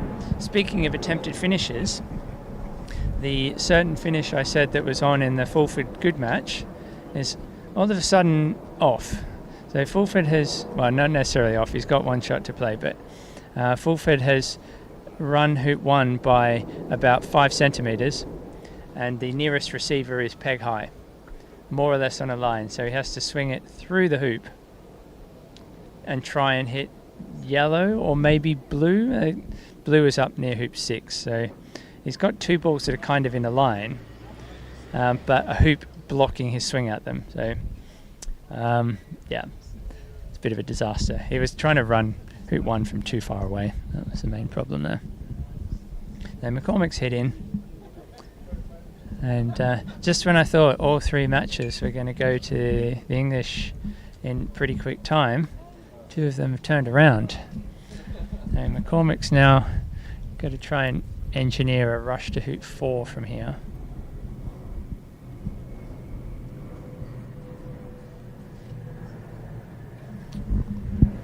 Yeah. So Fulford's going to, I don't know, he's going to shoot at something, either yellow or blue. Yellow was marked, so I imagine that's the ball he's shooting at. McCormick's still figuring out how his break's going to come about. Let's watch Fulford.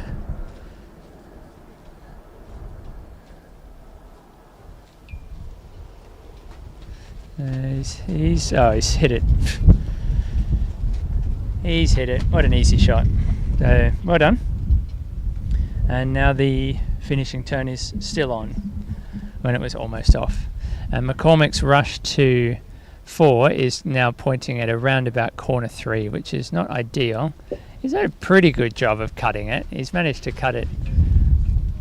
Well, given where he was, that's about the best you could hope for, isn't it?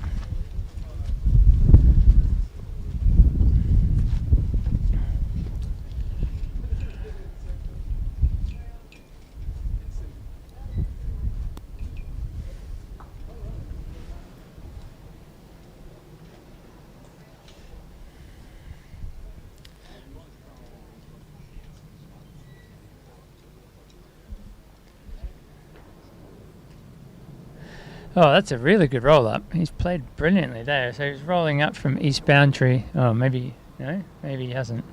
What's he doing? Oh, he's just advising the spectators to be aware that he's about to clobber red through the hoop. Very considerate of him. So he's obviously pretty straight on the hoop and he's feeling confident and it's going to go flying through to the boundary. So the spectators scatter to the wind. Here he goes for the big wind-up.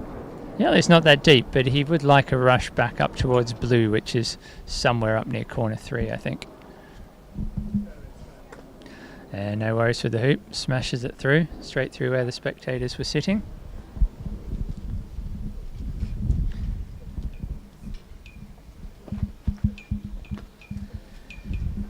So that's hoop for red.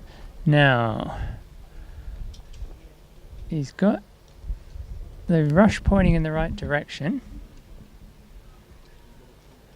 And what he'll try and do is rush red to somewhere near wherever blue is. I don't actually know where blue is. Can't see it from here. And then croquet it to 4 back. Actually, he doesn't have a hoop 5 pioneer. I missed that. Yeah, he's going to need to make hoop 5 somehow. So he's got a hoop 6 pioneer. So that might become his hoop 5 pioneer. See if we can work this out.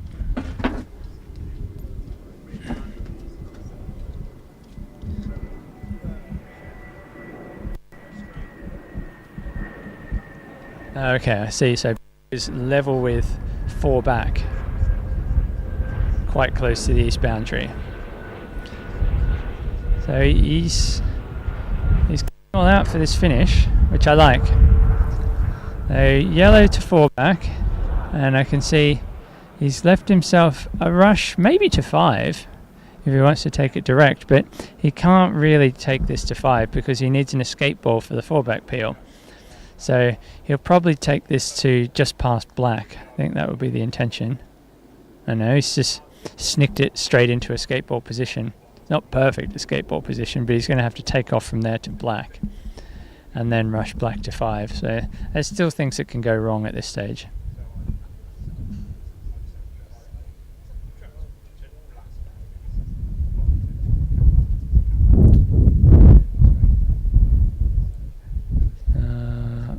Why is he sending blue to 6?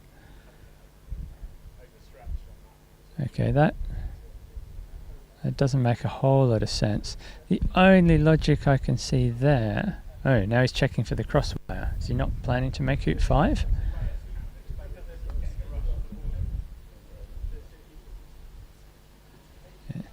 Okay. I'm slightly confused about this. He's put yellow at yellow's hoop. He's put blue at blue's hoop. And now he's going to make red's hoop. And he's overhit that rush by a long way. This is a slightly sketchy approach from this angle. Got to just make sure you don't try and approach too closely. So it will hill off to the left if you do. He's gone too close. Oh, he's got the right line though. He must have started it on the right line. That's bang in front. And he still overhit it. So hard when you've got those really short ones to hit at the right length. A319 going overhead.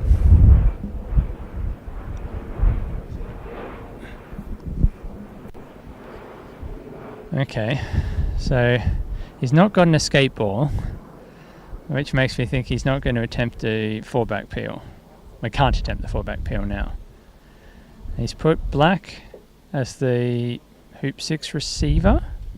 I'm not sure what black's doing over there. I don't know why you wouldn't put that to 1-back.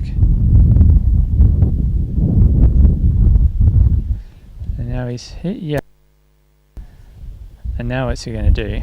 Yellow to 1-back? Now he's going to try and peel yellow getting across to blue. This strategy in many of the triple peel textbooks. But it might work. Let's see. The yellow's on its way. He's watching it. Well, there you go. He's jawsed it. It's one way to do it. He's the wrong side of blue though, but this break is already quite adventurous, so why not make it a bit more adventurous?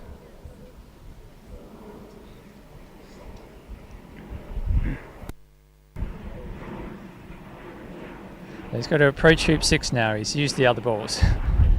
How's he going? I think that's okay. Yeah, it's straight. He's got a choice of balls to running this hoop. And he runs it. So now I think you rush blue as close to corner 3 as you can get it.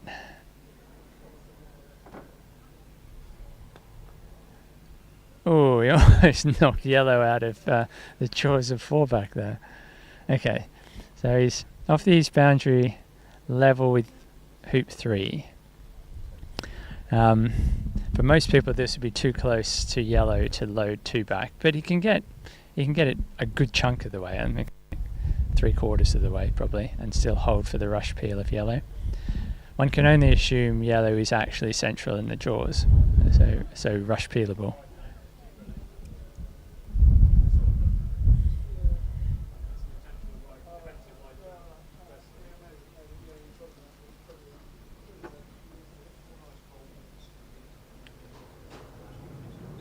Oh, he's actually done better than I thought there. Blue has gone too far. So blue is closer to the west boundary than is to hoop 1 now. But he's got his rush peel. Well, no, he hasn't. He's got... he's on the line for rush peel. And the important thing is he's hit yellow, so the break can continue. And I think it's still peelable on this next shot.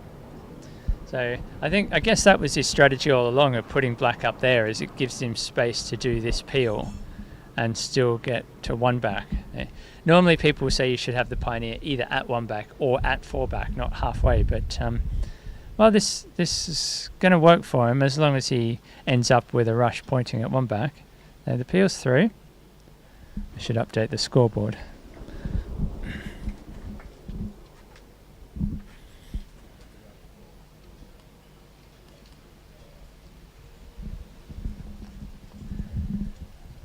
So it looks like a pretty good rush there. Yeah, you happy with that?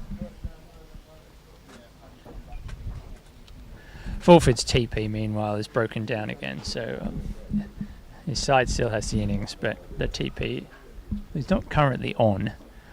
No, I don't know which hoop he got to. Looks like 3 and 4-back versus 1 and 4-back. So McCormick's in front of 1-back. Nicely through. and the rush to yellow. So we'll try to rush this to corner 3. That looks pretty good. Yep, that's basically all the way into the corner. Yeah, that's perfect. Yeah, so that's the most space he could give himself to still get a rush of yellow across to penalt. He's only just through the hoop. And one thing he might like to do is try and rush yellow to blue, because his 2-back pioneer is terrible. But I don't know if there's 4-back might be in the way of that. I'm looking forward to afternoon tea arriving today. That was very good yesterday.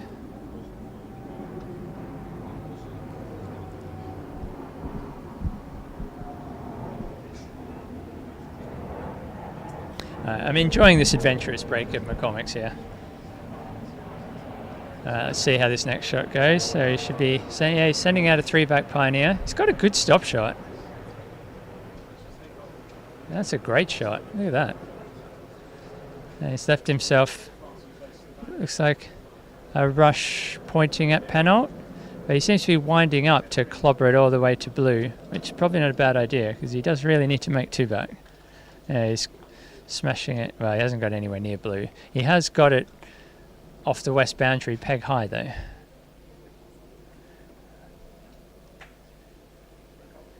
So he's not going to get that anywhere useful from there.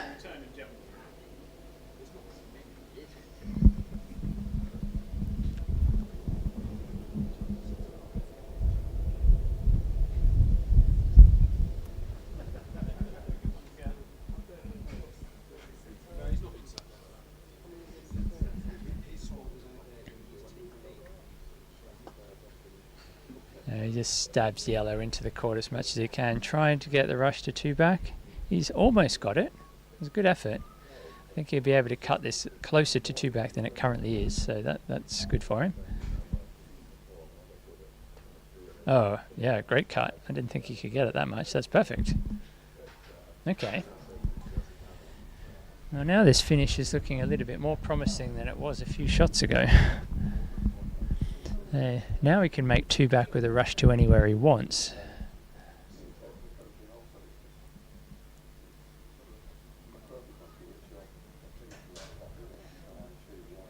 Okay, he's slightly overhit that, but it's okay. Yep. Pokes it through, and he's got a rush to peg or yellow or penalt or somewhere. And normally what you do is play this to somewhere in the vicinity of yellow. Depends whether you're thinking of rushing yellow down and stopping it up, or rushing yellow up and taking off down. Let's see what his options are. He could also opt to do a delayed DPO. It's also a possibility if balls don't quite fall the way he wants. He's sending the penalt ball to penalt right now. So he's going for the rush down and send it up approach, which is straight out of the Ian Plummer How to Play Croquet textbook. He's not played that rush particularly well though. Probably got just enough room to get it all the way up to penalt.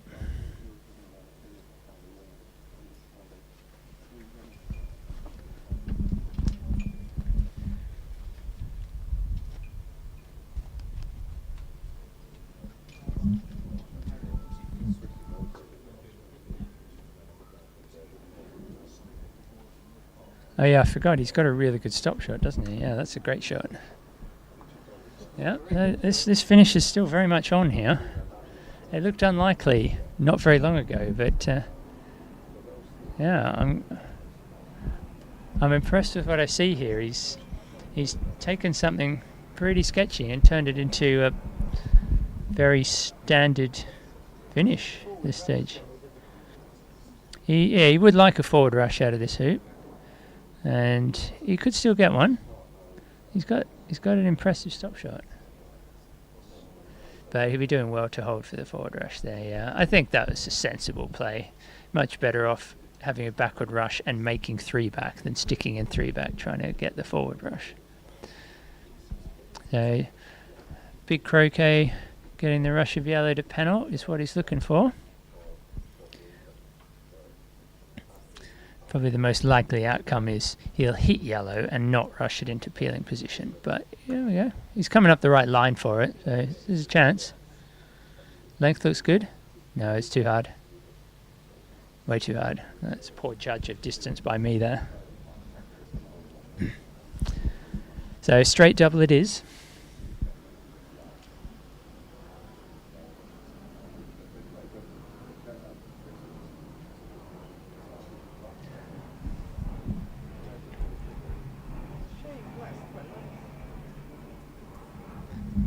Still looking good for a straight double though. Players at this level finish straight doubles pretty regularly.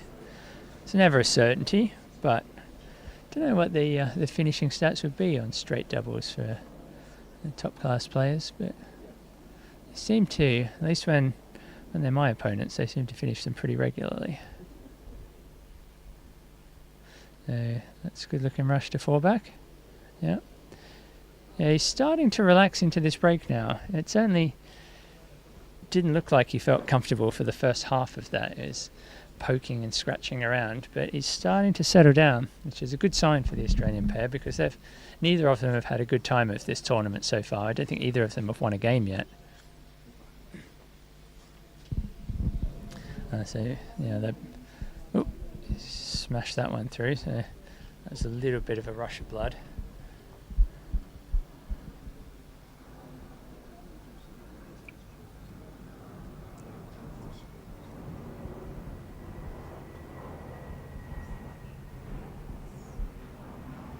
He's just made sure to hit blue in the middle. So it's fine where it is. So you want this ball to be around about peg high. There's blue I'm talking about. Blue needs to be around about peg high. He's just going to take off from it. That's okay. I would like it a little bit closer to the peg, but what you want to make sure you avoid is having it on the line of penalt and rover, because the last thing you want is to get a nice penalt peel and then have peely clonk into your pivot ball on its way to rover. He's pushed it. He's pushed it a little bit closer. That's fine there. I'd be happy with that. He'll rush black over to the other side of yellow, and then just pop it into a little kind of side escape ball thing on the south side of penalt. A side escape ball thing. You'll see what I mean in a sec when he pops it into that side escape ball thing position.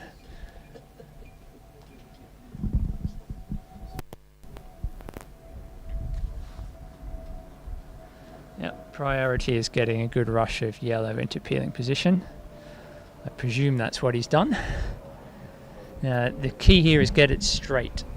Got to be straight.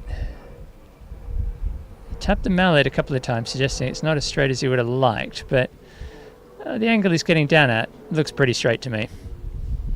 I think he'd be happy with that. And importantly, it's close. The closer you are to penalt, the better for these. So what he wants is to not take too much wire. You want minimal amount of wire. Just enough to swerve yellow around the peg. We've seen a few straight double attempts so far this weekend where peely has clonked into the peg or not quite reached the peg even. You don't want that. You want it ideally bang in front of rover, but you settle for halfway between peg and rover.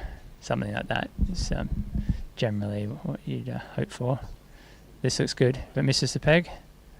Yeah. So yeah, there you go. That's the kind of halfway between peg and rover spot that I was talking about.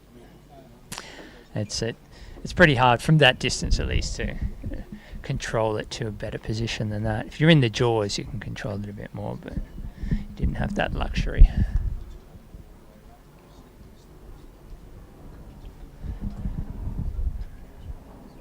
So the straight ball is going in place. Yeah, that's okay. That's good enough as a deep ball. He does need a side ball as well, though. Here, or probably will. He's not going to get one now.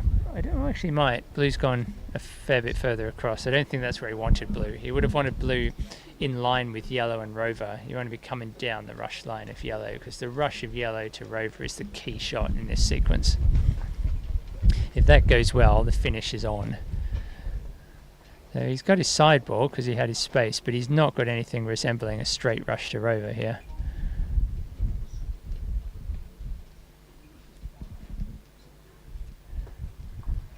Looks alright. His body language says maybe not. I don't know. It looks okay from here.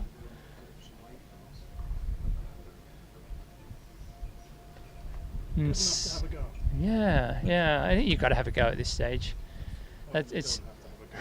You've got to have a go at this stage. You can't come this far and then not go further. He's not even attempted it. Oh, boo. It must have been more angled than it looked from this position. The way to have a go is to play the split shot where you try and get it into the jaws and you come back.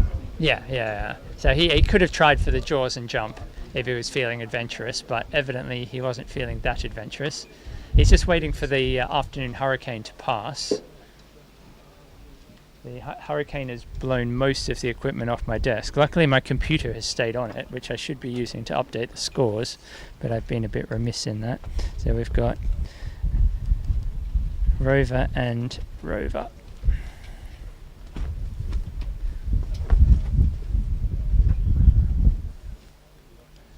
So he's clobbered Rover through to the boundary. Oops, I've been updating the wrong score. Oh no, this is a disaster. I've got to fix the scoreboard now. Okay, I lost track of what's going on. Okay, so we've got one back. This is penalt. Oops, this is penalt. This is why I put undo buttons on this scoreboard. And then we've got yellow for Rover and red for Peg. Right, I think that's right now. Do write in and complain to the Croquet Association about the competence of my scoreboard keeping, please.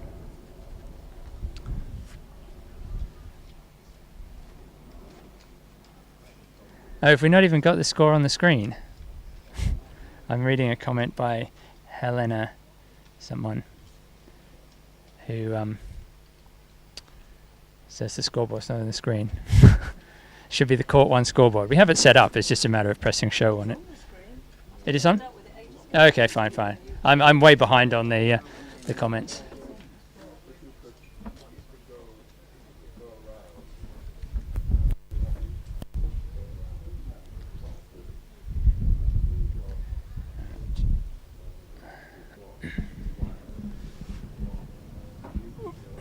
Alright, so it's going to be a Rover and Peg leave, which worked for his opponents earlier.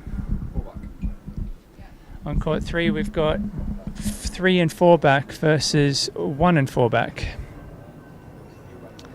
Fulford's looking to get his triple restarted. So I think we don't have vision on that. I'll wait till McCormick sets his leave, but Fulford will be aiming to run 3 and then peel partner going over to red.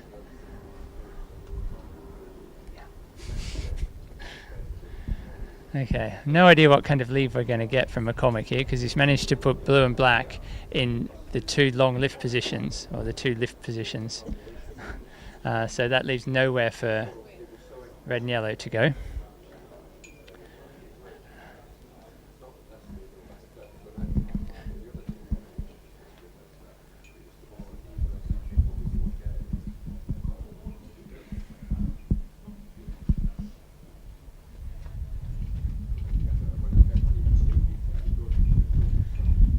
I guess, yeah, this is going to be OSL, isn't it? Just roll them both off into corner 4 or just outside corner 4 and keep your fingers crossed.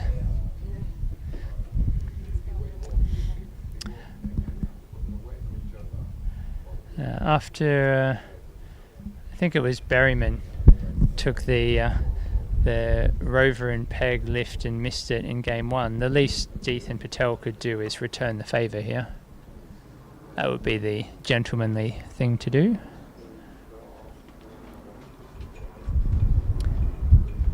And with Ethan Patel at 1 back and 4 back. Sorry, try that again. 1 back and Penalt. It makes sense for the 1 back ball to play, which is Patel, and he's the one coming out with the mallet in his hand. Yes, that is black. Black is the ball to play. It makes no real difference from the Australians' point of view which ball plays. They just need to get a rush to Rover, which they can get no matter which ball shoots at them and misses.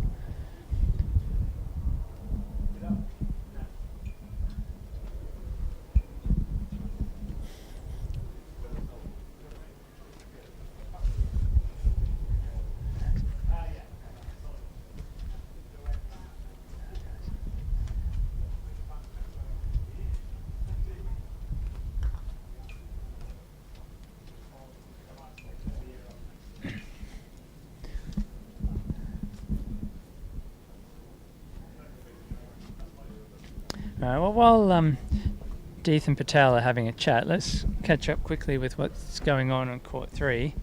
So, Fulford originally, after getting hampered after 1, and then hitting that miraculous hampered shot, then immediately broke down at hoop 3. And then there's been quite a lot of back and forth. The innings has changed multiple times. I've not been able to keep track because I've been fascinated by the McCormick break, exactly what's happened and how it's got to this stage. But the current situation is that Fulford has run hoop 3 and has managed to almost dig the balls out into a normal 4-ball break position. He doesn't have a hoop 5 pioneer or a hoop 4 pioneer, but he will be able to rush to hoop 4, and then I presume he'll be trying to also get a hoop 5 pioneer somehow. So he's might do a bit of a stopper approach, loading 5, approaching 4, something like that. Okay, let's go back to the lift shot now, because this is for the game, one way or the other. So Patel is, oh no, he's not. He's looking at the shot, trying to decide if he wants to play black from where it lies. I can't. Maybe there's some kind of double target going down that line, because it's certainly a longer shot than if he takes it from the end of A-Borg. Yeah, it looks like there might be something resembling a double target there, which would be careless if that's what they've left, because they've given him a long double target before, which is hit. He shoots and misses. So this should be Berryman's going to have the chance to finish, and he hasn't played for some hours. So if he can still remember how to play croquet, this should be game 2 to the Australians. We'll see. Back to Fulford temporarily. He's bang in front of hoop 4, and he's got his hoop 5 pioneer, so he did a stopper approach. Loading 5, and now he's got himself a 4-ball break. Yep. Takes a massive chunk of wire and flicks red on the way past, so he wouldn't have wanted that. But now he's going to see if he can figure out how to get TP started. His plan was probably to rush red up to blue and then set up for the peel going to 6, but he might have to be a little bit more creative now. So we'll come back to that one shortly, because he's going to be standing there scratching his head for a while. Let's check out Berryman's finish. So McCormick's standing there going, there's Rover, what about you rush to Rover, make it, and then peg out? And Berryman says, yeah, good idea.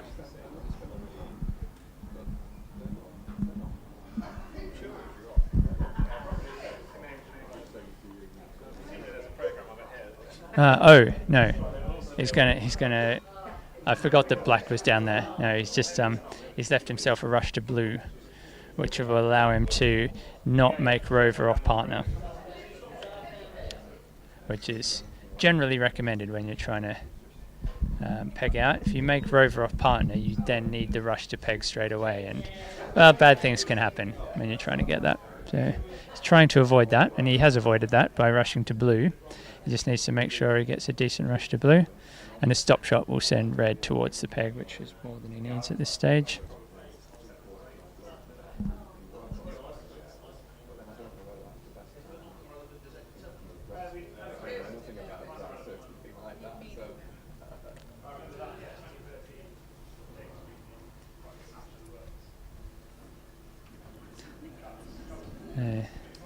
This is a rush to Rover. Looks decent. It's not where you pick blue up and place it, but it's good enough. He'd be disappointed if he can't manage to make Rover from there. I just realised he has left red behind though, and I realised that partly because I can't see it. If I can't see it, it means he's left it behind.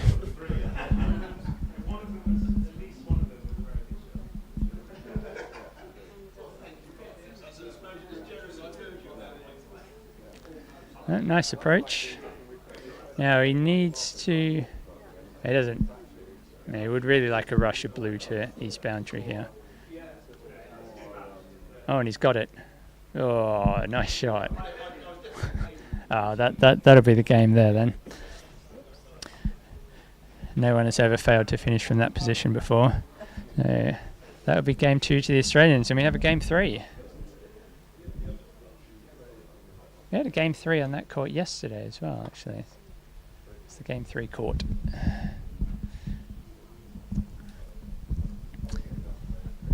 We'll stick with Berryman as he pegs out. Let him get the glory of the televised peg out. I'll just let you know while we're watching that Fulford is setting up for peeling 4 back, going to 1 back.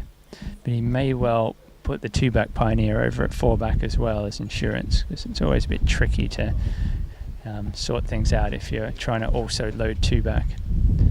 He's left himself the rush that he can load 2 back and get the peel, but he's kind of putting all his eggs in one basket. Not that I'd be the one to give Fulford advice on how to do peeling turns, but we'll see. We'll see. Berryman's just organising his rush to peg. Let's see. Now he's not got the straightest rush to peg that you could get, but it'll be good enough as long as he doesn't shank it. Yeah, that's fine.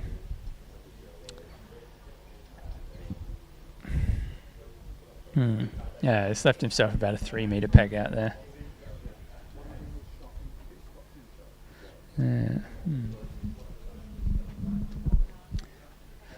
Fulford has loaded 2 back, so he's putting everything into peeling before 1 back, but he's in really good position for it, so I'd be surprised if he can't at least jaws it from there. Let's stick with the Berryman peg out.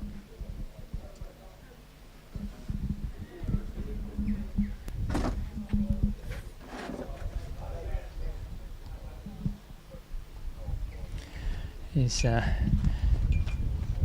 asked his partner to come and line it up for him.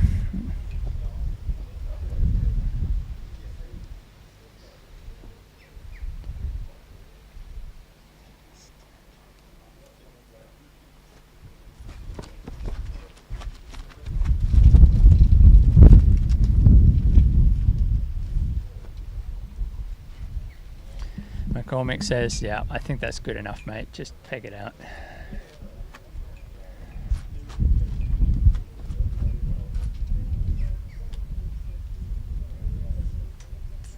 Okay, well they're doing a bit of faffing for a while, so I'll do you some radio commentary on Fulford. He's just about to have a go at his 4 back peel going to 1 back. And it goes through perfectly, because of course it does.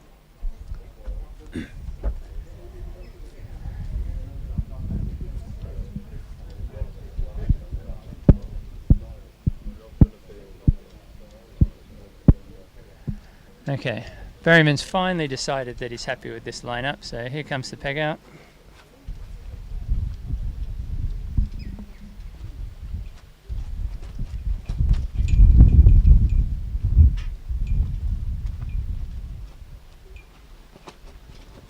Oh, he trickled at it. Jeez, you want to hit it a bit harder than that. That could easily have healed off. If that was on if that was on court 2, that would have healed off, but he got away with that. That's not the peg out of a confident man, is it? See if he can peg this out. Yeah, he does. He's obviously really nervous, and why not? But important thing is he got it. So +10 to McCormick and Berryman. They'll be very relieved about that. That's the second game to them, and they've managed to push Deethan Patel into a game 3. So they'll be having a short break, and we will switch over to court 3 to watch the back end of Fulford's triple peel. The scoreboard is up to date on that one, so hopefully that's already on the screen. So Fulford peeled 4 back going to 1 back, as I said. He's made 1 back, and now he is trying to get across to his peelee, which is a huge croquet stroke, but it's the man I'd like to be playing a huge croquet stroke for me.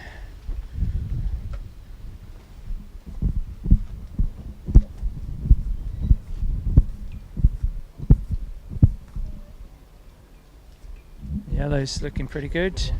Black's looking very good as well. Yeah, look at that. That's how you play a croquet stroke.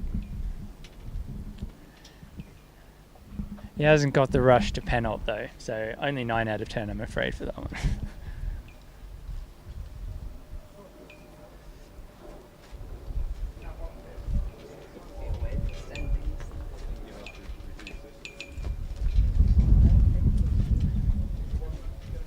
No, he did have the rush to 2 back though. He's rushed it almost far enough to stop blue all the way back up to penalt. Probably not quite enough. Depends how long a rush back to 2 back he's willing to leave himself.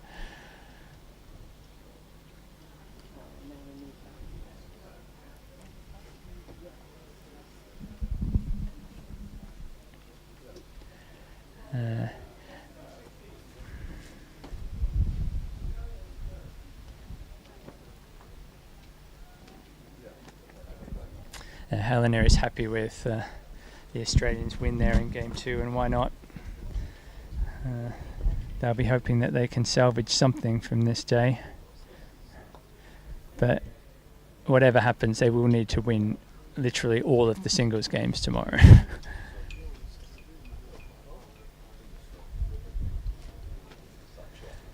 Fulford's got almost perfect position at 2 back.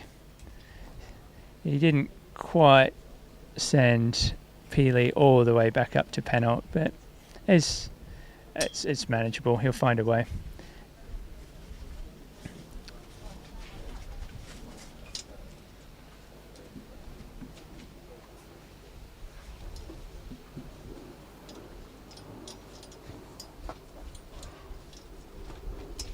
Got a nice rush back up to blue though, that's handy. He's almost hit this too far, I think.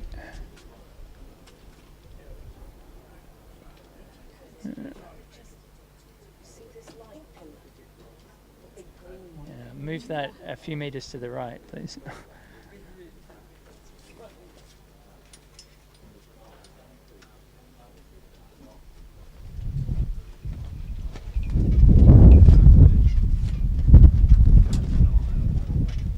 Yeah, he's gotten very compressed here. This is not ideal. He needs to get red across to the east side of the court.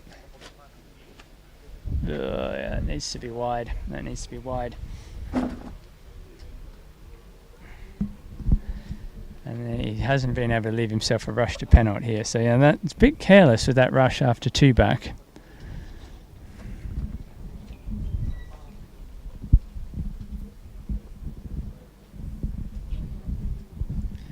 He's probably still going to try and cut it into peeling position because yellow is so good. You really like to be able to peel penalt going down to 3 back here.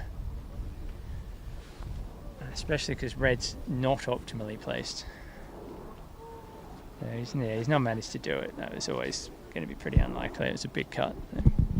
So he's going to be taking off to yellow. He will be able to push red into a good position in front of penalt in the same shot.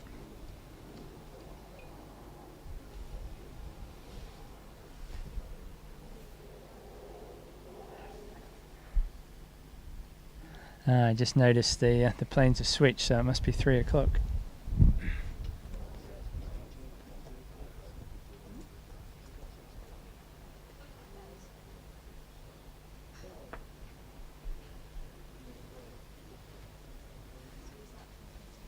No, nice takeoff.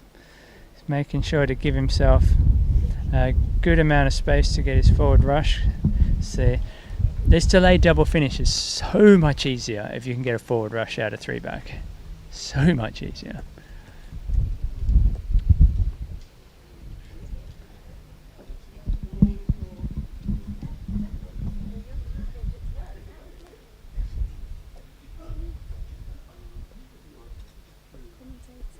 Okay.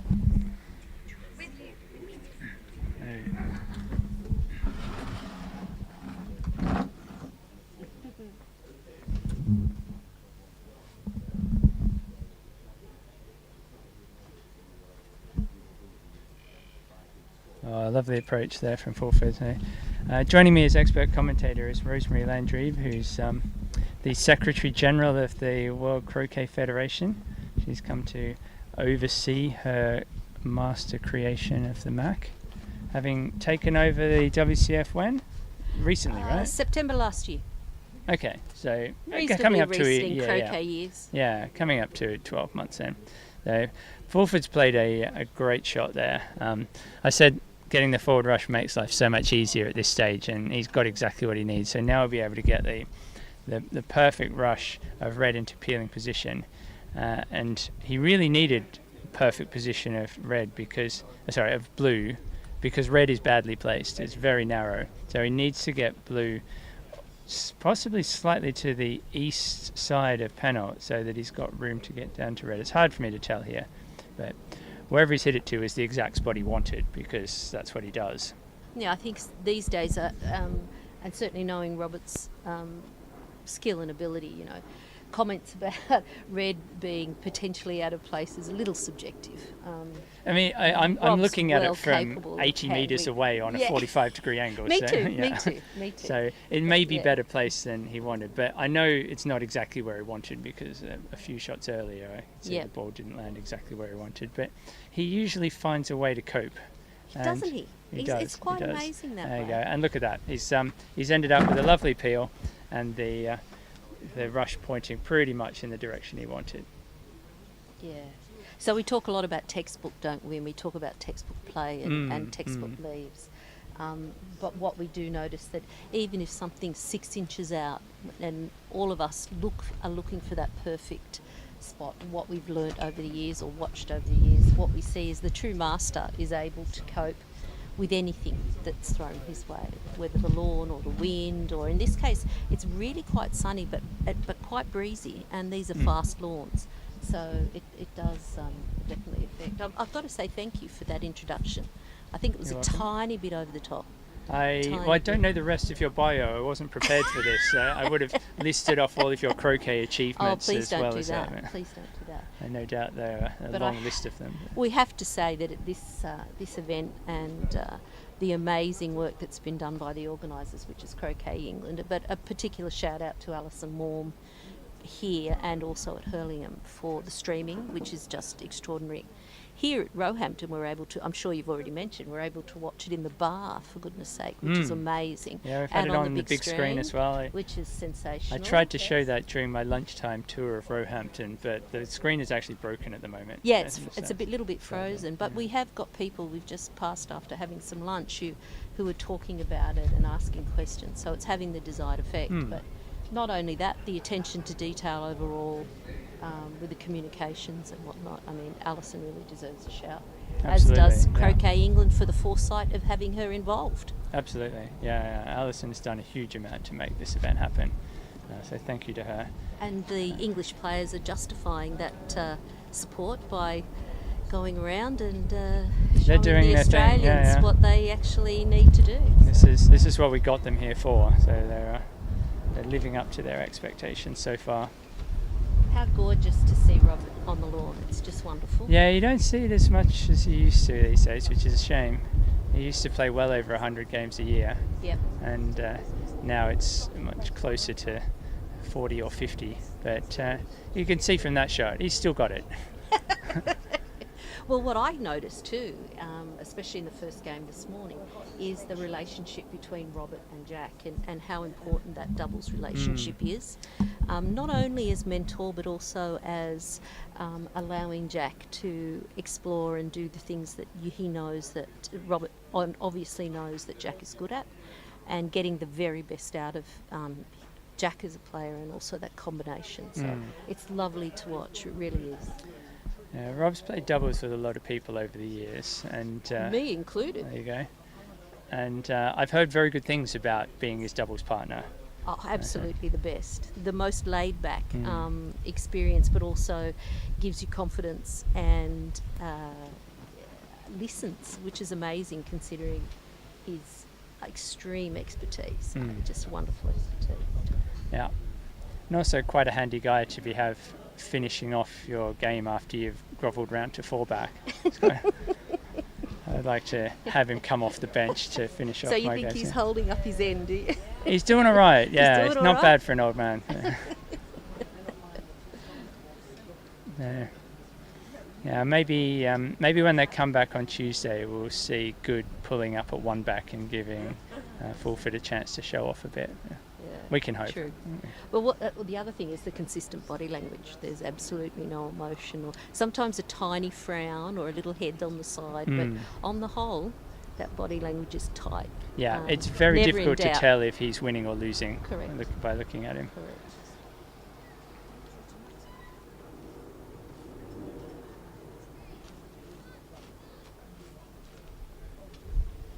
Dare I say he makes it look pretty? He certainly does.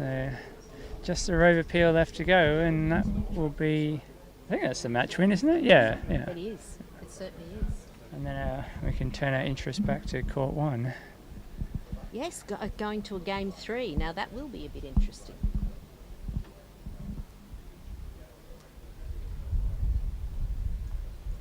So everybody looking at Rover Peels in their own game. This is a master at work, even though it does appear to be a reasonably easy Rover Peel. The care that's taken is important. The adjustment. It's important that a game gets done at this point. It must be finished and done. Yeah, you don't want to be giving your opponents at this level another shot if you can avoid it. Absolutely not. And we saw in the first game on court 2 today the consequences of not completing that triple peel when you have the chance. Absolutely. He placed yellow perfectly. So you always want to put that straight ball really straight so that peely bounces off it as you peel it. Yep. And I always try to do it and very rarely get it straight. And I think most players will try and do it and don't usually get it, but it's very handy when it works out because it now just takes some of that stress off the final shot that could go wrong, which is the rush to peg. It's such a great example, and makes it look easy if you just take the effort to focus and make it tidy, I think. Yeah, well, that's the thing about croquet when it's played well, is it's just a sequence of easy shots. It is. Yeah. I mean, we laugh about it, but it truthfully is. Yeah, same in snooker. It's the exact same concept. Correct. Just, if you can keep control of that cue ball, then every shot's easy. It's just a stroke now. It's not even a hit. It's a stroke. Yep. Stroking it over the peg. Beautiful shot. And he's been here a couple of thousand times before, Joel, do you think? I can tell you. Very handy to have a stat over. Games pegged out. So he's played 3,545 career games, and he's had 50% of those have been won with peels. 50% with peels, which is the 4th best all time, and he's got the 2nd most peels of all time. Behind only, who's the top? Behind only, I don't know. Dave Morm. Dave Morm has played a huge number of games and continues to every year. So well done to Fulford and Good. Fulford did what he does and finished off from the opportunity. It wasn't a straightforward opportunity. The balls were a bit all over the place when he started. He had a ball near corner 2 when he was making hoop 3, and his hoop 3 was quite a long hoop, but he ran it nicely and then he was able to rearrange things, and by the time he got to hoop 6 all the balls were in perfect position. Peeled 4-back going to 1-back. A lovely takeoff peel from pretty close and straight, but he still had to get the angles right. What are they chatting about out there, John? Good question. I haven't watched a huge amount of this game, so I'm not 100% sure what the interesting bits are. Robert and Greg, I think Greg took has taken the only win off from Yeah, it so Greg far. beat Robert And Greg's yesterday. there yesterday. So and Jack's out there as well. Yeah. So I think sometimes it'd be really interesting for viewers to know what chat. Is it simply, am I buying you a lemonade, or is it something much more in depth and croquet driven?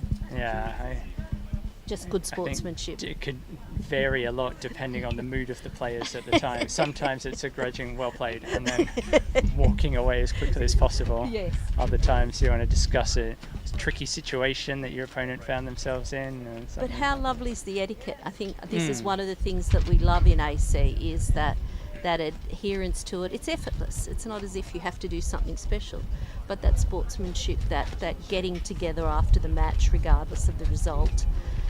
And it's also reflective of the MAC and the relationship between these countries, I think, where they know one another. Everyone respects each other. And it's lovely. No one takes any of these matches for granted. Indeed. Well done. Well done, Rob.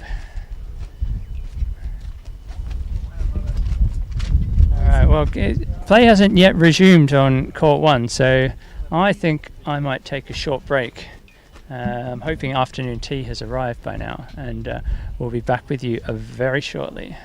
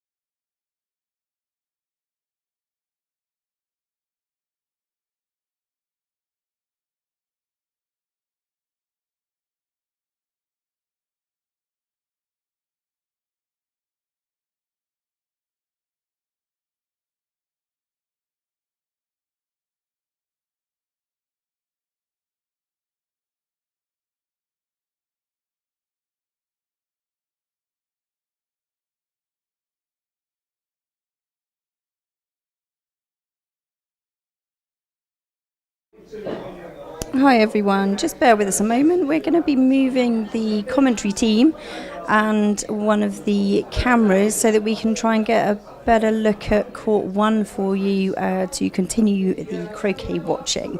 We will be back with you soon.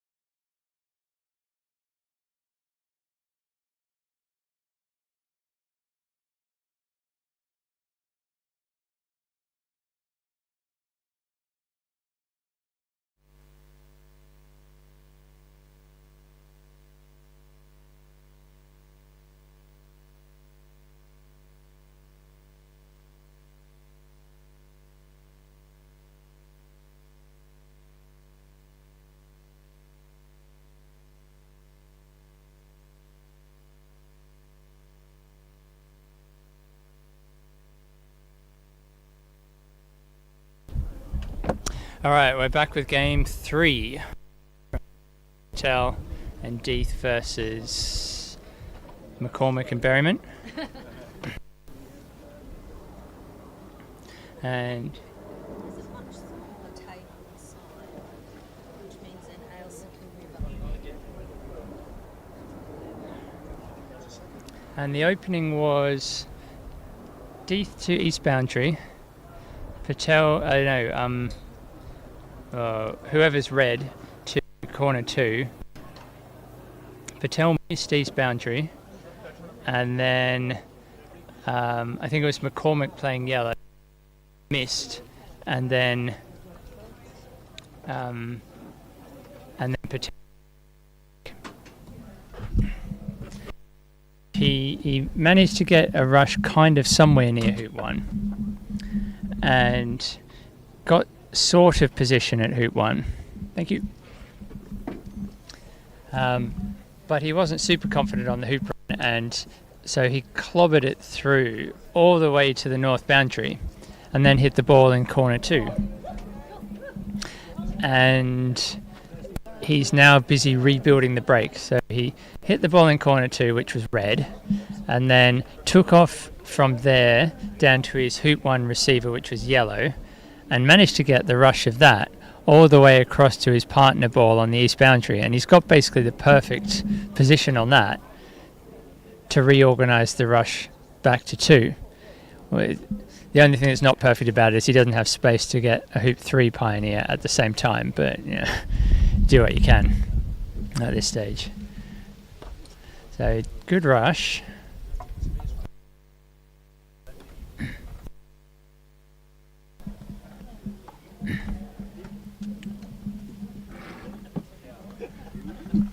Yeah, that's a really good rush. So he's almost got something resembling a break now.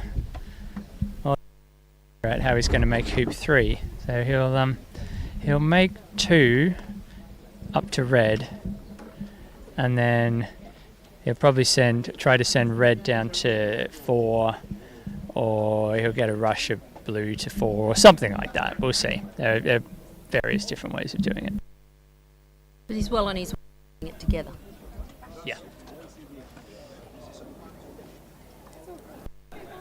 It's just angle before.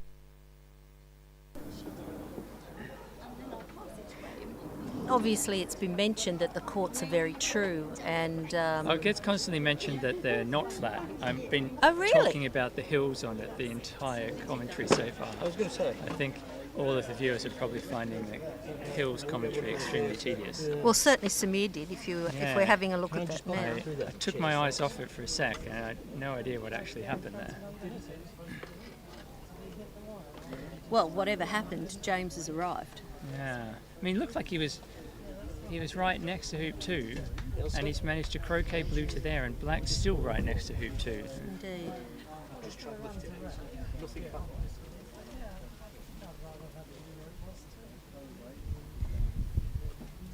So Samir's got the spot that he wants it, and I'm assuming that's because it's white. Would that be correct? I guess so, but I think red is open on blue, so they can't. You can't. If he's going to hit black there. Is he going to clear it in his continuation shot? No. He's just going to leave him with a shot on blue, you think? Well, unless they are both somehow cross-wired, which is possible. But, I mean, looking at the angles from here, I can't see how both of them can be cross-wired. At best, it's going to be one. We'll see in a sec, because McCormack's marching up there. So it adds a dimension, doesn't it? A little bit of excitement when they've got that length of roquet. They don't normally expect to be given that sort of length of roquet.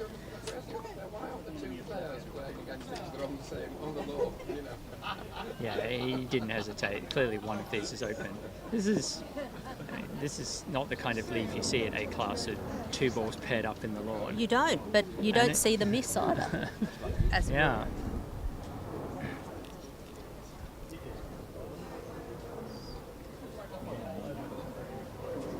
Well, the spectators are making themselves comfy, looking at various good spots to view the action from, and the English players seem to also be gathering down here on lawn 3. Is that correct? Is this 3 or 1? This is 1. This is 1, so everybody's coming down to have a look. Yeah, well, this is the only action left now.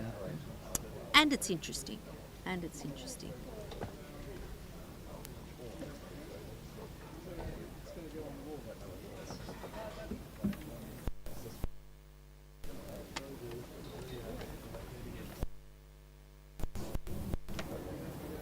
Yeah, didn't expect to sleep the mark. I'm gonna have to say B-class. Yeah. Harsh. That. I mean, there's presumably one of those was wired, so it wasn't like a full B-class leave. Both wired. Well, to start off with, I don't think the leave was planned. So when you say leave, it was planned from literally one shot before it was made. And I'm almost the miss wasn't planned either, but it's what, like we talked about before, it's about adaptability. When things don't go to plan, what do we do?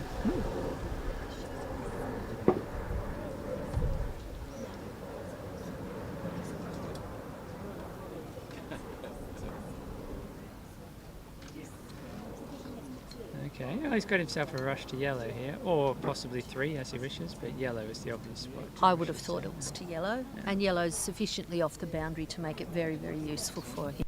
No, it's a perfect spot for it to be able to set a 4 pioneer. Yeah, those work best when you've got line of sight to the receiver. I'm not saying it's easy to do from here, but maybe that's working. Good job, Edison. Good job.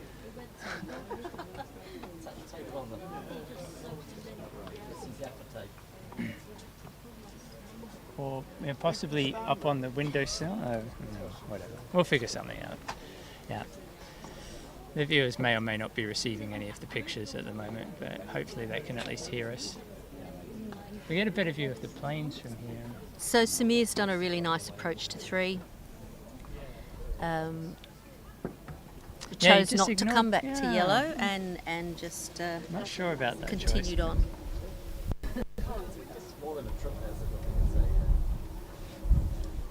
Maybe? It won't quite reach the distance, I think. We'll go close. Okay, close.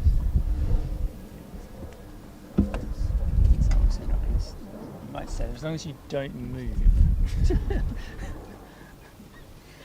Wow, the technicality of this is the streaming most tech. pro streaming setup you've ever seen. There he goes with a beautiful shot down. Lovely shot. Black might have travelled a little further than you'd like it to. And I'd say 9 out of 10. Yeah. You happy I wouldn't with want that? that one back. Okay. There's reds down there, so he doesn't mind having. Yeah, he's on the correct side to pick blue a that little red bit up south, easily. Yeah. That looks like a rush pointing straight at hoop 4. Actually, and it does, doesn't hit it? it the right distance. Yeah. So is it just me, or is hoop 5 looking a little wonky to you? I did see them out there working on it earlier. Uh-huh. So maybe. No, it's good. It's healthy. It's character driven. I mean, it won't affect the running of it, but it is not quite as inevitable. I didn't do.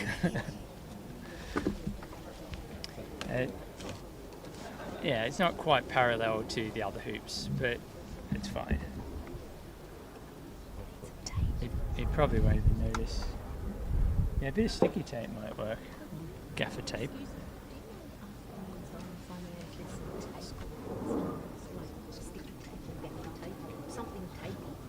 Like gaffer tape would be stronger, but Well, reception. I'll go to reception because I think it'll be safe. Oh no, but inside they'll have something. There probably is to them. Reception. Oh well, then don't worry. yeah, Alison will have loads of it. All right, so Patel's managed to sort out his break now, so this will be a ball to 4 back. Well, maybe he'll pull up at 1 back. What do you reckon? Time for a 1 back leave. He's got one of the best sextuplers in the world on his team, ready to play the next turn.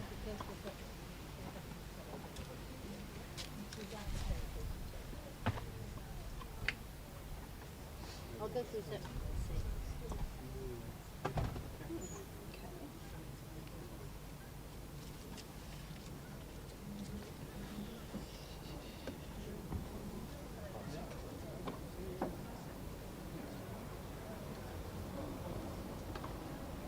So the approach to 5 was pretty nice too, Joel, I think. Yeah, there it goes. Nice He'll be touch play at this stage. yeah. So this is all under control. So we'll check back in with him when he's putting the clip on 4 back, shall we? You think? I can't see anything going wrong now. Great. At home, yeah, Ailsa, everybody else has just turned around, our camera person, and after that statement by Joel. Yeah, sorry, Rob. I think Ailsa actually wanted to say famous last words. I do my best, yeah. Got it. He sent blue over there. I'm not sure that would be plan A. And he's managed to put everything in the way of getting yellow to 1 back. Harsh again, Joel. The angle to me looks as though he can easily get yellow to 1 back. well, He's you're going looking to at it- pass on the right hand side, and I think that will make a difference. No, he went in between red and the hoop, and that's actually really nice. Isn't it? But I'm pretty sure he wasn't playing to have to croquet that between red and the hoop, but he lined it up perfectly.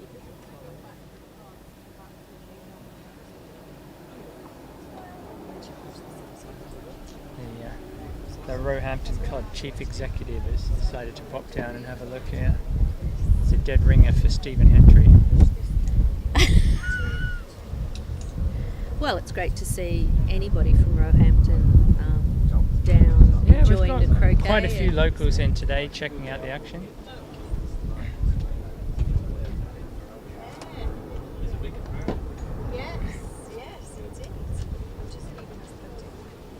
Fine.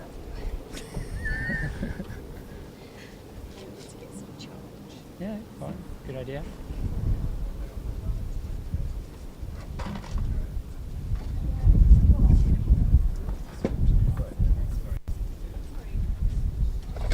Annabelle director at the moment.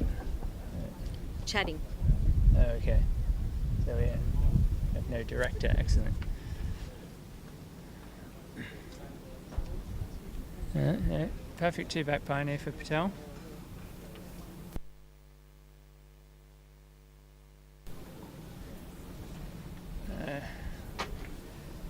He's got partner at 1 back. What leave are you predicting here? Interesting.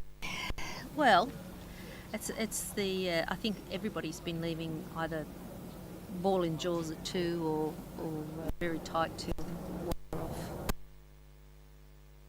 Back. Pretty Right. Partner out. Did he take it out at 5 or did he take it out at 6? Oh, after 5? No, he's loaded 2 back after 6. All right. And he's loaded it with Oppo ball, of course. So Yeah. this suggests to me a spread rather than. Oh, sorry. Yes, an sorry. NSL. He's black, isn't he? That's my fault. I thought. Oh, he we're was so partner. used to seeing a partner at 2 back. Yeah, exactly. So it's going to be a spread.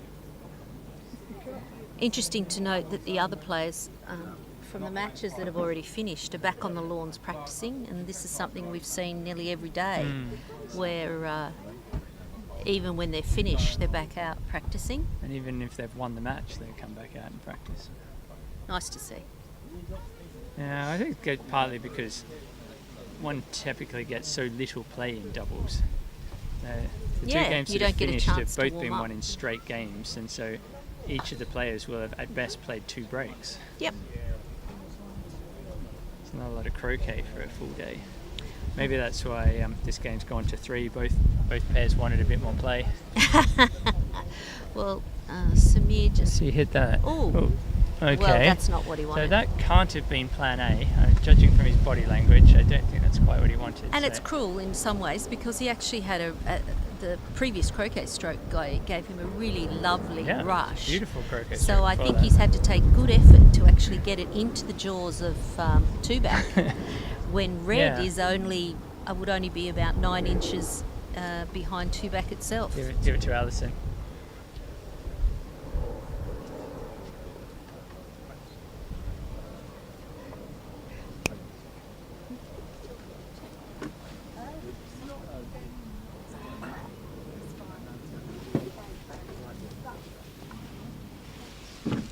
What's he done with blue? Oh, he's just been able to poke blue a little bit out there. I think he's rushed red into the jaws of two-back, which makes getting a rush somewhere a bit trickier. Oh no, maybe it wasn't quite in the jaws, it was just to the side. He's just popped it through. Yeah. And I think it's far enough over toward us that he's not going to have an issue with his rush. Oh no, he did. He's connected on the way through and just given himself, and he's connected at pace, so he's given himself a little bit more room to manipulate that rush onto blue and loading of the red up to peg. I have to take your word for that because I can't see any of the action from commentary position. Well, the spectators have decided that it's more important they get to see it. It is as you would expect. Red's going to peg. It's going to be a spread, isn't it? 100%. And black's got a nice little rush on blue to north I of yellow. reckon he'd be happy with the position of red there. What do you would think? too. Yeah. 3 inches, 4 inches out from the peg. And certainly not rushable for the oppo anywhere particular.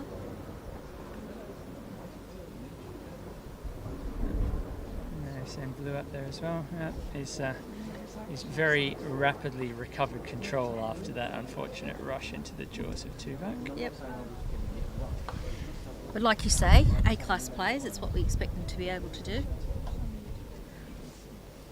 Maybe a little bit more beef in that he... Oh no, blue's in a lovely spot. Blue's in a lovely spot. Up near the peg. Great escape ball. Touch long on black if you're going to be picky, but he'll cope. There we go. May not be able to get the forward rush out of three-back, which does make setting the lead a little bit trickier, but again, with red so well placed, as long as he can get close to it, he should be able to find a way to make it work. Oh, he's overhit that a bit. Oh, yeah, he didn't like that. Could tell as soon as he hit it. He was really trying to get that rush. Oh my lord! I don't think that's through. It's not through. Excuse my expletive. He's took it a little casually, that three-back. Yeah, it did seem to rush it a little bit. Yeah. These hoops will bite you if you don't give them full respect. Absolutely. So it's rather an easy start for the opposition. What do you reckon? It's got QPO written all over it. Yes. Dwayne and Lockie are out there looking at their options, but at this stage, the longest roquet they've got is about, not a metre. So they've got red at blue at the peg, they've got yellow at black and down at three-back. Yeah, I reckon rush blue off the boundary and then stop it to 2, rush peel black, and then make one off yellow. Right. And then come back and finish the QPO. Wow. You've mapped that out nicely for us. Yeah, sorted It'll be sad if they don't take that as the first shot. I think given the starting position, it will be rude not to do the QPO. Rude? Yeah. Okay, I agree. Disrespectful. Disrespectful. Disrespectful. Their opponents have given them a laid QPO on a plate. Come on, lads, pull it out. You've got a QPO. How often does this happen? Yeah, you don't see a lot of QPOs at any level. No, you don't. Um, But you do see, I know at home, we see it a lot in our play where people are these days intentionally stopping it through back. Yeah, when For we had a that lot very more super reason. advanced here, there was a lot of stopping at 3 back because TPO was Correct. was plan A, and so Yeah. a lot of players would pull up at 4 back. And one advantage of doing that is you can then be indifferent about which ball you play next. You could play the 3 back ball, just make one hoop with a really strong leave, and then the finishing turn becomes much easier because you Yeah, you're already generate there. all the Exactly. balls in the right spot already. Correct. I know it was a thing in the last Mac, just everybody was stopping it 3 back. Yeah, although, well, I was watching only on the live stream, so I didn't quite get a feel for the conditions, but I got the sense that they were pulling up at 3 back because they were breaking down at 3 back more than Well, deliberately I'm stopping. pretty sure it was in the instructions for some people. Okay. I can almost confirm that Fair enough. categorically. No, he's hit in. Lucky hasn't done what you thought he might have done. No, but he can still peel 3 back right now, He going to certainly blue and can. red. He probably, no, actually he couldn't have, I was going to say he probably could have tapped that a bit softer if it was. Looks like black's true going paper. up to 2, Yeah. and yellow's just going to start a pretty normal break, Well, potentially taking partner 1. I can't speak for all of the crowd, but at least half of the commentators are disappointed that he's not going for the QPO. At least half. I've said possibly before, more. I'm Switzerland, even though Switzerland's playing in the Tier 2 at the moment up at Nottingham. Mm. Wearing Yeah, I was having my a bit of a look WCF at hat. the results from that the other day. It looks like it's been a great tournament. I was up there earlier this week. Between Ireland and Wales, Wales. to win the 2.1. And ironically, Ireland weren't really backing themselves. Ireland, if they get their A team out, are a really, really strong Yes, country, but they yes. don't always get their best 4 Correct. or 6 out to play. But I heard a rumour, actually, this is a useful opportunity since you're here. I heard a rumour that there might be some changes to the format of the World Team Championships in the future, possibly to introduce some kind of promotion relegation system. Is there any basis to that? the promotion relegation system has always been sitting there in the regulations. But I do believe at the moment we are looking at the whole structure overall to have a look at length of the event, and I mean it comes down to affordability sometimes, but at the same time we don't want to modify things to the extent that we lose a lot of the tradition and a lot of the importance of the event. So I think whatever gets done will be done very carefully Sure. and very thoughtfully, if it gets done at all. But you know, there is So the there's no feedback. definite plans in place to Not that I know of at this radically point. alter But the format it's of the certainly Mac or being something. looked at. I Okay. can absolutely confirm that because you know, we get the feedback. A lot of these players are still working. Many of these players are still working. Absolutely, yeah, and it's a a big massive commitment to time them to take commitment. 3 weeks off work to come and play this. Yeah, it's a massive cost commitment to the hosts, and it's more about making sure that we're getting great events, we're executing them really, really well and getting the results and the outcome that we require. The very best team in the world. How can we do that sort of thing? So, yeah.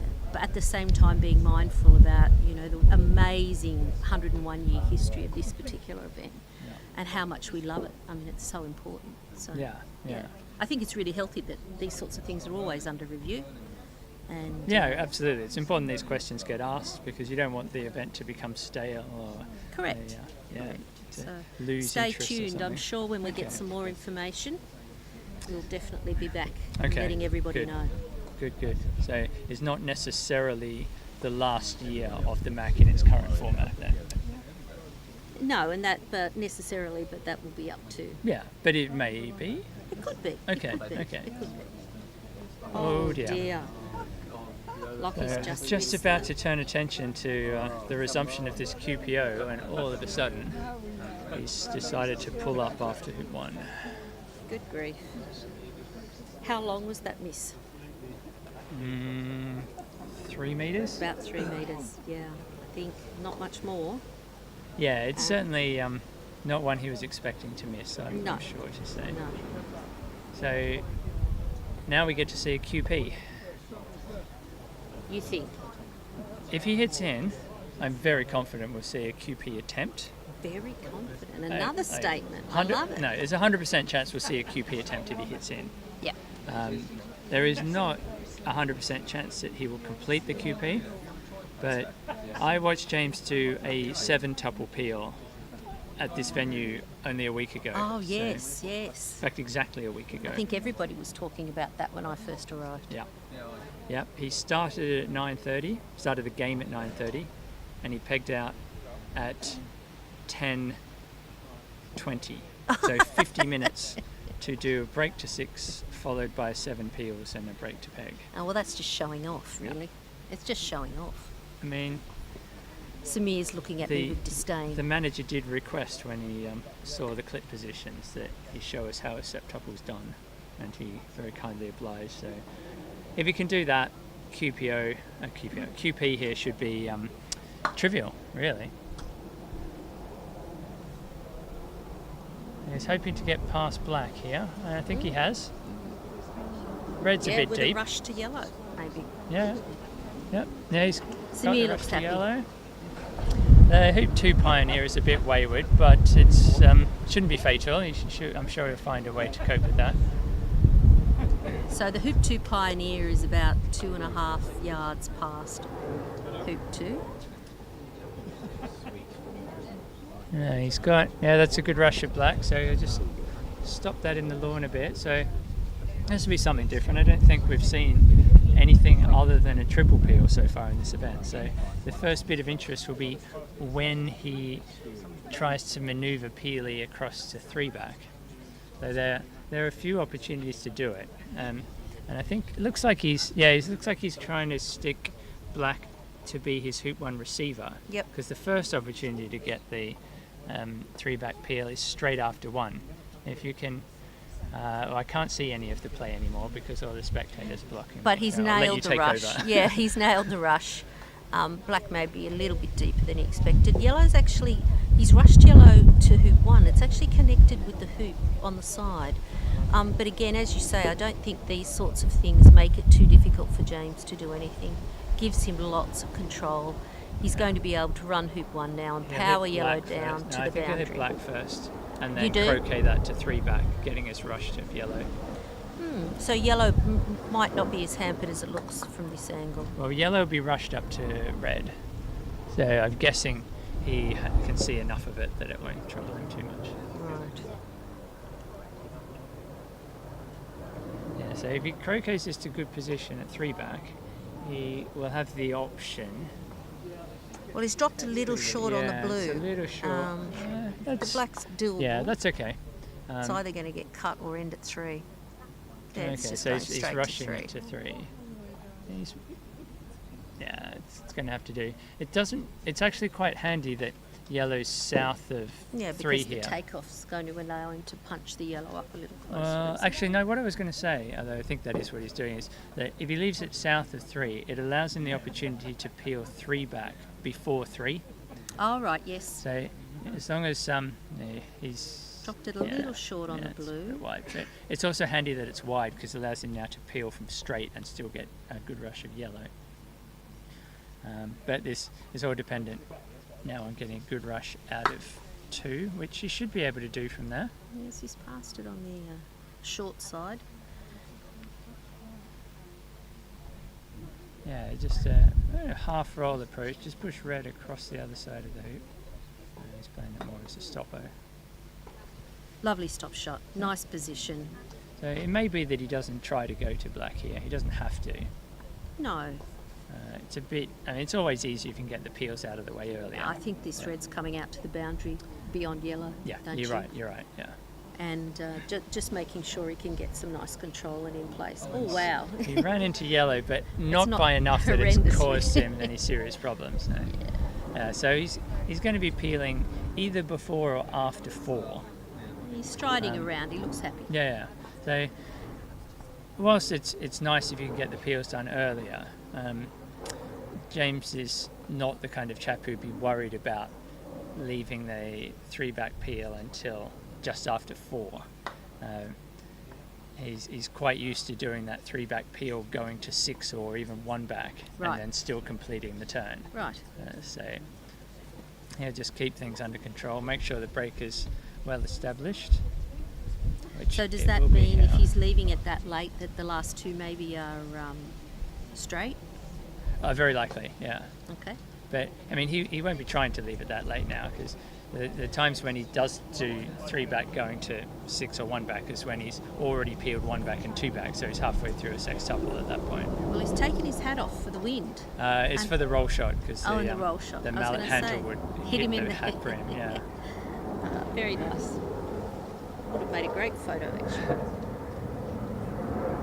So it's an okay Hoop 5 Pioneer. It's not exactly what he would have wanted, but it'd be fine here. So he'll rush red to nearish black, a little bit south, and then he'll send red to A tighter Pioneer at 5. no, do you he'll think? probably send it to somewhere on a line of 4 to the peg. At least that's what I would have said. Because red will be his escape ball for the 4-back, the 3-back peel. Now, he looked like that's what he was going to do. It's slightly awkward because blue needs to go through black to get the rush back to 3-back. It's important that he gets a good rush here because he needs A little pass roll. That's run on a little bit, but yeah, you can see red is on that line of 4 to peg that I talked about. So It is. He now he just needs to cut this side onto the hoop effectively. Yeah, there you go. Okay, Which is now- going to enable him to get a really nice running position for blue, but at the same time put black in a really great position to do the peel. Just a little as you half say. roll, gets them both straight on the hoop. Yeah, he just wants to run this gently and just tap black. There we go. Nice. A bit harder than he would have liked. So this finish is so much easier if you can peel black a long way up the lawn here. You don't want to take a chunk of wire and just grovel through. That's a nightmare. Jawsing is better than just through. So you would be doing that even at the sacrifice of potentially a little longer rush on red once for Yeah, blue. I'd be playing this as a stop shot to get as much distance on black as I can, and if it meant I went 2 metres past red, I'd take it. And he's done exactly Yeah, that. the key is just not taking too much wire, which he's done. That's beautiful. So now this will allow him to send red not to 6, but to an escape ball position at 4 back. Now what we've got is just an ordinary delayed triple. This is something Very that cleverly constructed. he's done many times before. Yeah, some accuracy and it's come off for him. Yeah, that's why peeling 3 back most of the way down is so important. Otherwise, you can't peel before 6, so then you're left with having to peel going to 1 back or 2 back, and Right. it all gets a little bit more awkward then. Yeah, so it can be difficult to get enough depth on red, but he's played that beautifully. That's an ideal escape That's ball where down he there. wants it to be. Yeah. So the rush to 5 is sweet, Yeah. very nice, and enough distance for he him to just get has that forward rush. Yeah, the forward that he rush really is wants. crucial here. So he really needs a good rush on black. You don't want to be peeling this from distance. So. Yeah, look, that's a great stop shot. Look how much distance he's got on A yellow. great ratio, really is, and lovely angle. Yep, yeah, he's got a nice angle to rush to halfway to black. There we go. And now we would send yellow across to 1 back.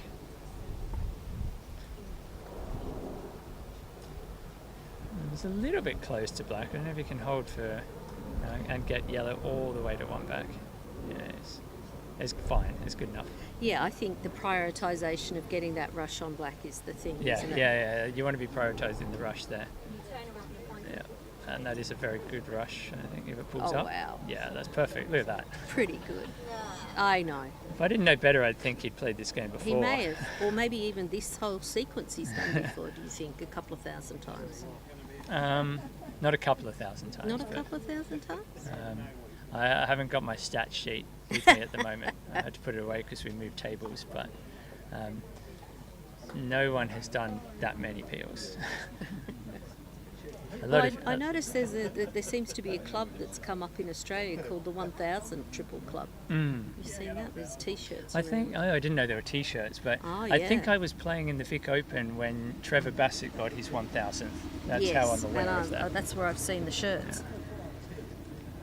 I don't know if anyone else has one of these T-shirts or Trevor has. There's a few There's of more them than floating. one, is there? Okay. I think he's been kind enough He's to given a few away.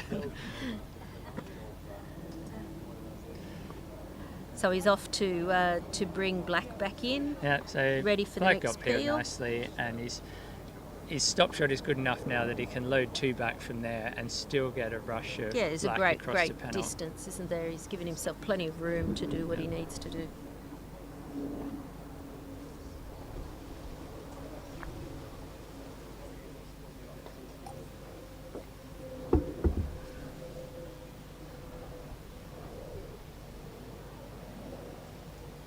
Comes a really from corner 3, loading a ball to 2 back, loading red to 2 back, and getting a rush on Black. 6. Is red going to reach? Oh, it is, isn't it? Yeah, that's a great shot. It didn't, yeah, exactly. In fact, it's gone too far, hasn't it? I know, it's amazing. What a great Look shot. at the ratio. Yeah, and he's Look still what got space. blue is. It's amazing. He could even peel penalt here if he gets it in the right spot.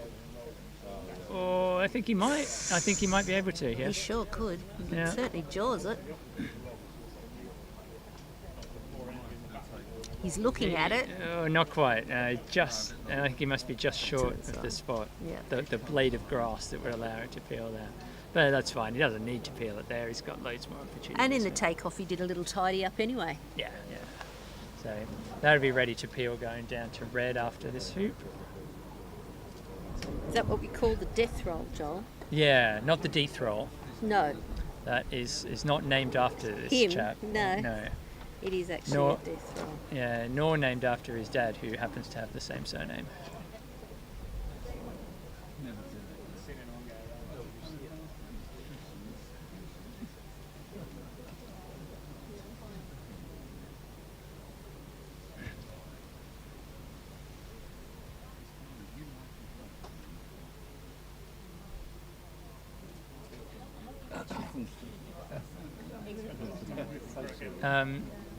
So far 9, and this will be the 10th.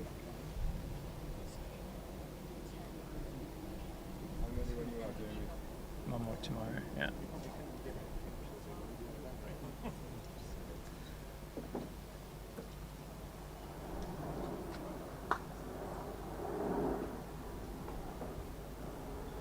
So James has set up what would appear to be a reasonably easy. Yeah, he'll be hoping to Peeling peel this all the way down to Rover here. Yeah, and get to where he needs to be. Got way too much wire, and he's short on blue But it's as well. successful. That's And a little short on blue. Yeah, he won't be too happy with that. That's not gone well for either blue or black.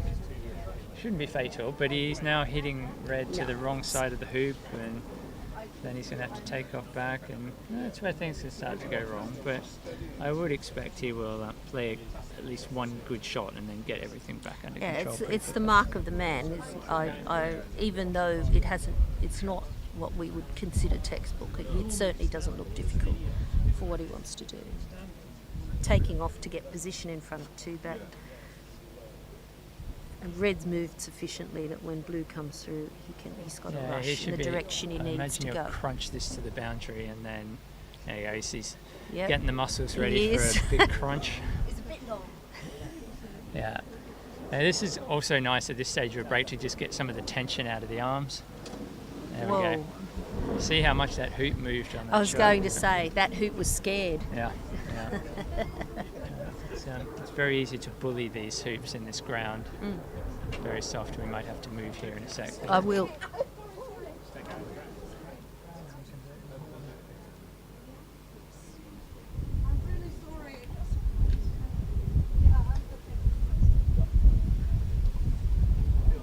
Yeah, played a nice rush there, so he'll be able to send this to 4 back and possibly get a rush of black all the way down to Rover. That's all right. Sorry. That's okay. No.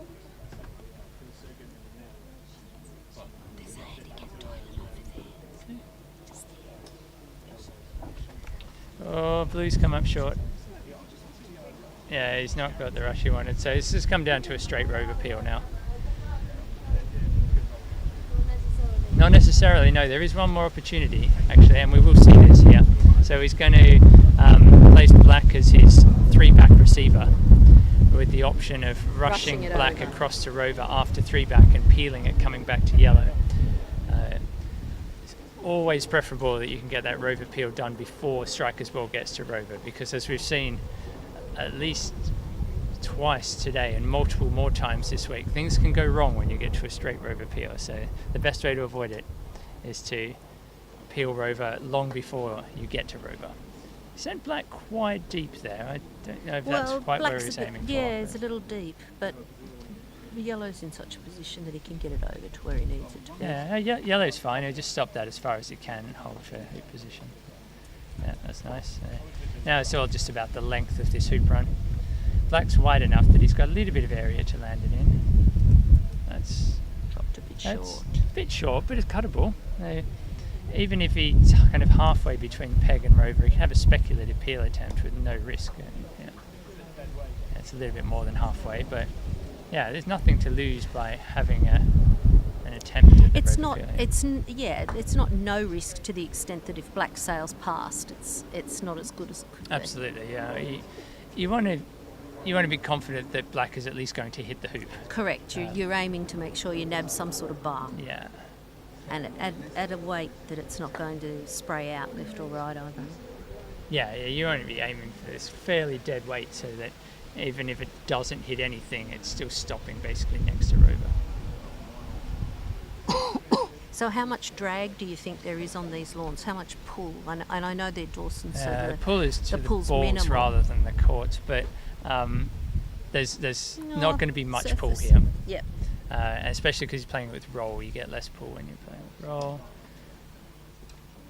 Yeah, so he managed to hit the hoop, so that's fine. Certainly no harm done, and it was certainly worth the forward rush on yellow, or quasi forward rush. He's got the rush on yellow that he needs, or good enough to it. So it will come down to the Rover peel now, and with black already where it is, I don't foresee any issues with the Rover peel working out. No, he's not loving the wind. There seems to be some scoreboards blowing around. Are blowing.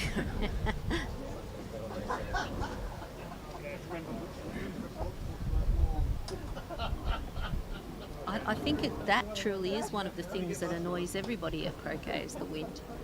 I think even more than the rain sometimes. When it's just an even, gentle rain falling, that's okay. You can sort of feel in your cocoon, but the wind is frequently off-putting for a lot of players, especially players who've got a long back swing. Yeah, exactly. The casters find it more of a challenge than those who stop them at it. Well, James has decided to pause his break to go and fetch the scoreboard while everyone else just sat there. Well, clearly it worried James more than anybody else. It also shows that James is feeling pretty relaxed at this stage, and with good reason. James is in the best form I've ever seen him at the moment. Yes, you said that at lunch, so I'm impressed. He's at his highest D grade ever, or thereabouts. He's hit his highest D grade earlier this year, and he's at his highest world ranking position ever. Wow. I think. What is his current world ranking? 5. So we've got Watson, Essick, and then Deeth in that order. And they're separated by 2 points, all 3 of them, something like that. Wow. It will be slightly different now because they've played some singles games, but that's pretty much where it is. It may even be that Deeth has overtaken one of those 2 at least, because he won 2 singles games yesterday, so pick up a couple of extra points for that. Right. So he's just popped red near the peg. He's going to go down and tidy up black, is he? Yeah. So you don't want to be doing any more rushing than you have to with that Rover peel. So he's going to go down and push it closer to straight in front as he comes back up to yellow. Yellow's really well placed for that, just slightly south of the hoop. He's pushed red across. That's just okay. He'll be fine now. He's pushed red across so that he has room to make the takeoff coming back up through that same line. Yeah, tiny grimace, wasn't it? Yeah, it's just a tiny bit short. So Yeah, and he's it'll going be to do fine. it again. It'll be fine. But Yeah. And he's just got that red out of the way so that the takeoff back to yellow, there's absolutely nothing to potentially run into, just eliminating all the risks, as you say, to be able to complete this stroke finish, yeah, rover finish.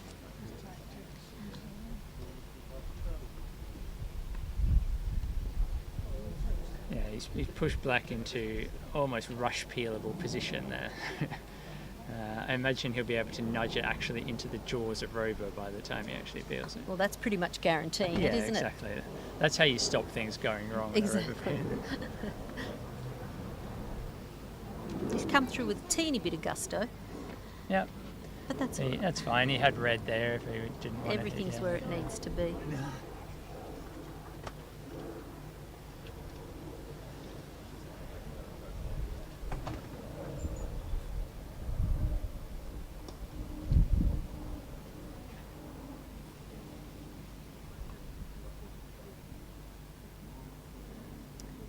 Yeah, good straight ball there. So does yellow become is the deep ball? Yeah, Whoa. that's fine. I call it more of a straight ball rather than deep Deep. ball because he won't need a deep ball here because he's going to be peeling from so close. So- But we saw it with Fulford earlier actually. If you can put that straight ball on the hoop line, then you can bounce peely off it as you peel it. And that's Right, yes, make we the- did see yeah. that. So the reason we all went woo was because James rushed red, we assume inadvertently, straight into the sidebar Yeah. of Rover, It could- missing the black ball yeah. that was beautifully placed. Could by easily have accidentally could have hit been black very into a horrible ugly. spot, or red ended up in the jaws of the hoop. Yeah, seen So, that yeah. before. He did very well, and Yeah. he's just given himself a teeny bit more wiggle room. Yeah, it now wasn't on the black. quite in the jaws in the way that I thought. Obviously, my angle is a bit deceptive, but he's in a position where he won't be troubled by the peel. Even if he twitches on this, black will still go through. Ooh, Red's oh dear. blue's through. I don't think he meant to do that. Judging from his body language, you can't hit red, which is why you have that straight ball there. So that's the second bit of Yeah. insurance is if you can't hit the side ball, a straight ball is hittable through the hoop. And if it's not too deep, then it is more hittable than if it's nearly at the Well, south boundary. clearly from his body language he wasn't expecting that. He was expecting blue to stay in the jaws, Yep. and it's just trickled through. Yeah, even if you have a perfect side ball, perfect in inverted commas, there's still a spot where you can run the hoop to where it's not hittable. Yeah, he's called out Samir, and they're having a look at whether blue actually does have a shot on red. He did stab at that a little bit timidly. I don't know. Yeah, Yeah, I don't know if it was a drivey bit of a thing. nervy thing or what it was, but yeah. But Oh. I think, well, I'm guessing yellow's hittable. I obviously prefer to be able to hit red because it's so close, but red looks like it's straight enough that's plan B. And black doesn't look like it's in the way. Yeah, Well, black's maybe definitely not. in Now the way. they're actually looking seriously at Roquet Black, which is very interesting.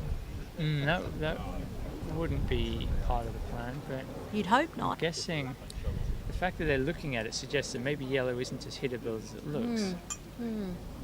That blue may actually be a little bit on the far bar, or just, oh no, yeah, he is going for black, unless Okay. we're completely, no. Yep. Okay. So It is the Rover curse. it's not all over yet. So what he's going to do is stop black to, he's going to try and peg out black here, but at a pace where if it doesn't hit the peg, it will stop at the peg, Yeah. and then he's got yellow and red to finish the peg out.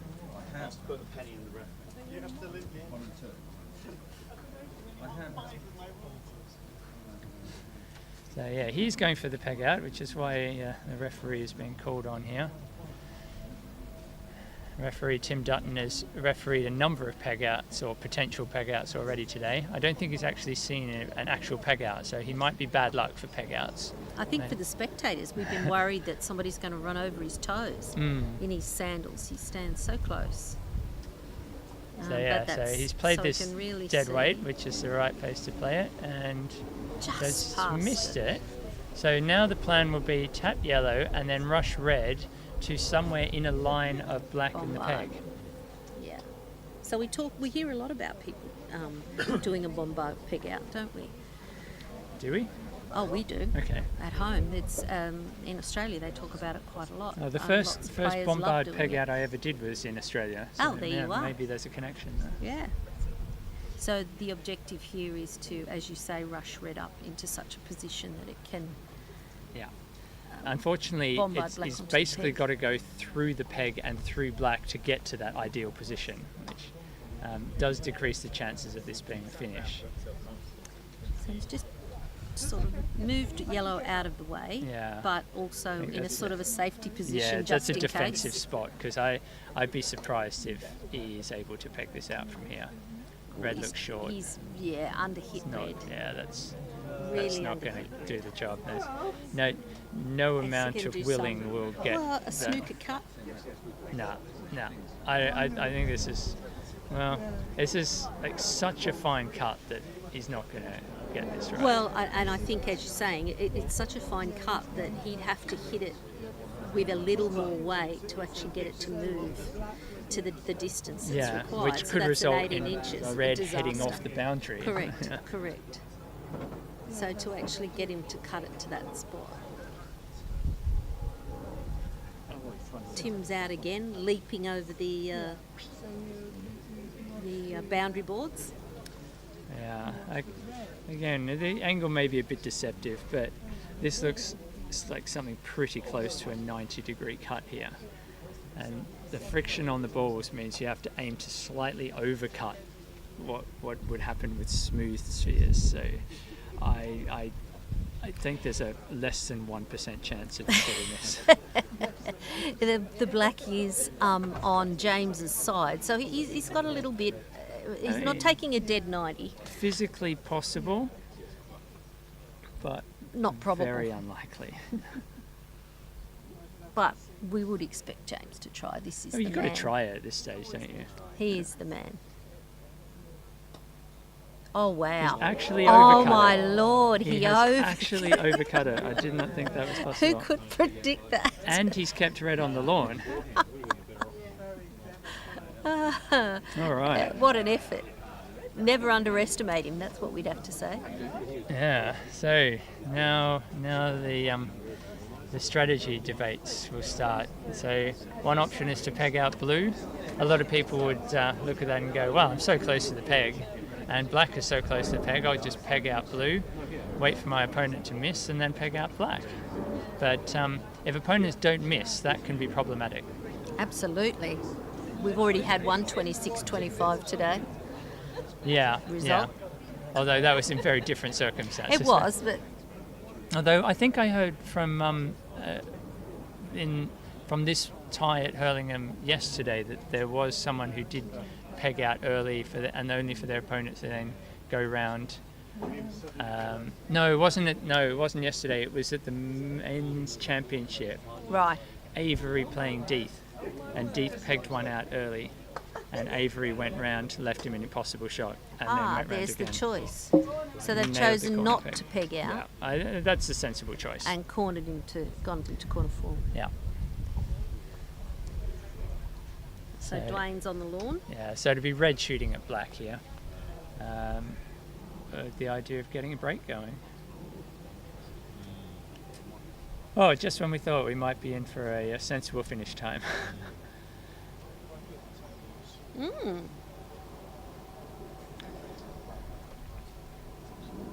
Well, it's still early. I mean, we're in England. It's only 4:16, which is Oh, you right, know, yeah. just past midday. Oh my goodness. So McCormick has missed, so now what?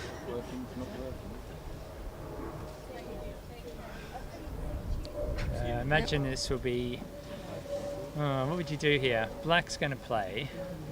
Shooting at yellow is one option. Shooting at yellow Well, it's a would win the shorter game. shot. Yeah, exactly. It's a shorter shot on the lawn. It would win the game. Yeah, you'd rush it, take off to red, rush to blue, and then peg out. But you may not want to take that. It's not a certain distance to hit. So if he doesn't want to take the shot, something Given- like a wide join on the east boundary would be the next best. Something like where James is standing. Well, given the distance and making an assessment of the hitting capability up to now, not to diminish that the players may improve, but is now the time, considering you've got a ball in corner 4, is now the time to, no, it looks like Samir's going to go for yellow. It's just a matter of what you're feeling like here. Sometimes you stand over the shot and you think, yeah, I'm going to hit it. Other times you go, no, I'm not feeling it. Airbus A320CO.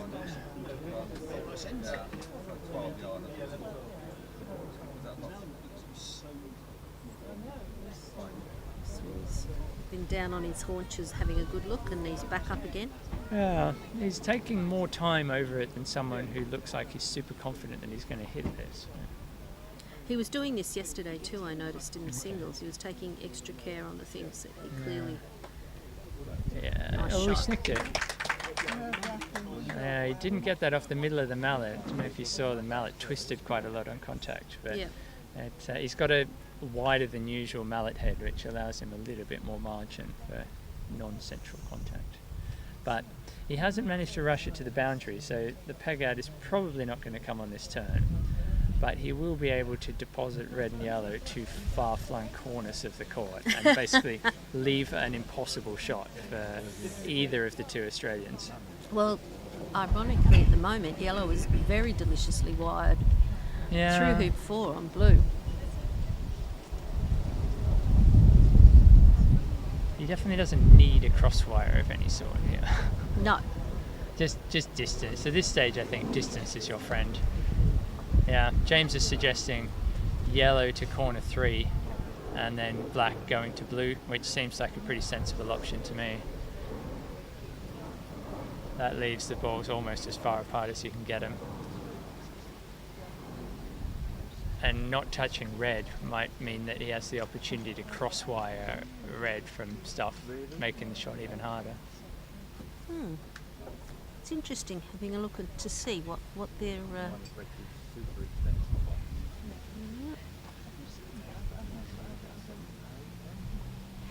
Looks like the current thinking is to push yellow a little closer to the boundary going to red. Yeah, and then play the shot that they were just talking about, send red to corner 3. I don't see any big advantage to doing that. It would move the west boundary ball further away from corner 4, but the most likely shot that they're going to take is at partner either way round, so there's probably not much advantage in doing that. Okay, so the thought has changed again now. We're looking at yellow up toward corner 3 and black to partner or to peg.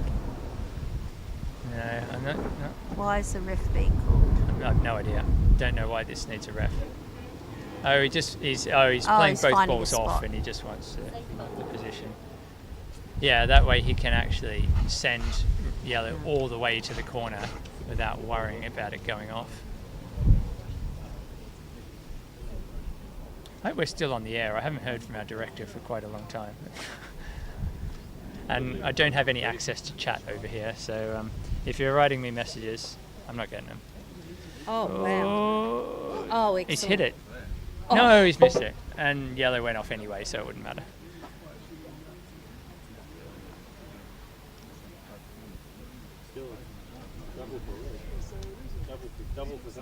That could have been worse. That could have stuck on the wire of 4.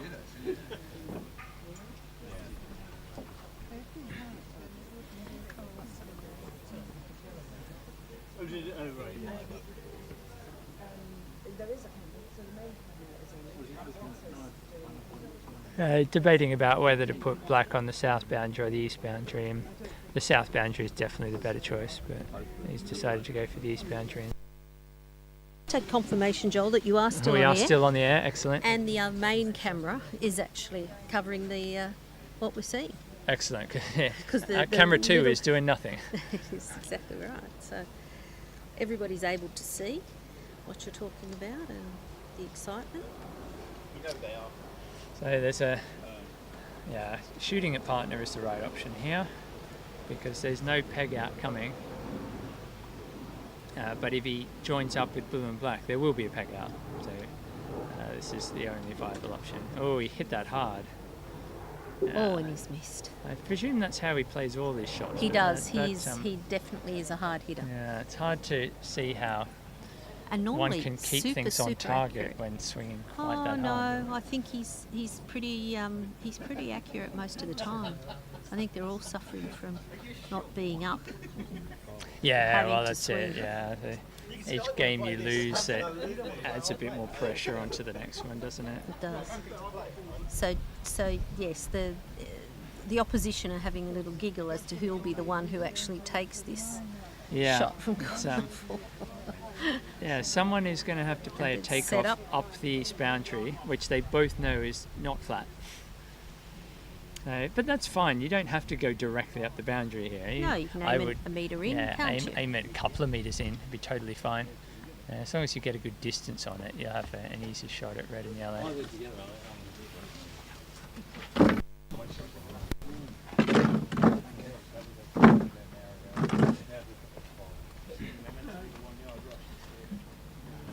Once the Australians faffing about where exactly to place the balls. Faffing? They're being accurate. A bit of faffing. Mr. Faff. The same level of care was taken here. Now Samir's faffing with their balls. Yeah, I'm not sure what's going on there. James wanted him to get out of the way though.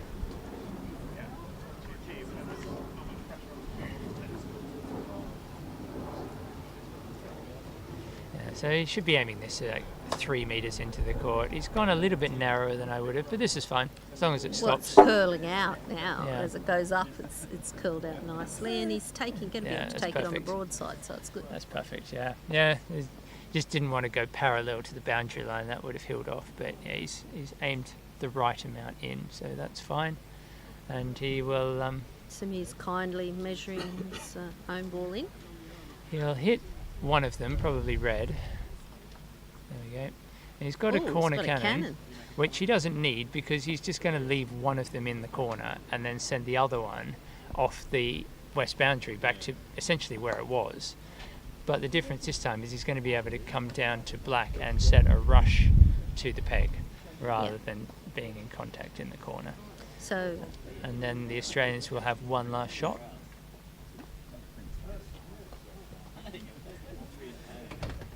So is this a banana cannon?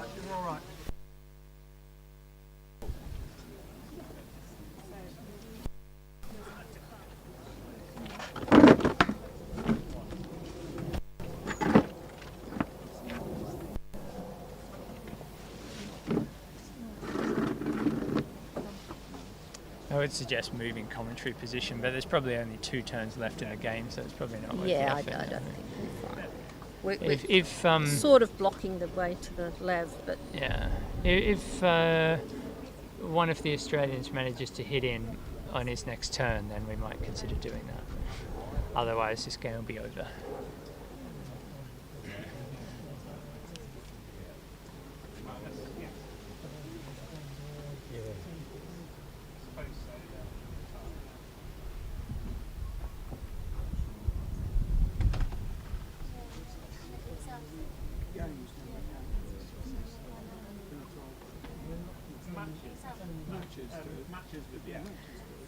So, how far up's yellow going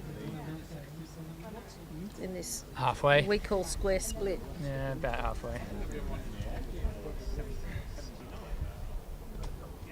Yep. Yeah, you want to send it to a spot where it's about equal distance from yellow and from red and blue and black. I would have liked it to go a little bit further, but that's fine because yellow is probably going to want to take the shot at red. Black is in a spot where hoop 4 is actually in the way of the rush to peg. It is. So, there is a chance that can go wrong, and if that does, you want to be joined up. Although, if the rush goes wrong, they will be able to just take off and split everyone up again. So, yellow at black, yellow at blue will be the shortest shot, and it's not actually a terrible idea to take the shot at blue. No, because you can regain the innings and reset yourself. Yeah, but I was thinking more about what happens if yellow misses blue.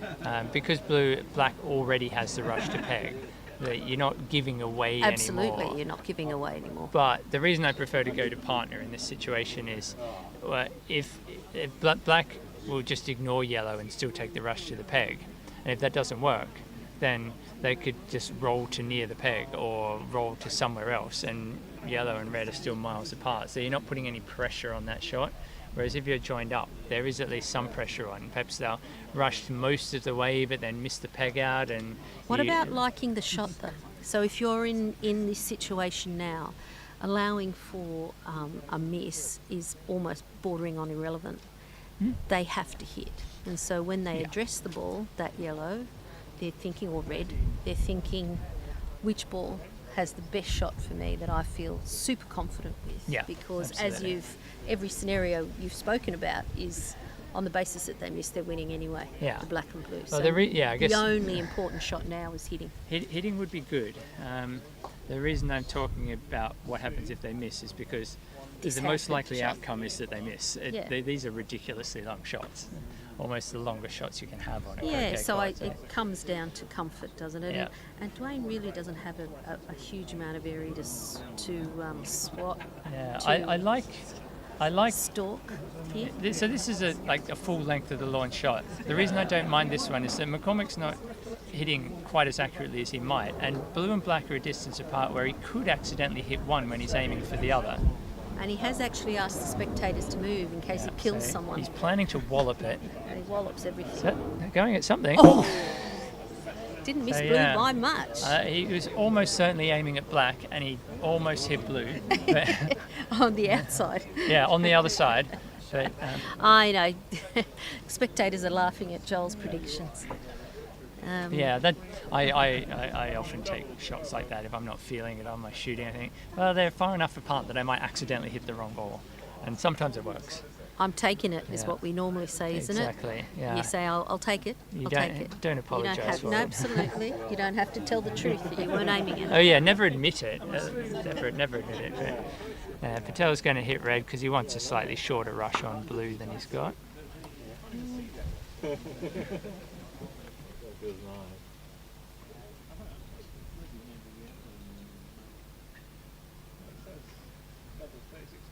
It'll allow him to also deal with that potential scary hoop 4 that's there. You know, the magnet Exactly. that Yeah. drags If you you can get in. nice and close to blue, you take that out of play. Exactly. Yeah, that's And that's a perfect. beautiful shot.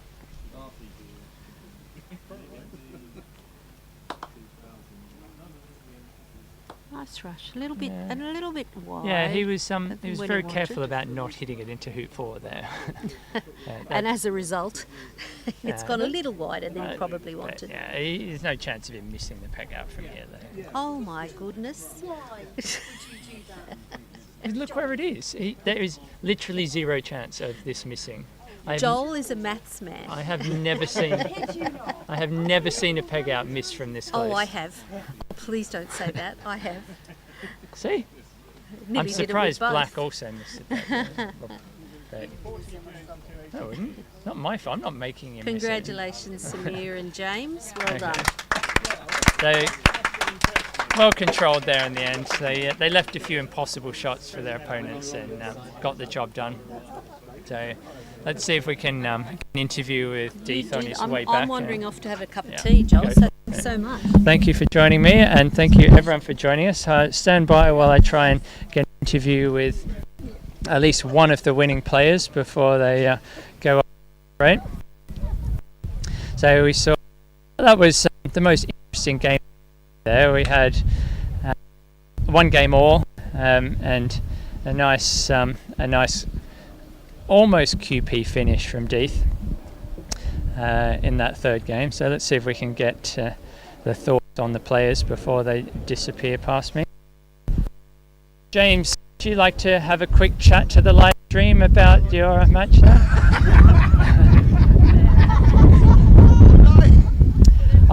I'd love to ask you about your thoughts on the almost QP there. We haven't seen anything more than a triple in this tournament so far. Tell me how that went for you. Well, the quad was going well. I just overhit Rover and ran the hoop when I didn't have a side ball. bad rush before the hoop, bad shot. Combination should have worked. Yeah, you didn't have a look at yellow after running the hoop. From my angle, it's hard to tell. It was ugly. It was ugly. Possibly hitting, but you took the definite hit of black. Yeah. Red was impossible. Yellow was difficult. Black was easy, and I thought I could organise the combination. Yeah, and you almost did. Tell us. Yeah, I know those shots pull, so I was always aiming it at that sort of the edge it missed on. Yeah, you're aiming to slightly overcut it, right? Yeah, and then it just. And you actually overcut it. Didn't get the pull. It's rare I miss on the thin side. Yeah. But yeah, no, it would have been nice to have finished that way. Yeah, it's a bit unfortunate, I guess, where black ended up, because you basically had to hit red through the peg and through black to get the perfect spot for the combo, right? Peg wasn't in play. Okay. Yeah, I've got to miss black by not a lot, and I didn't quite hit it hard enough to get to a good area, but it was also an area where I knew I had a sort of reasonable leave coming out of it if the combination didn't work. Yeah. I did nearly forget, though, that I couldn't rush black away. I nearly end up with my ball in corner one and a lift coming. Yeah, well, good thing you remember that in time, yes. Yes. Well, congratulations on the win, and one more for England to Yes. sew this first tie up. Yes, 10-2 is basically where we'd like to be at this point. You must be feeling pretty comfortable going into good day at the singles office tomorrow. Yes.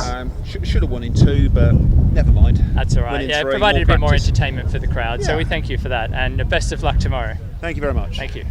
And that brings us to the end of day 3 at Roehampton. Thank you very much for joining us today. We'll be back here tomorrow at 10 o'clock for the resumption of USA versus New Zealand. I'm afraid I haven't been watching the scores at all on that, but no doubt all of you watching on the live stream are keeping up with what's going on at Hurlingham, and I'm sure there is plenty of excitement to be had in the next round of doubles between those two countries, so we look forward to that. See you tomorrow at 10 o'clock for that one. Thank you for joining us. Thank you very much to Director Alison Morm. Thank you to Technical Director Elsa Lyons, and to everyone else involved in the broadcast today, especially Rosie Landreeb and Annabelle McDermott for helping out with the commentary and with the camera work. And we look forward to seeing you all again tomorrow. Thank you very much. Farewell.